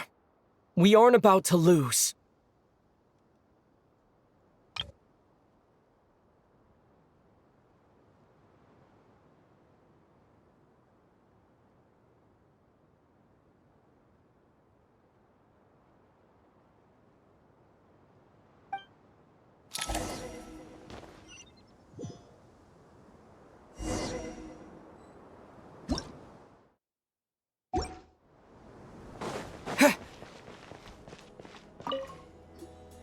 Traveler, Paimon, how are you feeling? Paimon's a teensy bit nervous, but only a teeny tiny bit. Seems like she's gotten way braver over the last few years, huh? Of course. After all the adventures you've had with the Traveler, I'm sure you've gained a lot of experience and grown as a person. I'm doing all right. What about you, Nahida? How are you holding up? With the negative effects of Irminsul, I'm a bit like a piece of fruit that's been burrowed into by hungry insects and left to rot. I'd be lying if I said it was nothing. But please don't worry. We all know what we're getting into, and we've prepared as well as we can. I believe in everyone. I believe in you. And I believe in myself.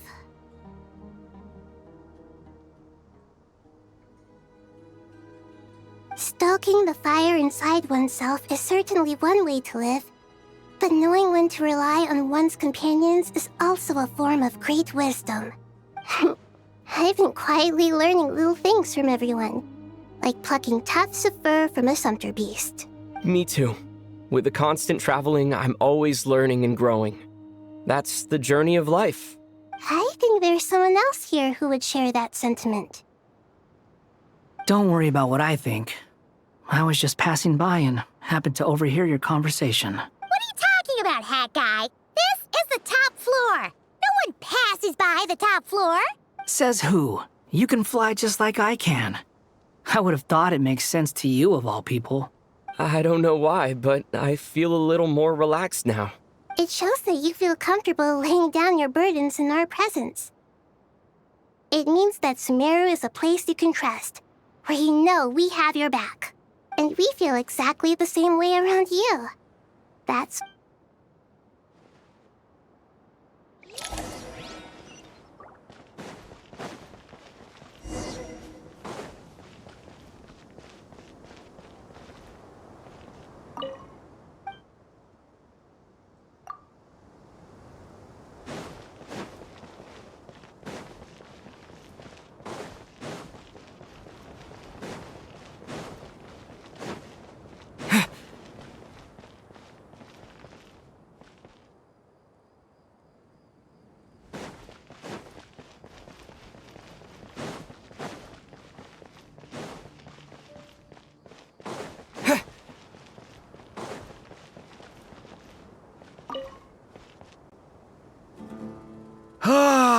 It's finally done.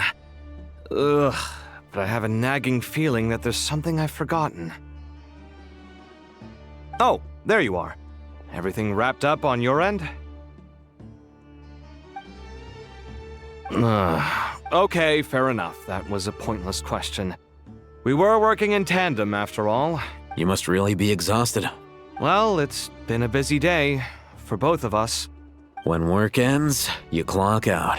No looking back. Yeah, we're definitely due a break. Probably a little late to start drinking now, though. I'll stick with water. Here, this one's for you. Thanks. You want a bite to eat? I can grab us something. Or wait, I think there's a stove nearby. Let me take a look. Are you nervous? A little, yeah.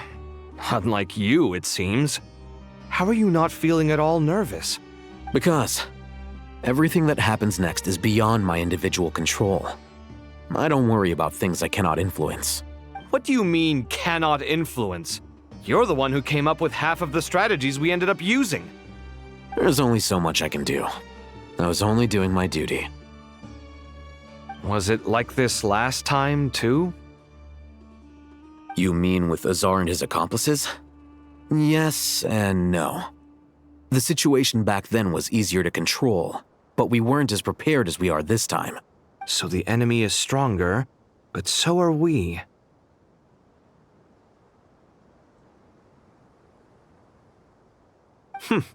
I still vividly remember the way you interrogated me in the library after the fact.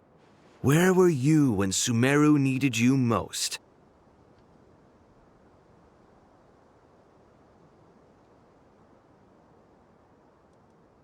If your memory is so vivid, you might also recall that it was you who came looking for an argument.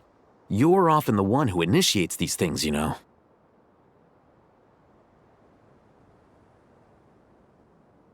I came for a conversation. I didn't know it was gonna turn into an argument. Anyway, at least I showed up this time. So, what do you think? What do I think? I think we're certainly better off for it. It's good having me around to help out, huh? Absolutely. As a citizen of Sumeru, you displayed a remarkable sense of responsibility in the face of disaster. Certainly feels that way. I just shudder to think how the world would have ended up if we hadn't gotten control of the situation. So, do you think this is what impending disaster looks like? The sky is so clear, and there isn't a whiff of decay or destruction in the air.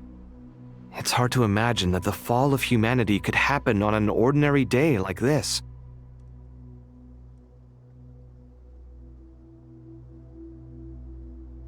Awful things happen all the time. Sometimes people can stop them, and sometimes they can't. What you and I have done is increase our chances of stopping this one.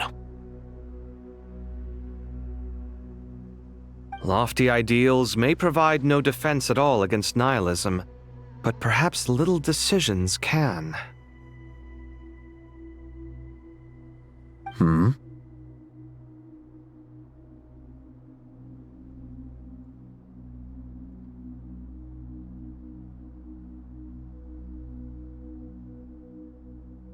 Oh, nothing. It's nothing.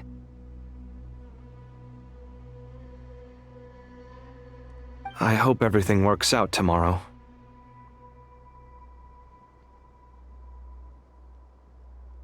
It will. As long as we stick to the plan, our chance... It's really strange. You're my junior, yet you always seem to act more like an upperclassman than I do. I think it's mostly a matter of temperament. Ugh. Walked right into that one, didn't I?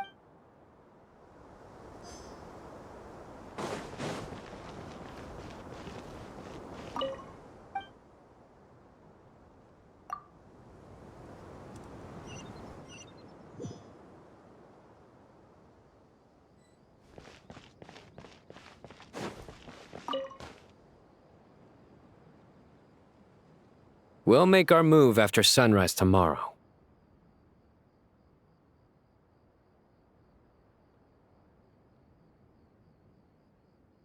Good. Is everything ready? As much as possible. That'll be enough. Don't let the pressure get to you.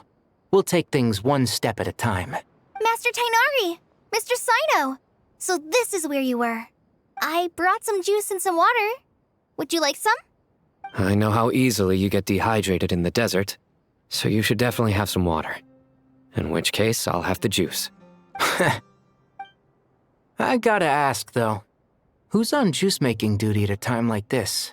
Madame Farazan said she was feeling a little nervous, so I told her about the automatic juicer my friend invented.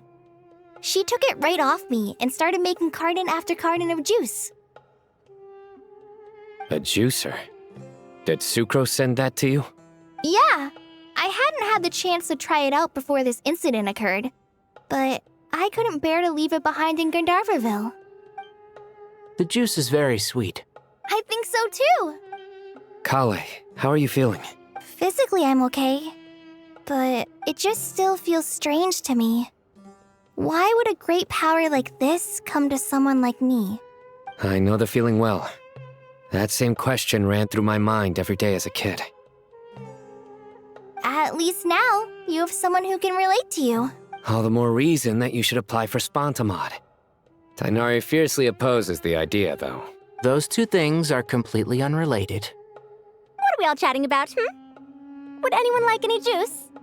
I had some earlier, ma'am. Maybe give the extra to someone else? Very well, very well. I shall be off then. There's this enormous power, and then there's little old you. You feel like there's no connection between the two. And that sense of dissonance is difficult to get used to. Yeah. But after all this time, I can't believe this stuff still gets to me sometimes. Makes me feel a little childish. Kale, just because we normally keep the conversation light doesn't mean we can't discuss deeper issues. I don't think it's childish at all. You were the victim of a terrible crime. It's normal to struggle with the fallout from it. You have absolutely nothing to be ashamed of. My professor once told me that no incident can be considered truly resolved until the victim says it's over. Your rage and your pain are completely justified.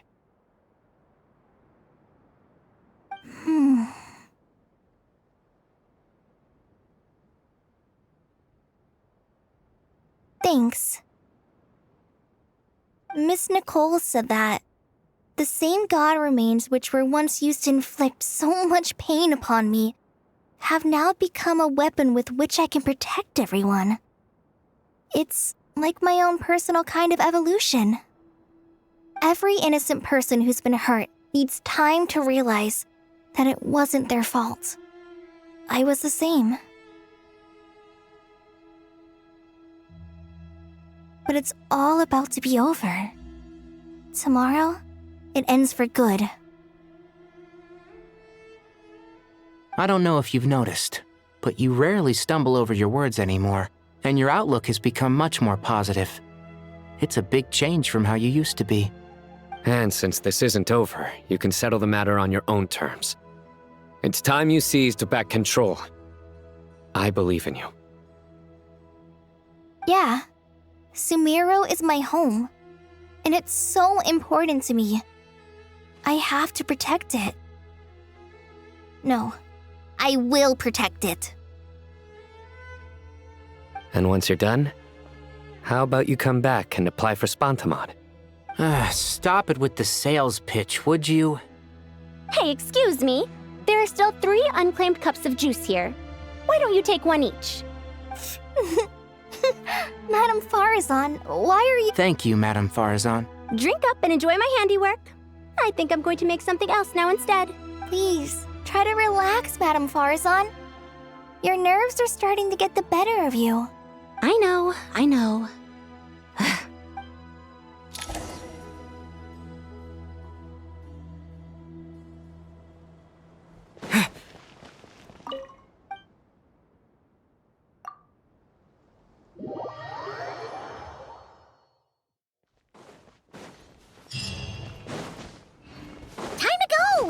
Let's meet the others at the mausoleum of King Deshret.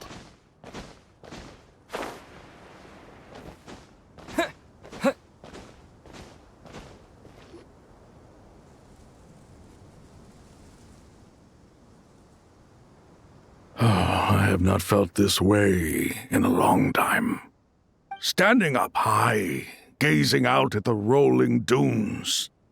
One cannot know what freedom truly means without first losing it. The golden slumber truly lives up to its name as a dreamland. Though desert sands exist there too, no mirage, no matter how glorious, can compare to true beauty. Dendro Archon, what is on your mind?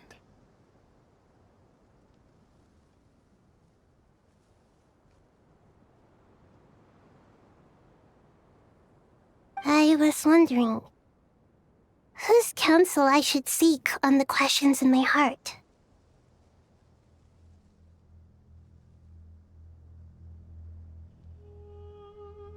What kind of questions? So many. More than can be put into words.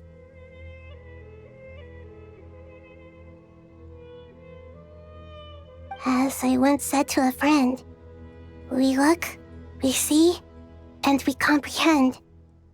But the question still troubles us. What are the many disasters that this world faces but the sum of all irresolvable questions?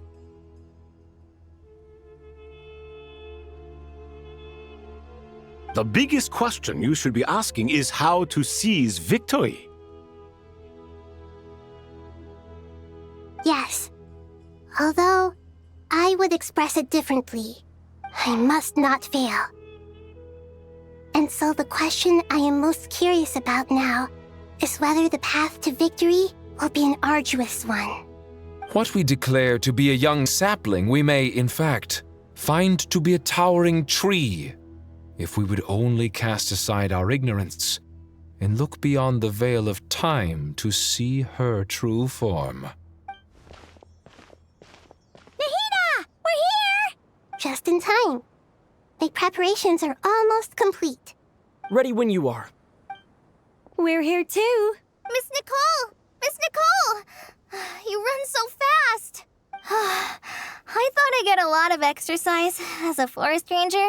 Sorry, I got a little carried away. Lesser Lord Kusanali, the equipment is ready, and the modifications to Aru are all complete. As discussed during our meeting, Accessing Irminsul via the Akasha is no longer feasible at this stage.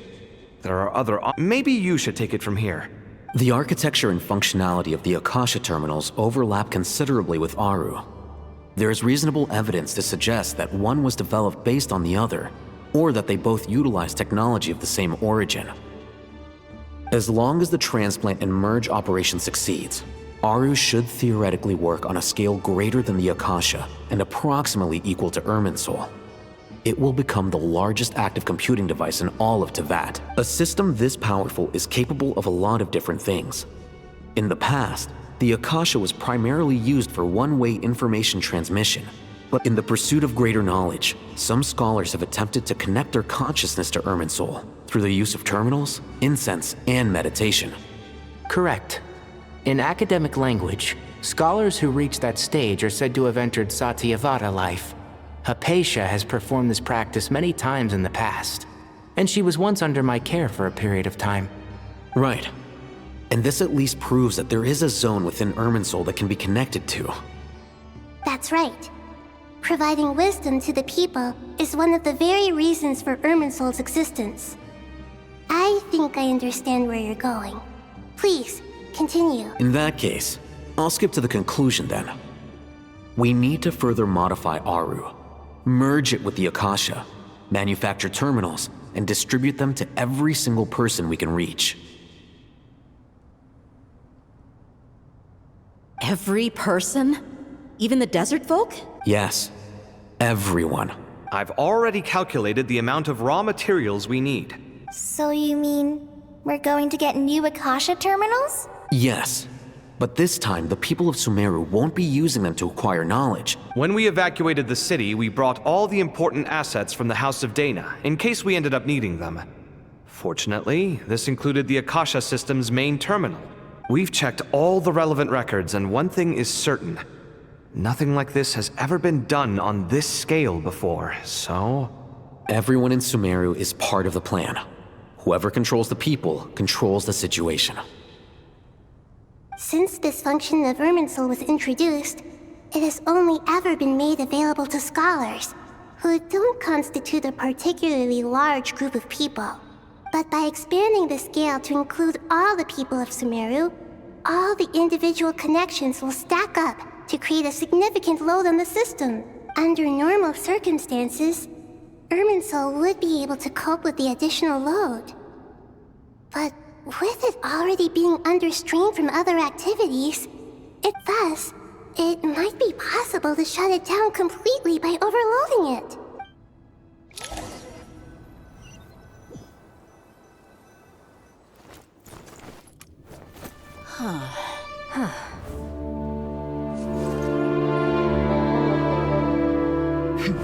Counting down. 3, 2, 1. Are you ready? Ready!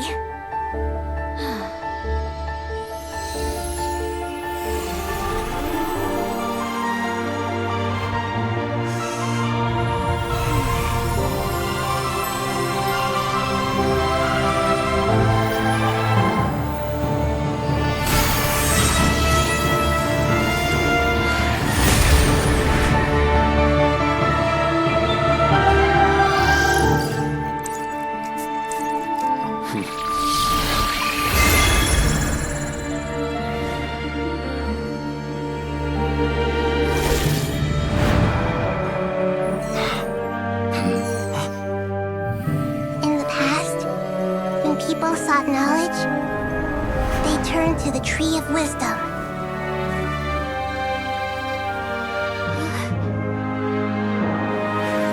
Today, we use it to save Sumeru and the whole world. These boughs that nurtured learning must not become tools for destroying the world.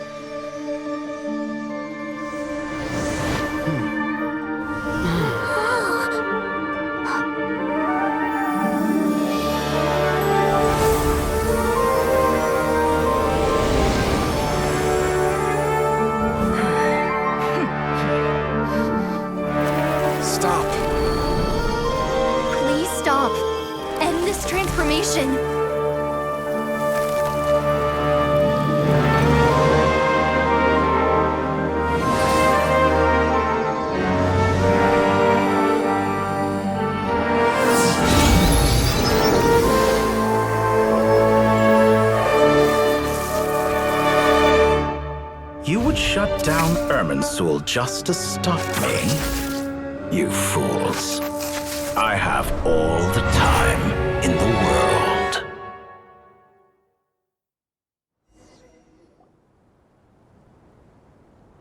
Success! The evil Irminsul tree has stopped growing! Great!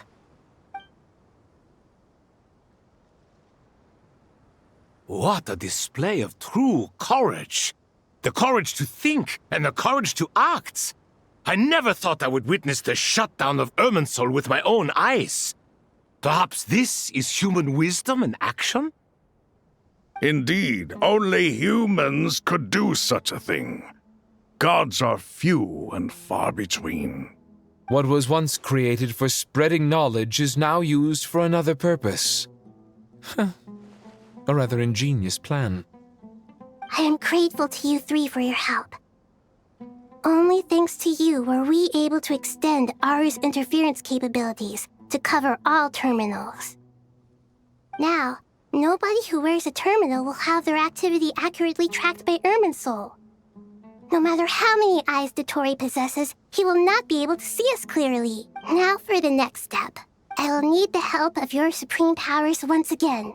How might we be of service, Lord of Dendro? I need to reach the Eternal Oasis immediately. Right now? In that case, Ibis King, would you agree that this is a fine opportunity to dust off our old tricks? Never. I assume you have that chess set with you? You mean the one you gave to me as a gift? Asking for it back, are you? How could I? You misjudge me. I just wanted to show you another way you can use it. Connect to Safei Shatranj. Safei Shatranj? You mean that place in the desert? Thoth's chess set gains its power from the chessboard laid out in the desert by King Deshret and ourselves. All ceremonies conducted using the chess set must be activated via Safei Shatranj. In other words, the chess set is an extension of the chessboard. In the past, moving a chess piece was a sacred and momentous act. Transfer initiated. Entering live combat mode.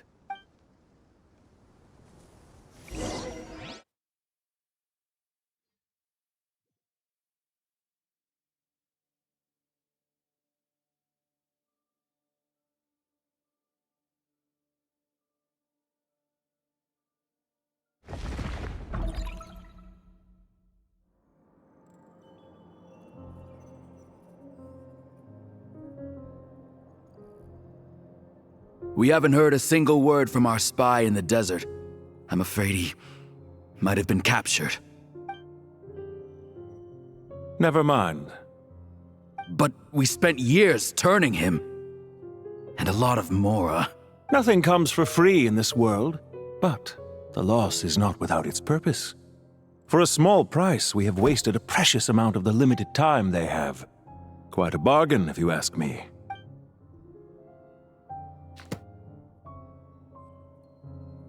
Understood. Weighing profit against loss is a necessary part of life. But to tell the truth, I have been operating at a loss since this all began. Since many centuries ago, in fact. For instance, why would a banker act as the executor of a will? If you hadn't deposited your personal belongings at Northland Bank, I would have no reason to be here right now.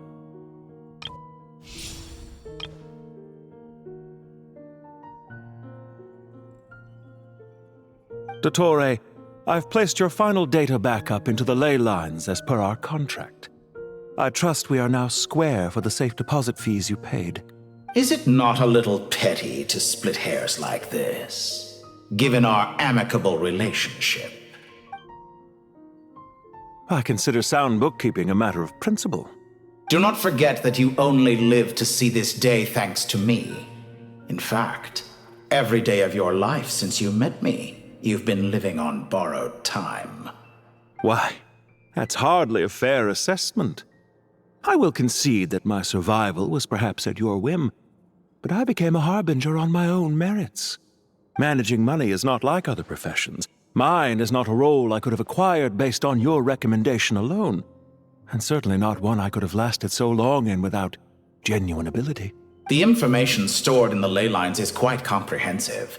Rest assured, I have not forgotten how strong your pride is. Well, I presume you have no sense of fragmentation while talking with me? How could anything possibly go wrong with such strict measures in place? The remainder of your soul was split in two, with one half sent to Nodcry and the other stored in the most secure vault of the Northland Bank. Though I must say, your disdain for the other segments is quite amusing. Zandik is you, and you are Zandik. Zandik created the segments, yet you, a segment yourself, reject him.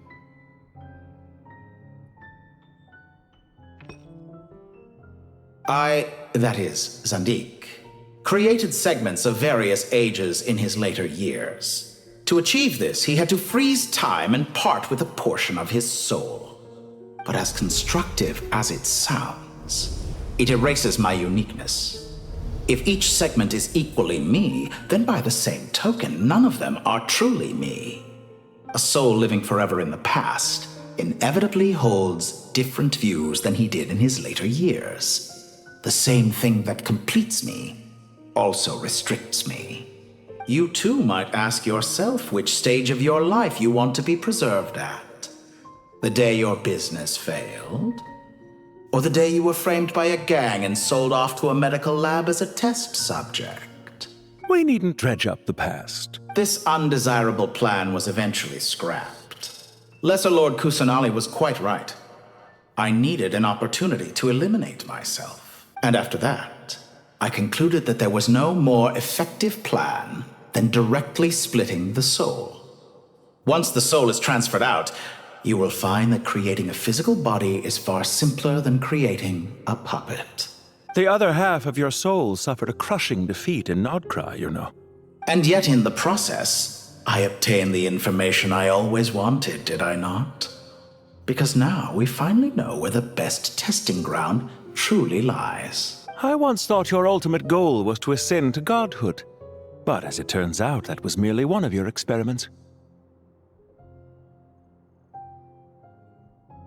Experiments take many forms. Most people are too eager for success, too fixated on the end goal. They forget a suspiciously vacant seat, a new face.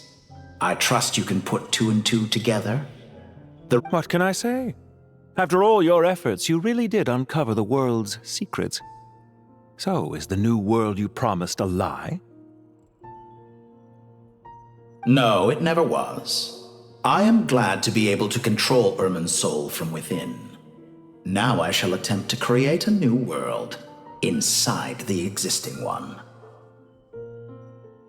Almost everyone faces the prospect of death, but not a single person has ever been able to experiment unrestrained in the afterlife through sheer force of will. I am the only one to have overcome this enormous challenge. Would I not be letting the world down if I didn't make the most of the opportunity to experiment? Clearly, the dividing of your soul did not affect the magnitude of your ego. Out of all the versions of you that have ever existed, this you is the most insane and the most radical. Is that why you chose to work with me? Which was it then? My insanity? Or my radicalism? Could I call myself a venture capitalist without a suitably ambitious plan to invest in? Yours happened to fit the bill quite perfectly. Well then, I must say, while I am surprised enough that you showed up at all, what surprises me more is that you chose to present yourself as my former subordinate, and not as the banker Pantalone.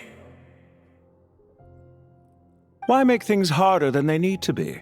Exposing my true identity in a situation like this would only serve to destroy diplomatic relations between Snezhnaya and Sumeru. I daren't imagine the consequences. Showing up in the name of the original antagonist gives you the recognition you rightly deserve, while also being sensitive to Snezhnaya's predicament. It was an easy win. As for why I'm here, if you're suggesting that your credit is in the negative, I won't argue with that. Many people say that about you. I'd argue that a significant factor in your willingness to cooperate is the fact that you have but a few years of life left after my death. Living and dying together has a way of binding two parties together rather closely. Is it not true that a relationship should be judged by both the positive and negative returns it yields? So some of what I said actually made it into your head after all. It's true that I hope you don't die too soon, but don't you find that a strange thing for me to say? After all, you've already had quite a long life, especially for a human being.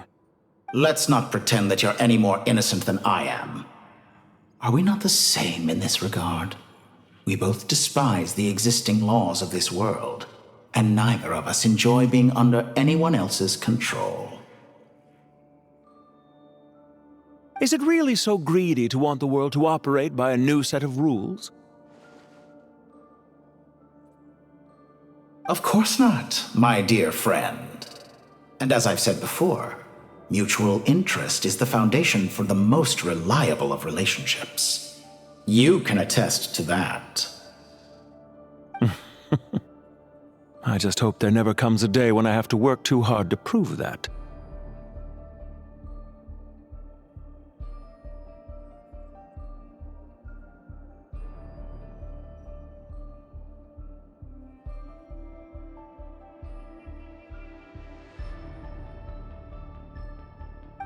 Regrader, sir. People have been spotted approaching Sumeru City. How strange. Despite your access to Irminsol's data, it appears the soldiers noticed before you did. They must have found a workaround. Well, Dottore, I trust you know what this means. The fact is... They're coming. They'll breach the city gates any moment now. But even so, I would say Irminsol is a wonderfully convenient thing on the whole. If you do manage to create a new world, perhaps you could plant one outside my office, too. I'll consider it. What do you need me to do? Stall them? The experiment will take time. Stall them for as long as possible. Very well. But you're really asking for the moon here.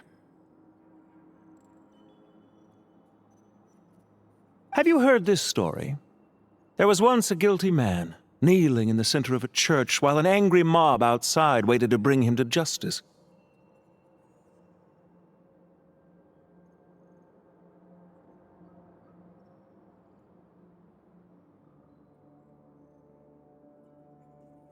He pleaded with the gods, begging them to grant him one final request, the chance to finish confessing his sins before he was sentenced. Many suns and moons passed, seasons changed, and still his confession continued, as if he intended to speak until the end of time. Are you suggesting I worship you as a god? Or were you hoping that I might confess my sins to you? Certainly not the latter. That would make my life miserable indeed.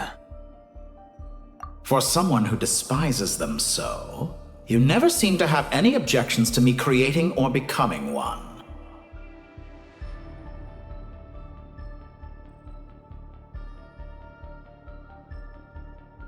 At first, I thought you'd be furious.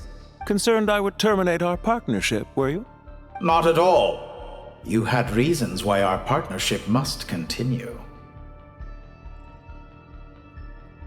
Don't you find people's attitudes toward gods amusing? A god descends from the heavens and people worship it unreservedly, blindly following whatever rules are given to them. And yet, when they see an ordinary person gain godlike levels of power by virtue of their own hard work, they treat him with nothing but suspicion, even if he is a compatriot. Is that supposed to be a compliment? No. I was just thinking. I pity the man who would call you a compatriot.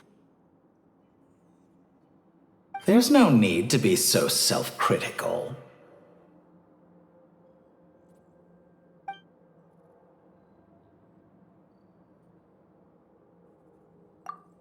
Isn't it a little too early to be saying goodbye? Not that I wish to keep you from your business, of course. Very well. Let's leave the conversation there for now.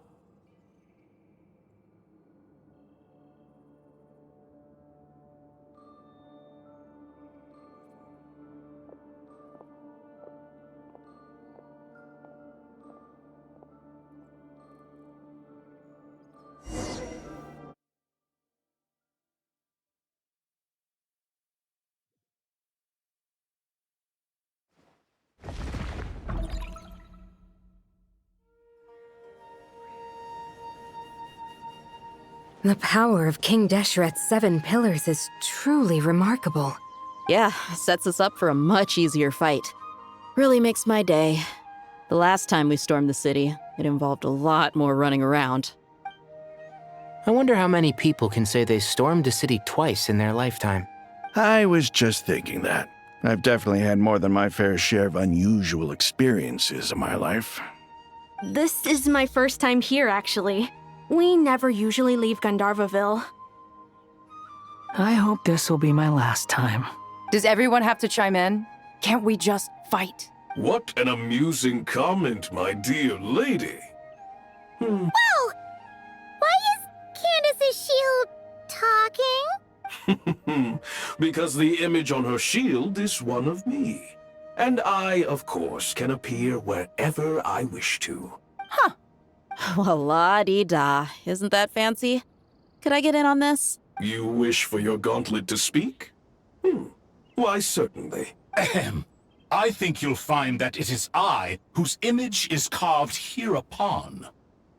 Thanks. Definitely feel stronger now. You're welcome, my lady.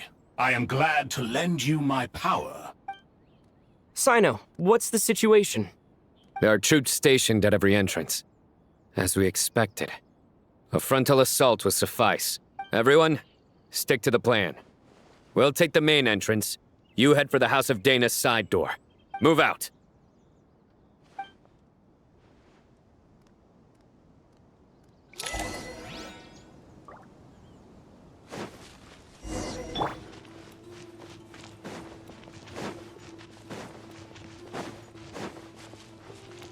Out of my way! Take this! Watch out! Get lost! Whew. Thank you, Jet. You gotta be more careful. If you're not ready to put your life on the line, you can't be certain of defeating your opponent. She's right. Keep your wits about you, Rana.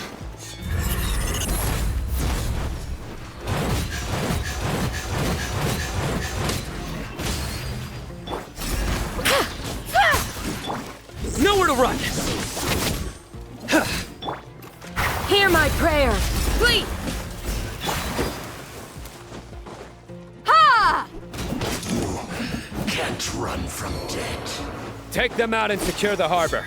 Reinforcements will arrive by water. Consider it done. Show no mercy!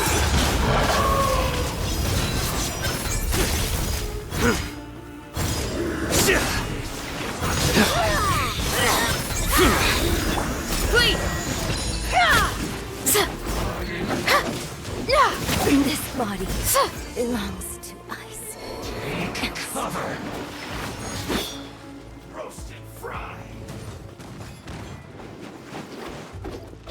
Yield! We shall prevail!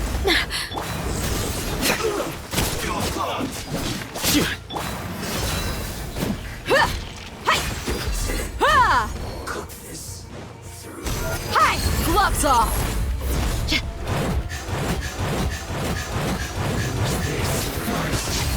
Please! This is trouble. So quiet.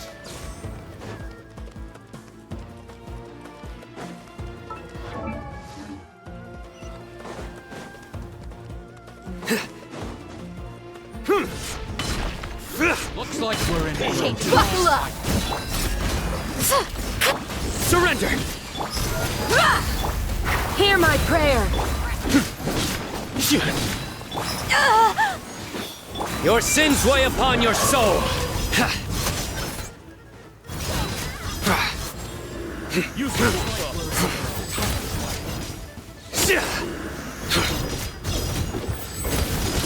Do your worst!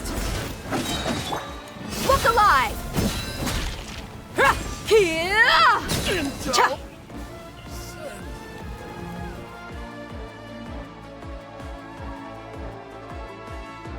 Waterway secure. Brothers!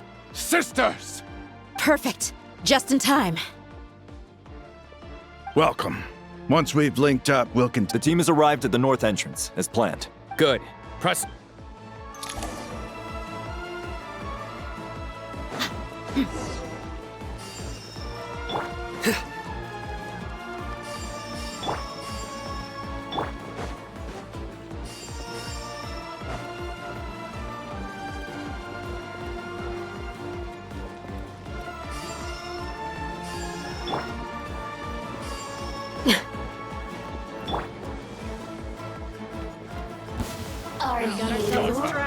Let's get it on! Grant us your blessing! You asked for it!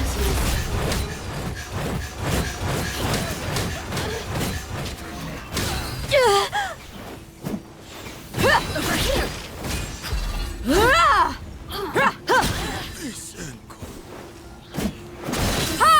What a waste of time! Yours go! Time for the big... Look alive!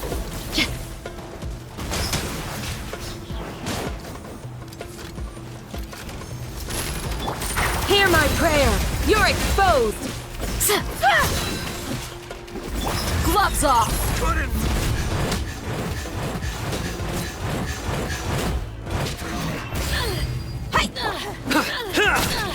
Did it take too long? Futile!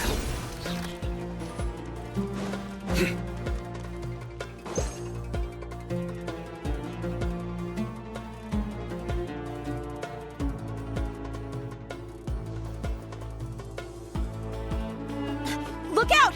It's an ambush! Finally. We need to hurry. Take the middle road now. Mahamatra Sino, area clear. Don't relax just yet. More Fatui approaching from the right.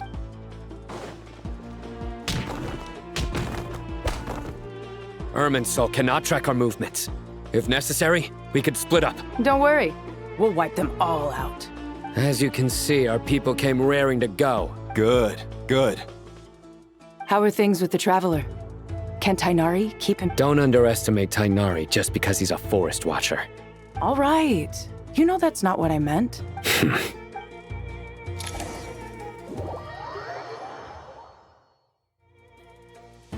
Sino and the reinforcements have drawn the Fatui's fire away. It's by using a cluster leaf of cultivation, we can pass through certain terrain silently. Good luck with that. We'll just fly up there. Huh? Oh, yeah. Ready? Ready.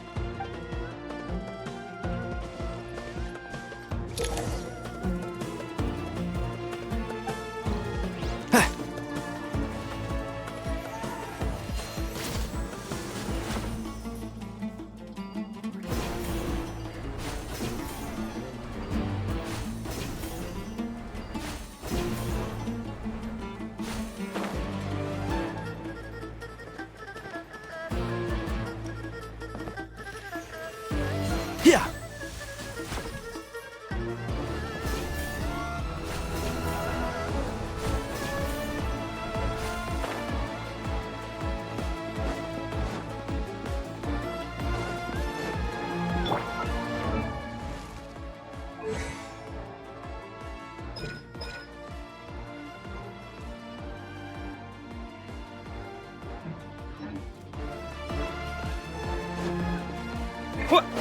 By everlasting flame!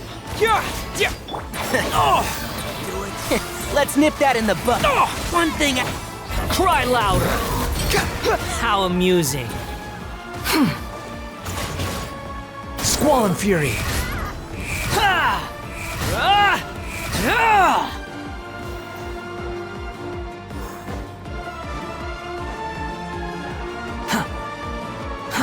Too slow.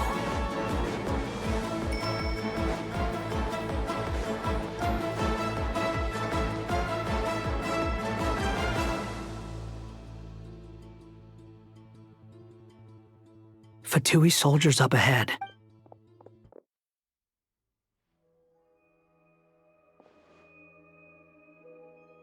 Careful. Prepare for battle. Hey! There's people over there. You have some nerve showing your faces here in the center of Sumeru City.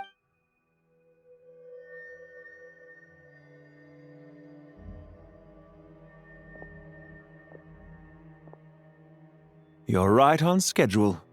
Well, this guy sure as heck isn't your average Fatui sergeant. They've stationed quite a few people nearby. It definitely looks like they were waiting for... Everything about this guy feels too deliberate. I highly doubt he's just a subordinate of Dottores. And he's no mere sergeant. So you've been waiting for us.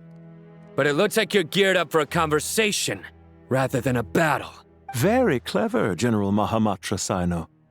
I know you're the one in charge of this siege, and I look forward to making a deal with you. A siege? Sumeru City belongs to us! Historically, yes. But things can always change.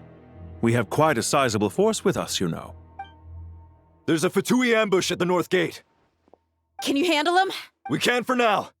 Yes, I'm quite sure both sides can hold their ground for the time being. The battle has not yet reached its climax. But what happens next? Do you enjoy watching bloodshed? Surely some of those here are people you count as friends. Once a war begins, some people must die. I doubt you wish that fate upon anyone you know. Wait a second. It's a trick. He's not even there. Silence! He disappeared. What was that? A ghost? Curses! He was never there to begin with. Enough talk. Sumeru's General Mahamatra is quite ruthless. It's a good thing I wasn't there in person. Your illusion held them up for a time just fine. But now that they have seen through it, they will realize you were just a decoy. Decoy or not, what matters now is that they will be heading your way imminently. Not imminently.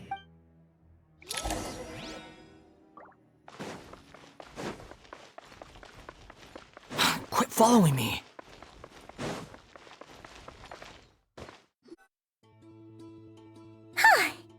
This is far enough. Tainari, you go help Sino. Are you sure you don't need me? No need. Once the connection is established, we'll disappear from the sanctuary of Surasthana. Go help the others. All right. Goodbye for now, then.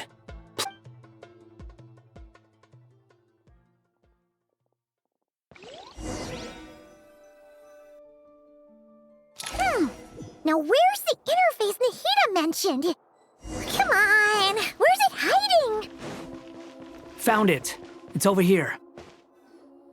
We can connect to the inside of Irminsul through the Sanctuary of Surasthana's built-in security system. You should be pretty familiar with the process. Is it the same route as last time? For the most part. We don't need to adjust any of the parameters. Then I should be fine. And Paimon? Once you're both ready, we'll set off. Wait! The stakes are way higher this time, right? Maybe Paimon... Huh? Why are you staring at me? It's nothing. I just... Hey, you've grown quite a lot yourself. Don't you two start getting into it again. Well, anyway, Paimon thinks she's pretty knowledgeable. If we say Alhatham's not a weirdo, it's hard to explain how he came up with the idea of you applying to the academia. But for all that he counts, you're doing surprisingly well in your studies. She just goes to show how important it is to have someone supporting you. That's fair. I have learned a lot in Sumeru. Oh yeah. Did you ever come up with that ugly nickname you promised me? What? No way! We're friends now! Paimon gave up on giving you one ages ago. Anyway, isn't Hat Guy enough of a nickname for you? Fine. Suit yourself. We need to go. Paimon, if you're staying, look after yourself. Will do. Paimon's gonna link up with Tainari and Sino. We will be. Bye for now.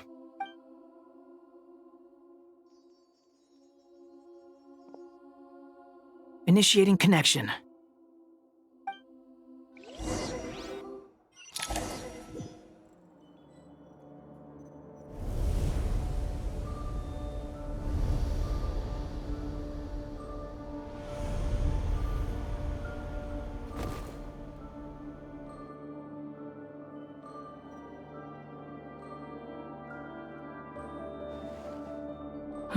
Well, here we are again. Come to think of it, I still don't even know where we're going. Thanks to our terminals, it should be impossible for Irminsul to read. I can... Don't tell me. Only you need to know. That way, whatever happens to me next, it won't... Listen to me. Your safety is just as important as mine. Don't even think about sacrificing yourself for the greater good. We came here together, and we're leaving together. All right, if you insist. I won't argue with you.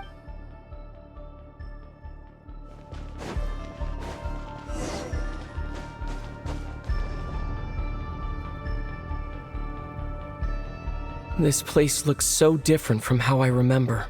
It's a complete mess. Like someone's turned the place upside down. Must be Dottoro's doing. Either he's searching for some information... It's still changing. He has to know we've entered Irminsul. But luckily for us, be on your guard. The red parts have probably been corrupted by Dottoro's power. Don't touch them, or you might alert him.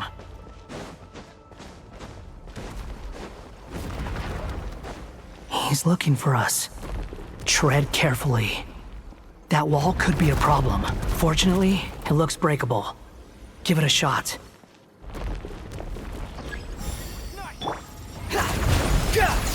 Quit following me.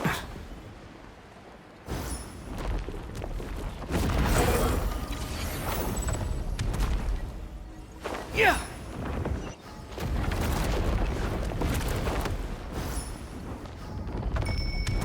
The wind rises upon the gale. Ja! Ah! Ah! Yeah! Ka! Ka! Huh. Behold!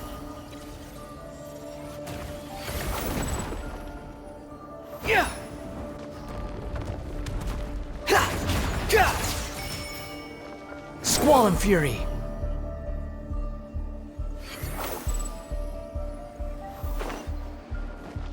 Quit following me. Ha! Yeah! The wind rises.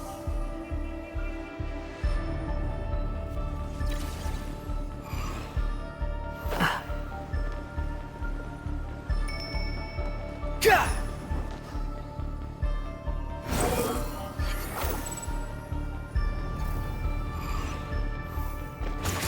Yeah! Ja! Ha! Ka! Yeah!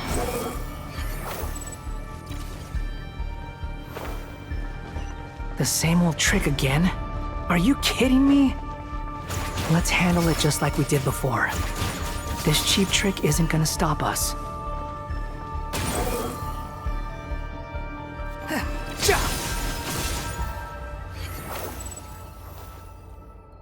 Oh no, it's a trap.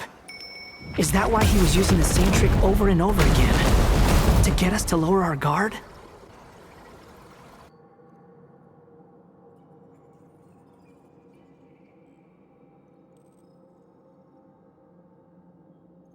I'm trapped!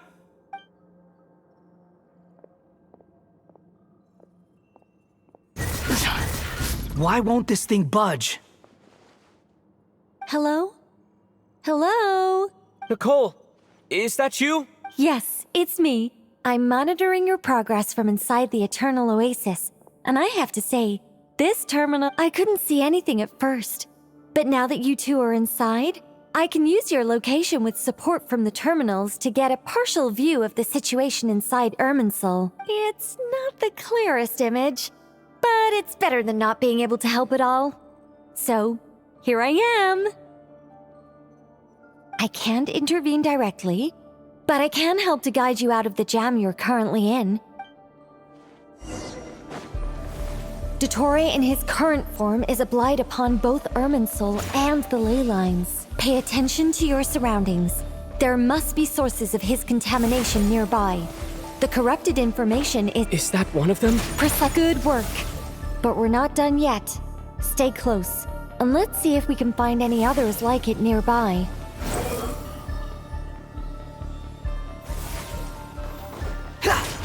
Yeah!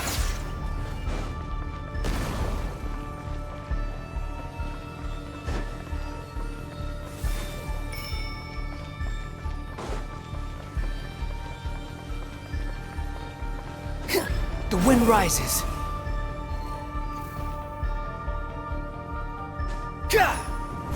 This must be another one. Agreed. Now... Wait! Watch out! It's Dottore. I think... The seal is broken. Quick! Get out of there! And where exactly do you think you can run to? Wait, what is that? Pursuers! That's gotta be it! Run! Don't let that thing touch you. Dodge that attack!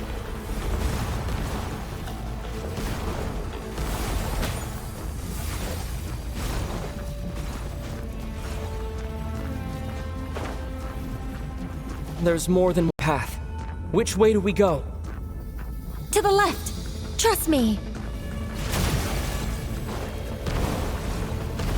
Fleeing like vermin. What a pathetic pathetic sight. Hey! Watch yourselves! Stay focused!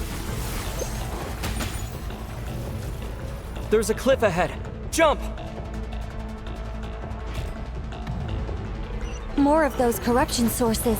Destroy them as you did before, and open the exit as quickly as possible. They're relentless. Is he trying to wear us down? You'll just have to destroy these too. I think the pursuit is over. Hard to say. Stay alert.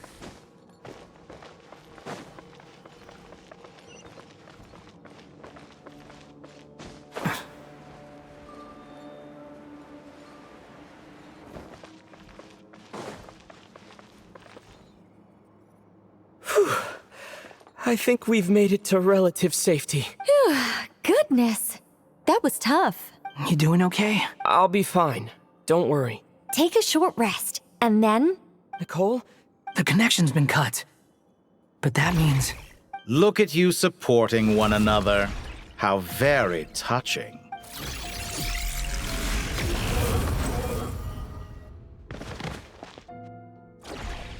Dottore! Took you long enough to find us. You're more useless than I thought. Oh, really? I think I deserve a little more credit for my methods than that.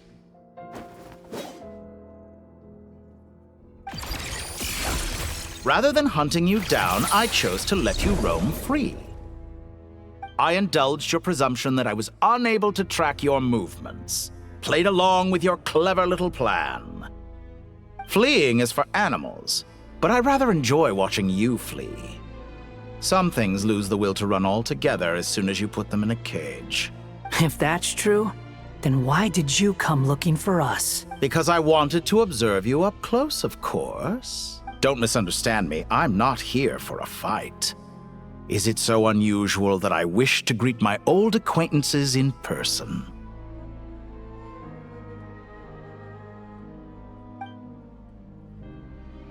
After all, it's been a while. Scaramouche. Why are you so afraid? I have done nothing unprecedented in discovering the truth. Nor did I go to any great lengths to uncover your story. You made a bold series of moves in deciding to erase yourself. And with the power of this great chronicling device called Ermin's Soul, you were able to achieve something quite remarkable. Once most people form an opinion about someone, it tends to imprison their mind. Yet you managed to erase every trace of your existence. However, this meant that you stood out to me all the more when I saw you in Nodcry. I didn't even have to go looking for you. Just the sight of you was enough for me to intuit the truth. For someone in my position, connecting the dots was a trivial affair. It would have been more surprising if I hadn't managed to piece it together. You seem very pleased with yourself for figuring it out. I'm sure you'd even be more delighted to learn the full extent of your crimes. That would hardly be necessary. Besides, isn't there something that concerns you more right now? Something that fills you with dread? Let me put your mind at ease. I have no intention whatsoever of restoring any of the records you deleted. For one thing, it would be exceptionally difficult. I doubt that the prospect of losing your current life is all that frightening to you.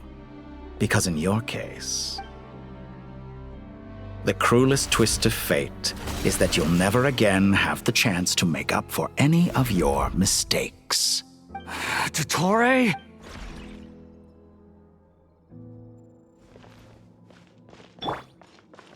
All here shall bend to my will.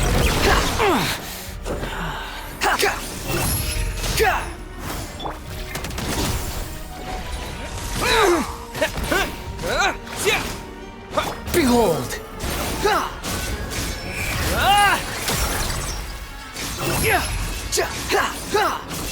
I'm afraid you'll need to do better than that to take me down.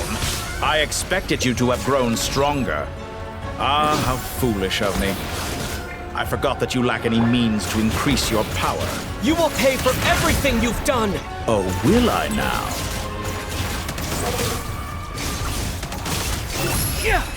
Search for it!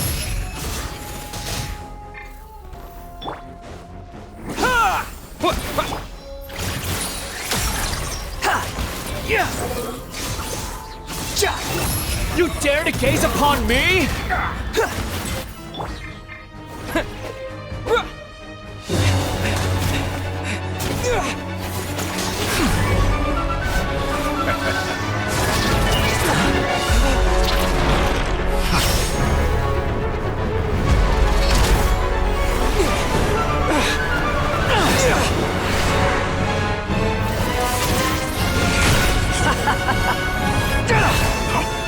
Does the prospect of death amuse you? I could ask you the same question! I'll distract Ettore. You focus on the mission. Got it!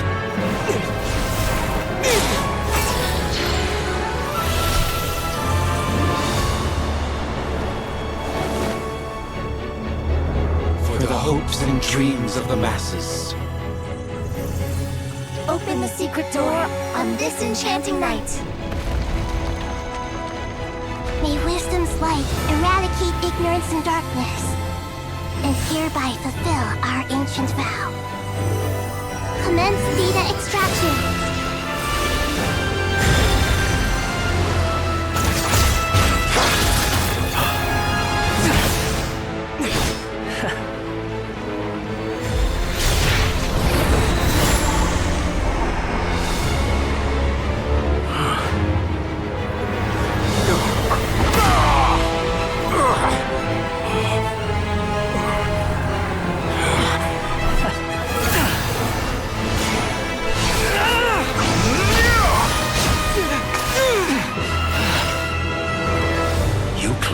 Outdated ideals and stand in the way of progress. You will pay for interfering with the grandest experiment of all time.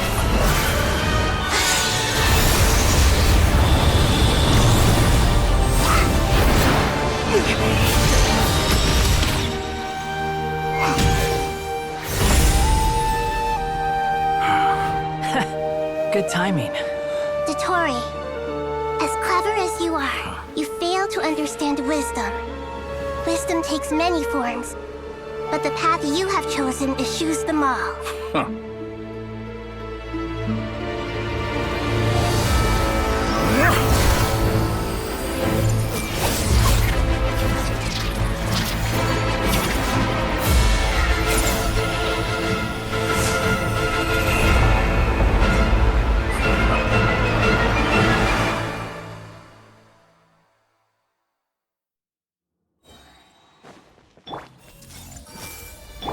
My strength is fading!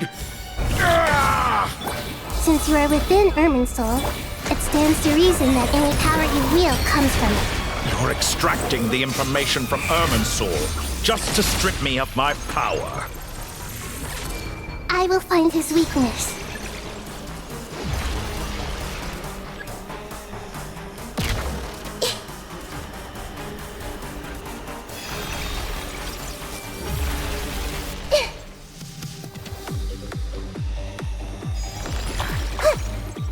I see everything! How? I admire your attempt to introduce a new variable, but it's nowhere near enough! The wind rises.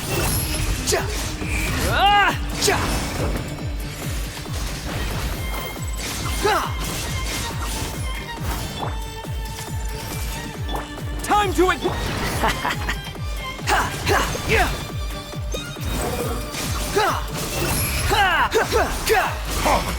A petty trick.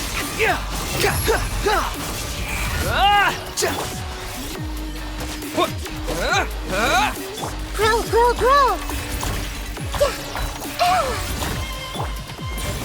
Squall and Fury! Bow your head!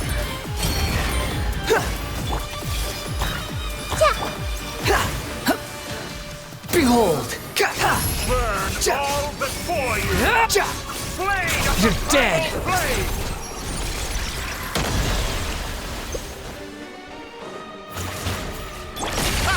You won't just... They're so close! Just hold on a little longer! I'll hold him up. Traveler, Hat Guy, the rest is up to you. We certainly have a knack for surprising each other, don't we? I'm just getting started.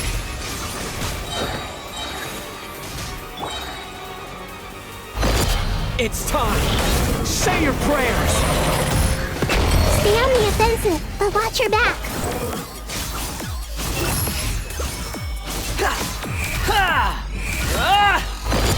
It's time! Say your prayers!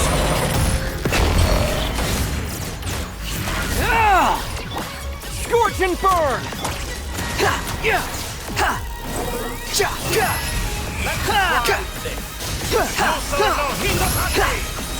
Upon the gale! It's time! Say your prayers! Finally, time for you to die. Excited?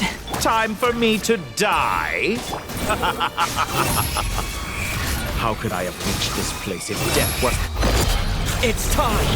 Say your prayers!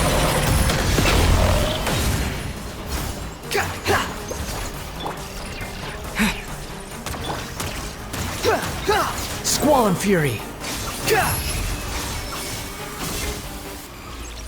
Upon the gale! It's time! Say your prayers! That's enough!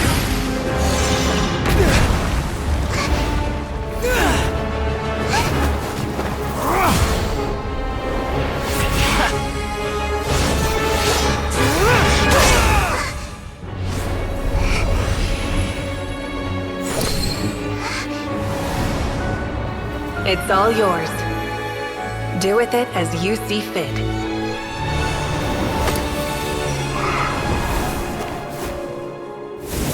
Just as you say, this world is home to some archaic things.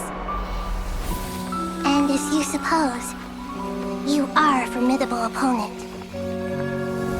You have long coveted the secrets of wisdom. So now, I will demonstrate true wisdom in action. I invoke my supreme authority as the keeper of Irminsul. Commend me or condemn me, but give your verdict now!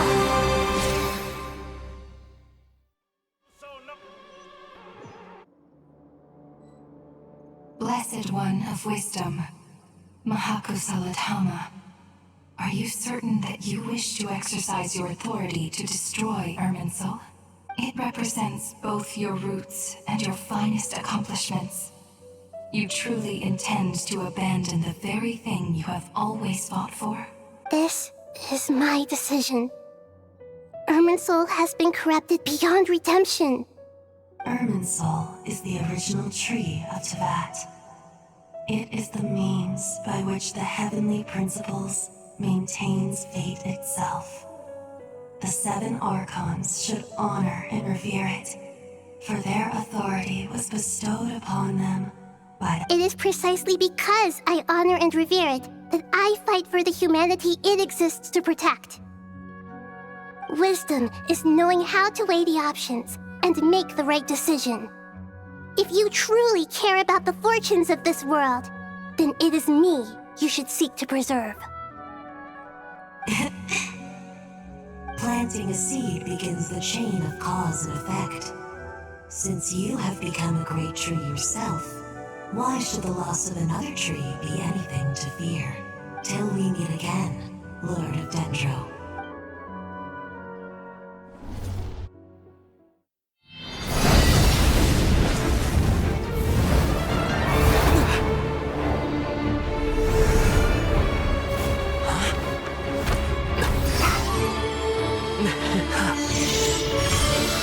The first flame. The pure, cleansing fire.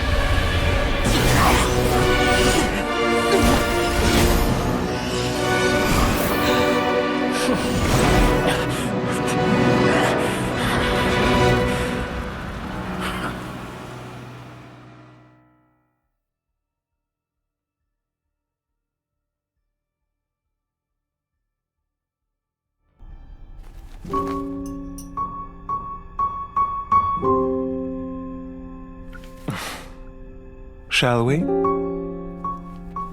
Where were we? I was suggesting that you needn't perform when signing a contract. You're only sitting here because your bank demanded an evaluation of the trustee. So you told a story about a young scholar from a merchant family in Sumeru? I told a compelling tale, didn't I? The post-expulsion story is far more captivating. The human experiments or the elixir of immortality? The part where you die. Ah, yes. My favorite part. The 35-year-old Segment thought of himself as Dottore, reserving the name Zandik for the original specimen. Of all the Segments, he was the most selfish. After his expulsion, Dottore searched for a new direction. He joined the Fatui, studied Elazar in great depth, secured resources. He was rather fortunate in his career. Zandik turned to Conrian technology and successfully created his segments. But this was not immortality. Even with backup segments, his body would still age. Still, thanks to Snezhnaya, Zandik found the ideal base for his experiments. Then a perfect partnership materialized at a crucial moment. The year that both parties realized they needed more time. Fortunately, Zandik succeeded. In a miraculous turn of events, he gained the extra time he needed. I seem to recall it differently. All right, it's true. No matter how much elixir he took, Zandik remained human and continued to age. Then, on the morning he turned 85... Help me up! Call for help! Surely he would be rescued, Zandik thought. But to his surprise, no one helped him. Zandik was too selfish for that. Don't forget, you're one of us. Yes, and we're all waiting. Waiting for me to die. Pantalone arrived for a meeting and happened to witness what followed. He found it unsettling. I never said that. But the Zandiks were unfazed. It was a rare opportunity for self-dissection.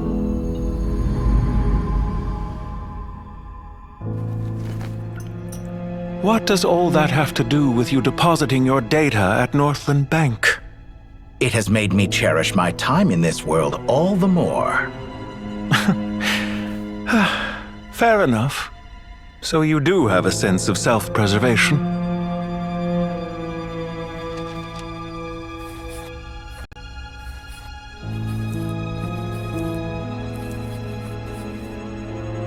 What do you mean? You're hardly normal, and you don't cherish life. You just don't want to admit defeat in the limited time you have. Even so, don't I deserve an interesting ending? I'm counting on it.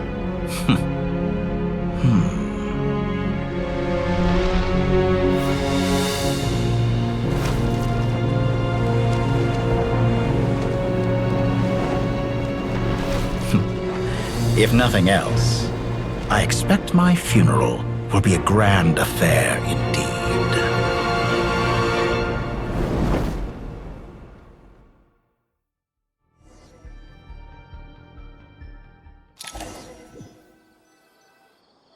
What a magnificent fire.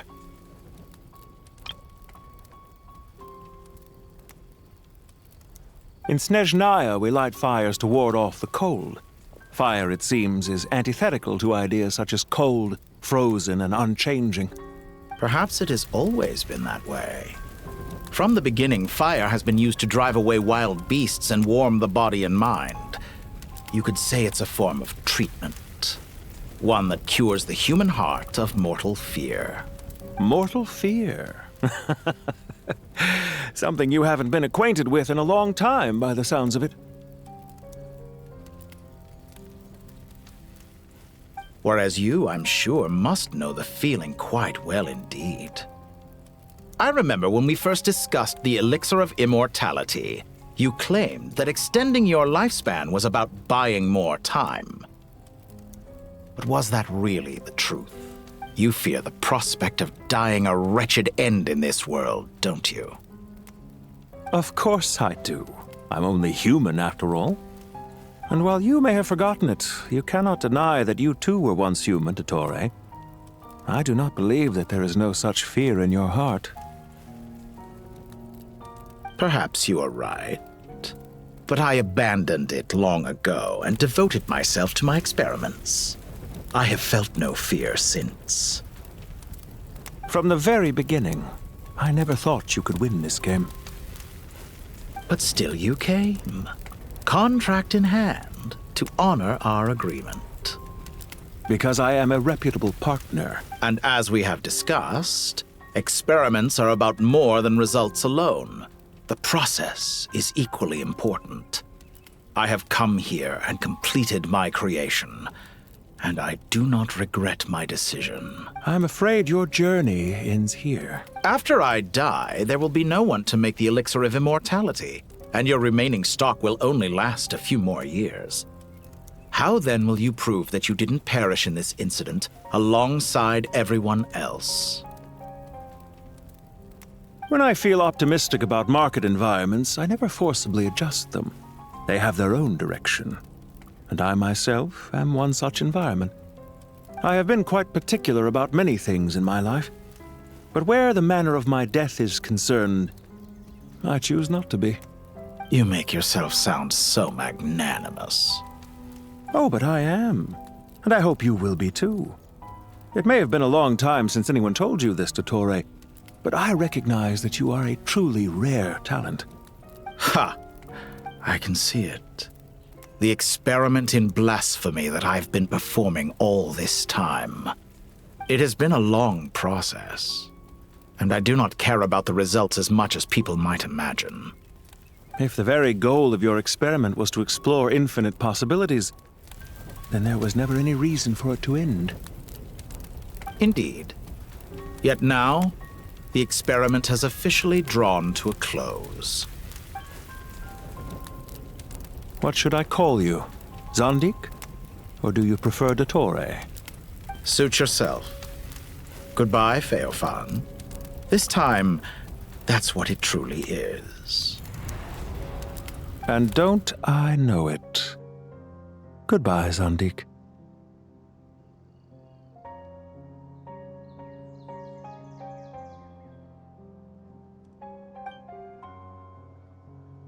I could have carried out many more experiments, but to me, Lord of Dendro, this outcome is certainly not the worst. I believe you.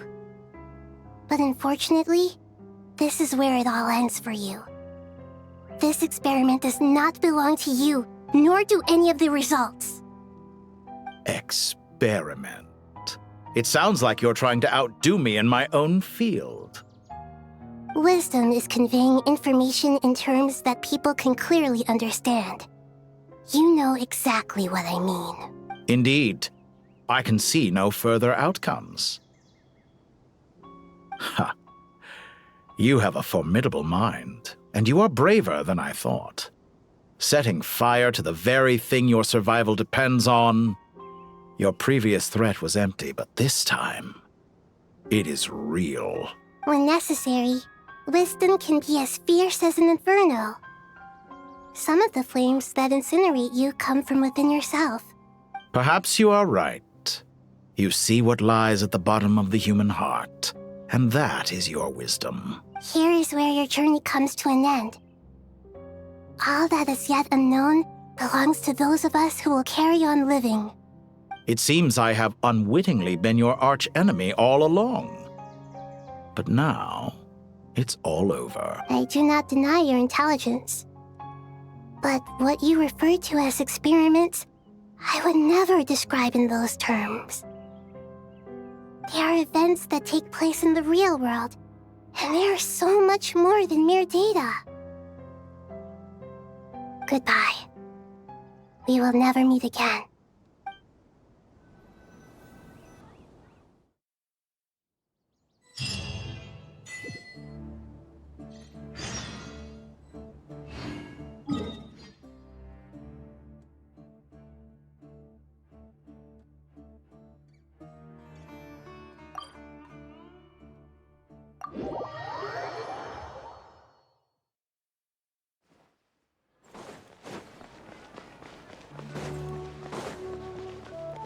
Astra. Thank you for complete.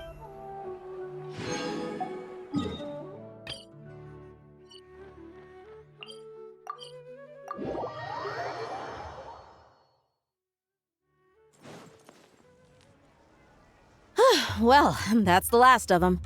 Everyone on the list is already back where they should be.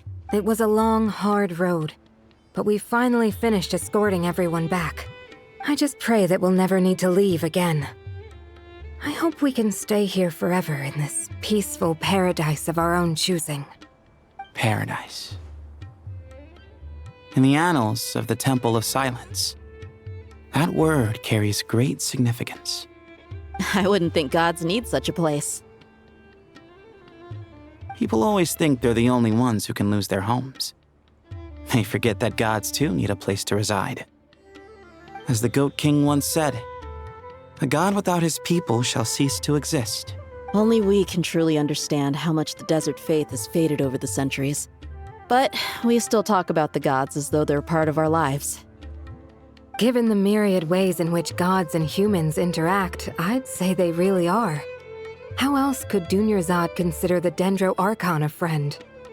Well, that sounds about right to me. Describing them as friends sure makes us feel a whole lot closer. If you told me a few years back that I'd have this many friends, I'd have called you a liar. Belief is a choice, just like friendship. We've made our choices through battle. The right ones, wouldn't you say? I'll be heading back to the Temple of Silence. I heard the Goat King and the Ibis King decided to pay us a visit. How about you? It's back to Aru Village for us. Still plenty of supplies to distribute and people to help. Until next time, old friend. As long as you can find the time, you're always welcome to visit us in Aru Village. Right back at you. Make sure to drop by the Temple of Silence the next time you're free. Or it is that two of the other 7 pillars, Shezapang and Bennu, might also be dropping by. Since you're wearing the symbols of their power, it'd only be fitting if you came to see them for yourselves. Dropping by? That makes it sound like they're visiting a neighbor's home. Well, the temple was founded by Hermanubis, so I guess to them, that's exactly what it is. Guess that's true. All right. We'll make sure to find time to stop by. Stay safe on your journey home. I will.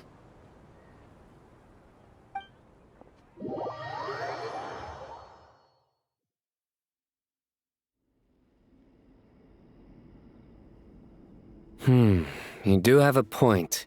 See?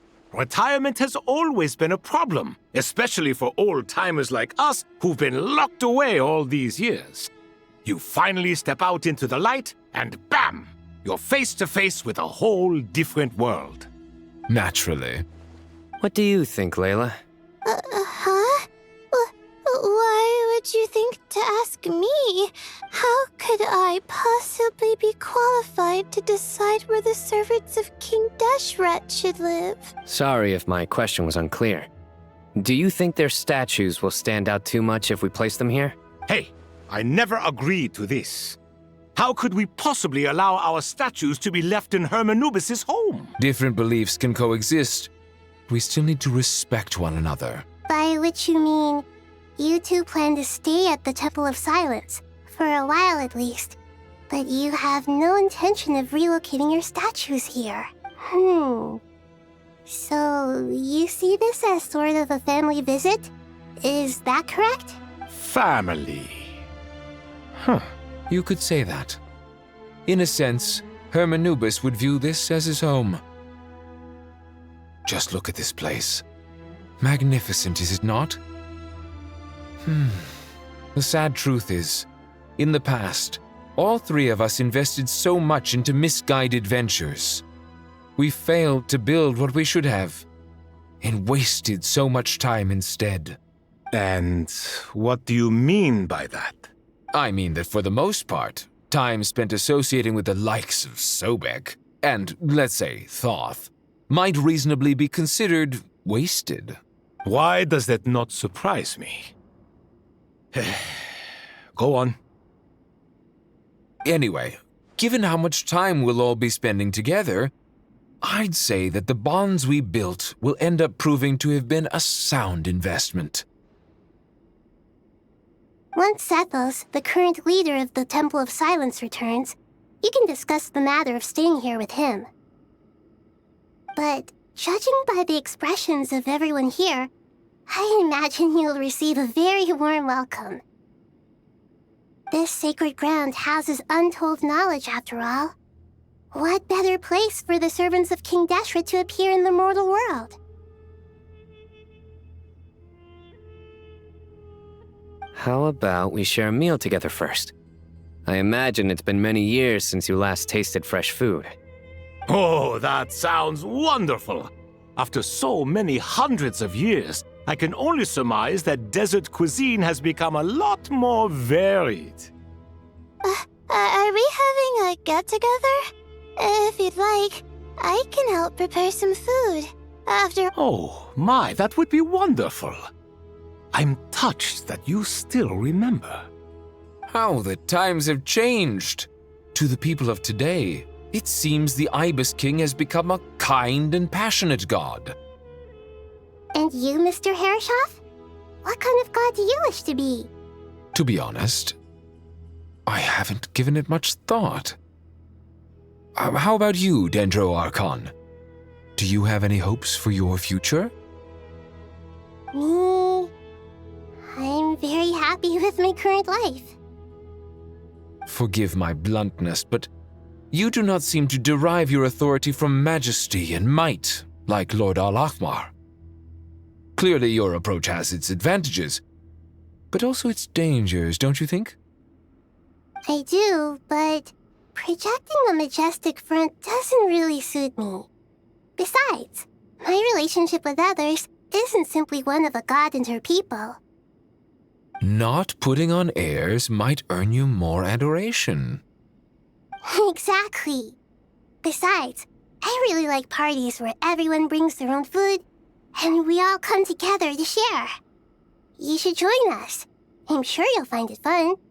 Last time when we got together for a picnic near the Avidia Forest, it was quite the occasion. Seeing as you're already here, how about we hold the next one in the desert? Can we do that? Wouldn't Tainari have to transport a ton of drinking water? Don't worry, I can help out. Layla, would you like to join us next time? Me? Sure. The more the merrier. That way we... Don't take this the wrong way. I just think you should know. When it comes to passing the time, chess is more our thing. In that case, Dendro Archon, what do you say? If I were to compete against you, I can't say with certainty I'd win, but I certainly wouldn't mind giving it a shot. Where's Sobek? I'm sure he'd be good for a few rounds. Cards, cards, cards! I'll always prefer chess. I wonder what variant of chess we're talking here. Mr. Thoth, is there some sort of astrological significance to this game? Oh, I'm glad you brought that up. As long as the leader of the Temple of Silence agrees, we can search Hermanubis' place for books to teach you how to play.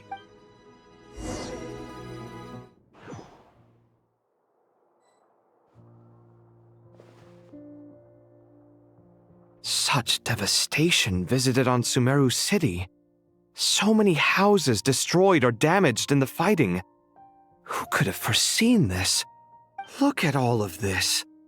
It's going to take me forever to tidy up. I suppose living below the academia doesn't always work out to your advantage. I would have thought a little appreciation of my sincerity and effort in helping to clean up this mess might be in order. Helping? Effort?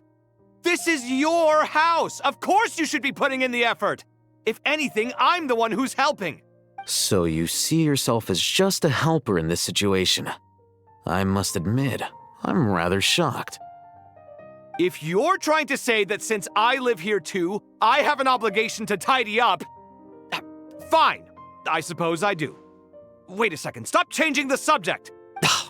Nevertheless, In the wake of a great storm, a missing roof is a predictable inconvenience. Can you stop making it seem like I care more about this house than you do? Doesn't it upset you at all to see your home in this state? I won't pretend it's ideal, but that's no reason to be upset. This is the roof over your head, your shelter from the cold. The furniture is scattered, the paintings have fallen off the walls, the windows are shattered. Don't you feel even a little disheartened? The way I see it, these problems are easily solved. Ugh, this is precisely why I hate talking to you about sentimental things. It's like banging my head against a wall. You simply don't understand just how much work goes into making a proper home. It sounds like this is causing you a lot of anguish. You mean the house or the paintings? I mean your sentimentality. Oh, well, yes. But I'd rather not dwell on such things right now. Generally speaking, when anguish becomes the norm, people usually make an attempt to improve their situation. But there are so many people and things in life that are difficult to change. It's not like you can force them. Besides, anguish can be a source of inspiration.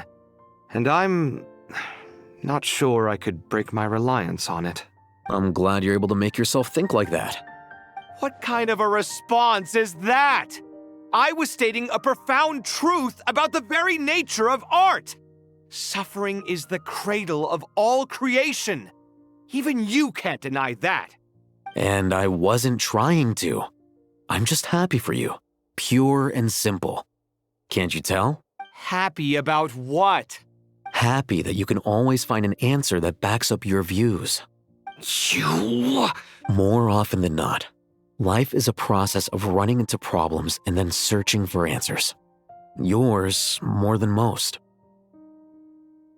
Not everyone's so good at justifying things to themselves. It's something that you've been steadily mastering.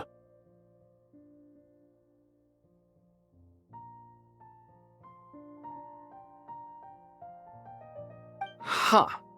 What about you, then? What skills have you been mastering lately? Pass me that box. Huh? Okay.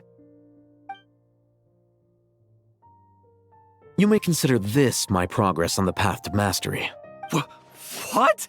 Wait a second. Isn't that box mine? Would you like me to put it in your bedroom for you? Huh? What kind of progress is this? Does he think he can bribe me? These books on the floor, they're a complete mess. And this one, didn't he say it was an out-of-print collectible?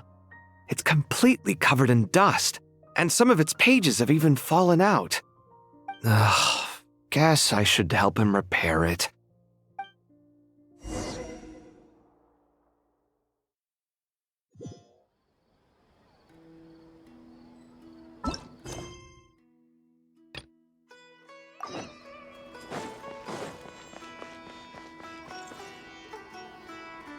Local sumter beasts, imported goods, such a bright future ahead.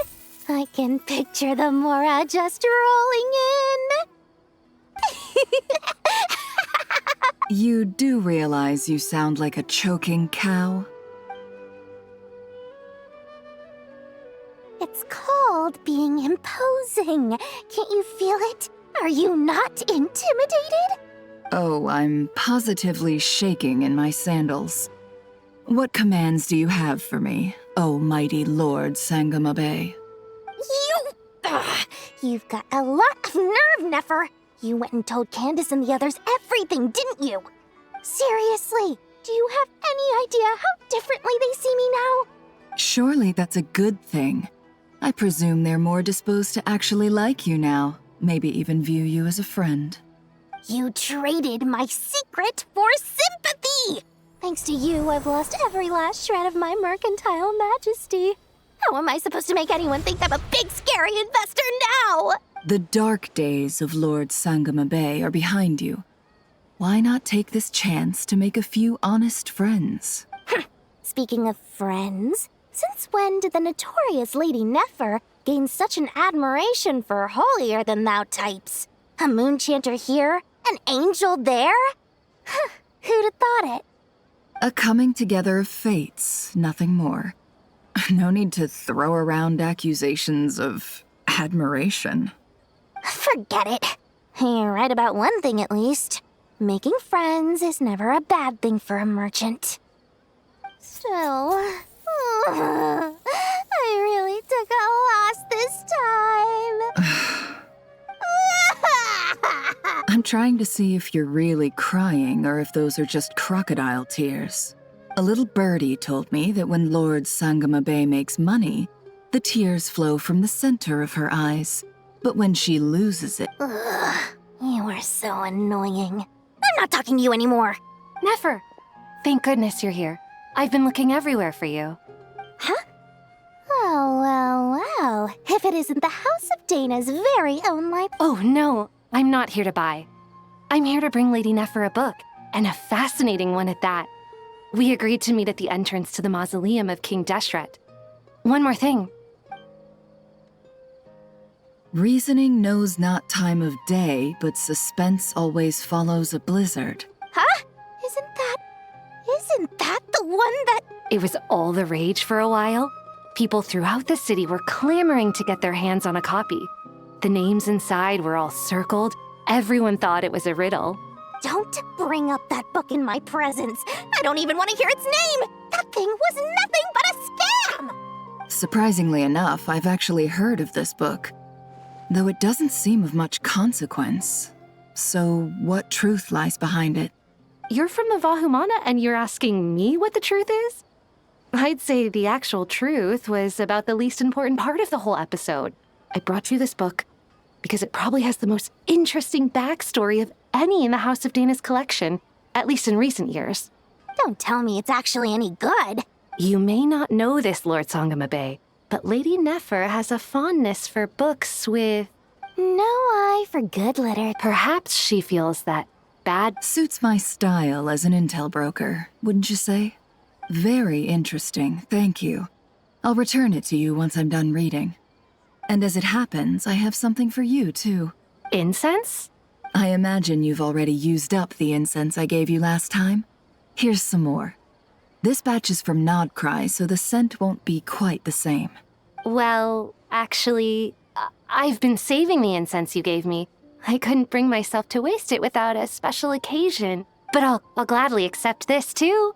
And I promise I'll use it this time. Katayun, you haven't changed a bit.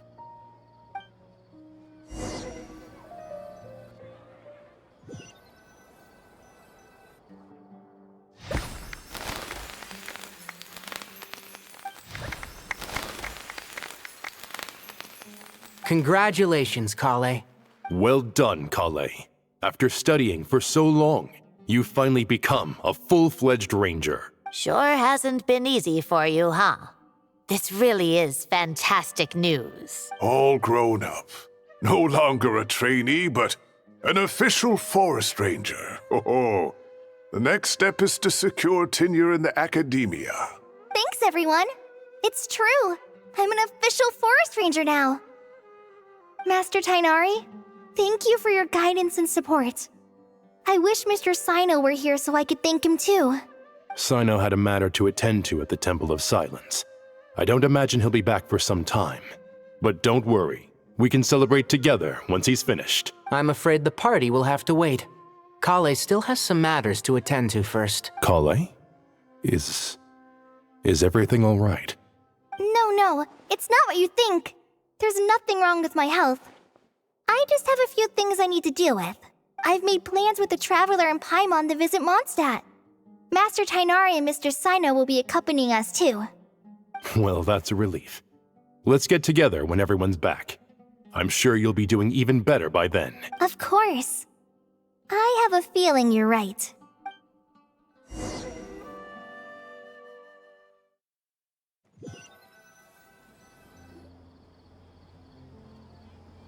Phew!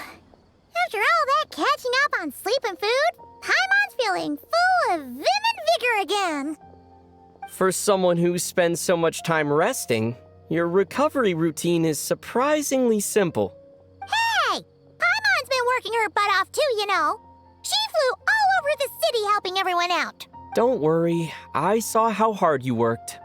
Alright, we all know you're the most hardworking person in Tavad. As long as you're rested and full, that's what really matters. Paimon's been looking around the place, and it seems like the city's already on the mend. But Paimon's been...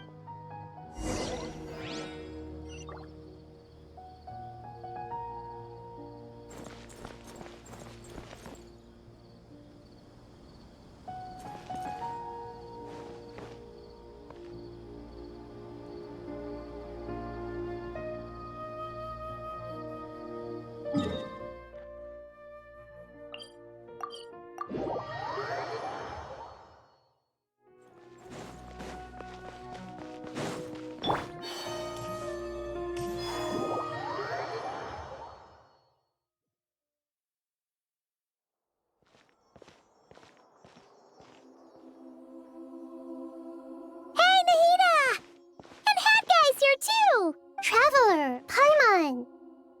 What's going on here? Nothing much. Nahida was just expressing concern for my physical and mental well-being. Oh, the Traveler told Paimon all about that. We've both been very worried about you. Are you feeling alright? You make it sound like I'm on the brink of some kind of breakdown. Truth is, I'm doing much better than you might imagine. If we can just get to the bottom of Dottoro's intentions, we can minimize his negative influence. That's the sort of thing I excel at. Just listen to that newfound optimism. It seems like having you enroll in the Vahumana was a truly inspired move. I can really see the positive influence. Observe, a classic Sumeru specialty. Chalking everything up to education and learning. To be honest, even I can sense the change in you. Everything Dottore said to you was a way to manipulate your mind. Fortunately, you're no longer under his sway. Can someone as old as me really continue to grow? If it helps, just think of yourself as a late bloomer. It's all a matter of phrasing, and it comes down to what standards you measure yourself by. For a puppet, developing at such an age is perfectly normal. But if you choose to call yourself a late bloomer, it sounds more like you consider yourself human. However you see yourself, well done. All right, I see what you mean. Anyway, what's your next step? What else can I do but complete my current courses? Everything else can wait. Anyway, that's enough chit-chat. There are still things in the city I need to help out with. I'll be heading there now.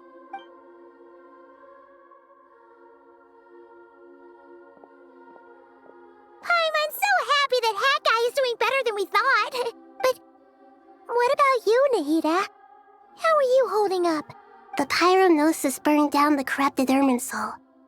The flames blazed for 7 days and 7 nights before they finally subsided. All that was left were the parts underground. Now, Aru shoulders the responsibilities that once belonged to Irminsul. The situation was contained before it got out of hand, so Tevat's most vital information has largely been preserved. Irminsul has a strong influence over you, doesn't it? How will you cope now that it's gone? There is no need to worry. Thanks to Nicole's extraordinary talents, my connection to Irminsul has been severed and transposed onto Aru. Angels can do things like that? They can. Such abilities are precisely what makes them so powerful. The goddess of flowers, Nabu Malikata, once claimed that she too could perform feats beyond the reach of mere mortals. In my eyes, much of what she went on to achieve reached such transcendent levels. Her and Nicole really are both fascinating and magnificent. So, does that mean your situation is stable now? Correct. Just imagine that Aru has become the new Irminsul, and the essence of my existence has been bound to it. The wisdom of Sumeru has ultimately converged into a single, unified entity. Whatever it is, the important thing is that you're okay, Nahida. Dendro Archon, Lesser Lord Kusanali. Oh, thank goodness you're here.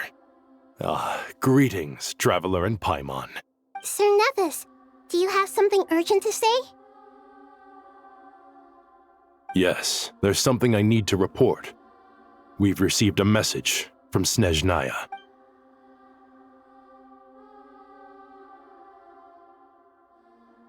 The Fatui Harbinger, the rooster, sends us his sympathies, along with all the usual pleasantries. His stance is that, following the unrest in Nodcry, Dottore was subjected to internal censure. This madness was the act of a rogue element, one who No less than can be expected. Snezhnaya paid a heavy price working to stop him. They even lost one of their own harbingers.